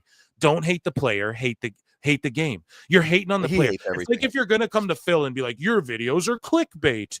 Okay, so is clickbait wrong? Everyone does it. So is it wrong? What I try to do is give you some shit that looks clickbaity. Then when you click on it, I'm talking about what's in there and giving my opinion, and people discover that. And I think that's why I'm blowing up. But don't hate the fucking player. That's not my fault. I got to try and compete in YouTube, and it's all anyone consume. You know what I mean? You're going to tell me other people don't use clickbait? What the fuck do you think tweets are? They're clickbait. There's limited characters, so you can say some salacious shit, a brain fart, and people react to it. Don't hate the player, hate the game. So, JD, you're hating the fucking player. You're hating Tesh, okay? Hate the game, bro. It's just how it works, you know? Anyways, hate outside the club. That's what he's doing, you know? He's hating outside the club like me. But anyways, the last time this is the content. Okay, he says, it's the age of social media. Oh, anyone can do anything they want. I find this stuff to be uncreative. It is, but, you know, I guess he's just giving his opinion, but, you know, just to write an essay about it is kind of funny. It comes off incredibly insincere, but it's not for me. I can't do it because I wouldn't be myself. Exactly. So you value that more than, let's say, whoever. But listen to what AJ's response is, right? He goes, this man paid me to come to his tailgate and apologize to me in front of his lady and look like a whole bitch, but got the nerve to say nobody would be excited to see me. Your fans were this excited to see me when you paid me to come drink beers with them, you goofy. Oh my, I don't know if what he's saying real. Somebody said, it was Andrew Baydala or something. Goofy ass Baydala paid Francis to be there or something. I don't know. You gotta ask him. Jimmy B for $2. Did you see that little scrappy is wrestling now? No, but tag me in clips. Right? That's crazy. I knew he was announcing for some indie or some shit. Oh man. So it's just funny that AJ clapped back with that. Whether it's true or not, that is so funny. Just the response. So Society Reviews. Yeah, this guy was like, maybe the girls who drove Tessa Blanchard to deletion thoughts out of pettiness and jealousy are the ones who need their ass beat, responding to Chelsea Green, who talked about the racist bully thing when it came to Tessa. I don't know, bro, but she bullied people. How do you know they didn't have deletion thoughts? That's the thing. It's just like it's a weird thing. I think you weren't involved, so shut the fuck up. And Chelsea Green was involved, so her opinion at least holds a little bit of weight, whereas you're just being, I don't know, I'm edgy, man. Is that what he was doing? I don't know. Here we go. So speaking of JD, this guy goes, AEW fan base should smarten up as a whole and stop feeding that guy engagement. Speaking of JD, and then Wrestle Cringe says, not till I get him fired from HOG. So he's like literally openly trying to get people fired from their jobs. I mean, that's so goofy. And like, here, I'll defend JD. No. He shouldn't lose his job for having a fucking opinion you disagree with, you goofy. And how are you going to do that? Okay? What has he got? Skeletons in his closet? I really fucking doubt it, okay? Unless he like gets in a fight with Joey Janela on company time. I really don't see that being a fucking issue where two men can't shake hands after that and go back to work, at least in my world. I don't know. But either way, we have Meltzer said what? Goes, Fightful spent years trying to gain credibility with solid reporting. Gossip. It's gossip. Meltzer said what? Right. Well, people like Dave Meltzer tried to hurt their credibility. Now, I'll say this, the rumor amongst the IWC, behind the curtains is like, it's not, I think people know this, right? But I just don't think Meltzer and Sapp really like each other, and I think we're going to see a big come to blows with, I think it's more even than, I think, like fucking, even like Alvarez too. There might be like, I think we're going to see a big Sicko War sometime between them all as well. Sicko War 2025. Yeah. And then we're going to have to be like based Sapp when he starts calling Meltzer out. We're going to have to be like, well, fuck, he's at least calling Meltzer out, But anyways, then after surpassing him, they thought it was a good idea to sacrifice their credibility to hire this insufferable TK. Jesus, Meltzer said what? Meltzer said what never goes after people as hard as he does Elbu. I know he detests Elbu, okay? Yeah. But he said to hire this insufferable TK CUM gargling goof. He said Bukaki. Wow. He said Ukaki Elbu Kaki. Oh, no. Walked right into that one. Bukaki, man, no. Chat, where's Moose Knuckle? Thank God, right. Because that would get out of hand. So Elbu's like, my apologies, y'all. WWE good, Triple H perfect, product immaculate. I'm excited for the next 4-hour premium live event. Ha ha ha, yeet. Yeah, just a guy who he's gonna destruct himself. He's gonna, he's just burying himself, and we've seen so many fools do this. And so Elbu's like, I'd heat Andrade up to get him ready in time to beat Gunther for the World Heavyweight Championship at Backlash in Mexico. That's Elbu's plan for fucking WWE. And this guy says he could book NXT better than HBK in reviews. Yeah. Oh shit, I gave him the wrong one. I meant to give him the LA Knight dummy. Yeah. Yeah. So just insanity, man. And then Gardener of Doom, Dose Evil goes, Elbu giveth and taketh away. This nonsense is why what you like doesn't draw money or eyes or people seeking free tickets. Exactly, Elbu. The shit you like don't work, bud. Andrade is a good worker, but he's not a franchise. And that's who you need your world champions to be when you have like 12 franchise players on your fucking... Yes. We were just talking about the Rumble. You have fucking 8 franchise players on your team. If this was like a video game, you're playing NHL and it's like elite, franchise, high potential. You know what I mean? The potential meter. It's like you got 9 franchise dudes right there. You don't put it on Andrade. You let him run with the IC or the US or the whatever the fuck. But this is exactly it, man. That style is the mid to lower card. It's what Penta's gonna do. That is what it is, man. You can't fucking don't start marking out your way hasn't worked, or AEW would be where WWE's at, or at least like nipping at the fucking bit or the heel, or chomping at the bit or chomping at the dick, as Brendan Schaub would say. But anyways, AEW Mole, shout him out. I was chopping it up with him earlier a little bit. And so here we go. Andrew Baydala, we spoke about him earlier, and look at this, man. This guy's done this twice. So if you guys remember, he stooged So he's like, just so Awful Wrestling knows. This is what Bay Dallas said before. We covered it a couple months ago. I didn't try to dox him or whatever. Meanwhile, Awful had DMs of Bay Dallas participating in, backstage ops, let's call it that, where he's fucking, hey, I heard it was this guy. Can you confirm and shit like that? So Bay Dallas, you're a fucking weaselly snake, and this is why people don't like you. And look at this. He just completely gets obliterated here. Watch this. This is the fucking cherry on top of this Sicko segment tonight. Andrew Bay Dallas goes, so there's an account on here that is supposedly a mole.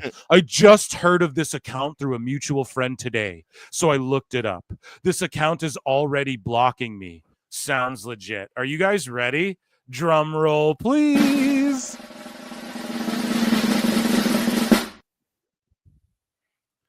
On November 15th, 2024, the mole goes, like I said previously, I'm not active in the world of social media. Who is this guy? The last time I asked this, you guys couldn't have been right in your assumptions considering where he is now. Verdict. So, Bay Dallas, you tried to follow the mole on November 15th, 2024. You fucking dumb liar. Tell us what you know, you goddamn liar! Liar! Here's the thing, bro. We've already had, this is 2 months ago, so you're a fucking liar, dude.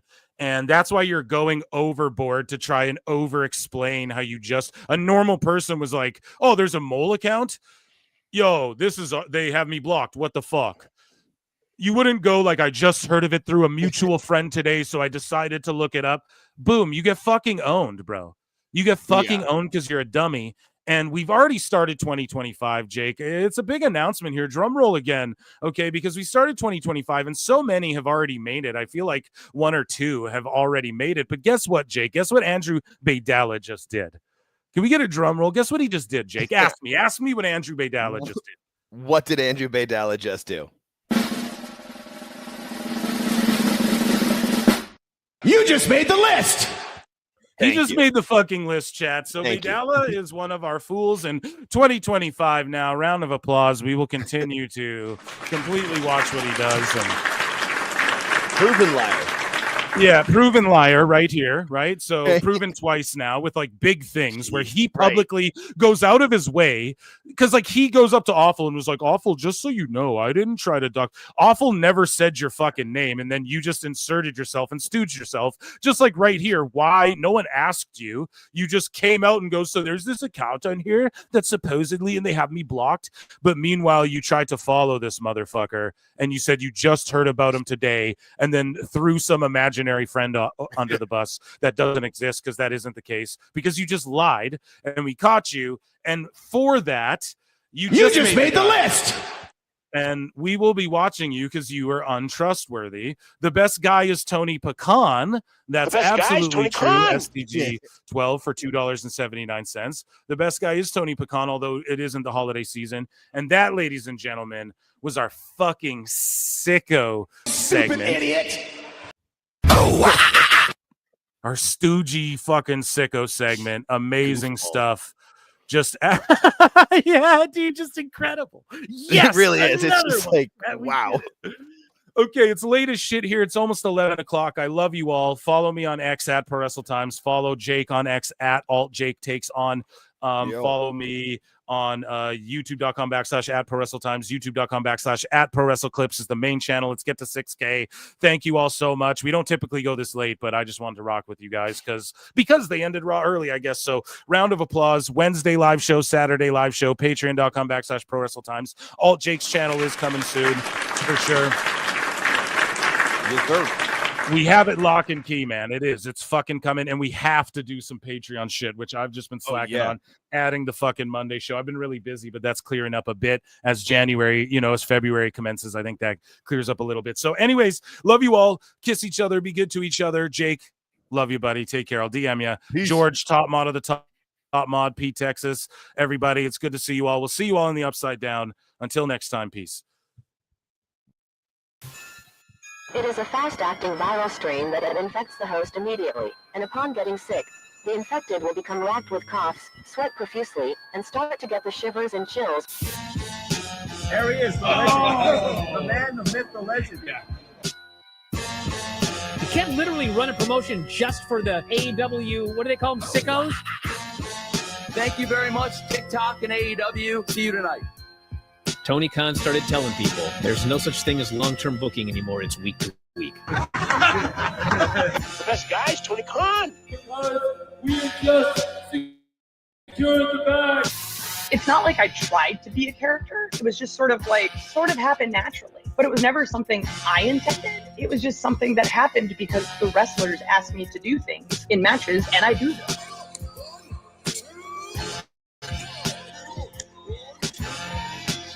If you run a promotion just for the sickos, you're going to do 400,000 viewers eventually. Effing melts. You know that SmackDown actually went over and everything? Yeah. You know, What's the point? The point is SmackDown. What are you getting at here? That the DVRs didn't pick it up. Did they not pick it up? Mine didn't. Let's get into everybody's favorite moment, and it is called Dave Meltzer's Dumb Moment of the Week. What would you like to listen to in your ears? I'd like to hear the flute. Well, if you'd like to flaunt your flute, then we can find you a flautist. We just secured the bag. It doesn't help me. Okay, so complain, but I will complain.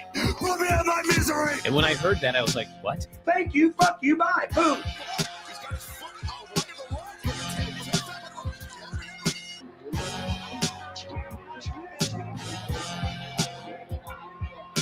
You got to run a promotion for everybody. The sickos can be the ones that buy tickets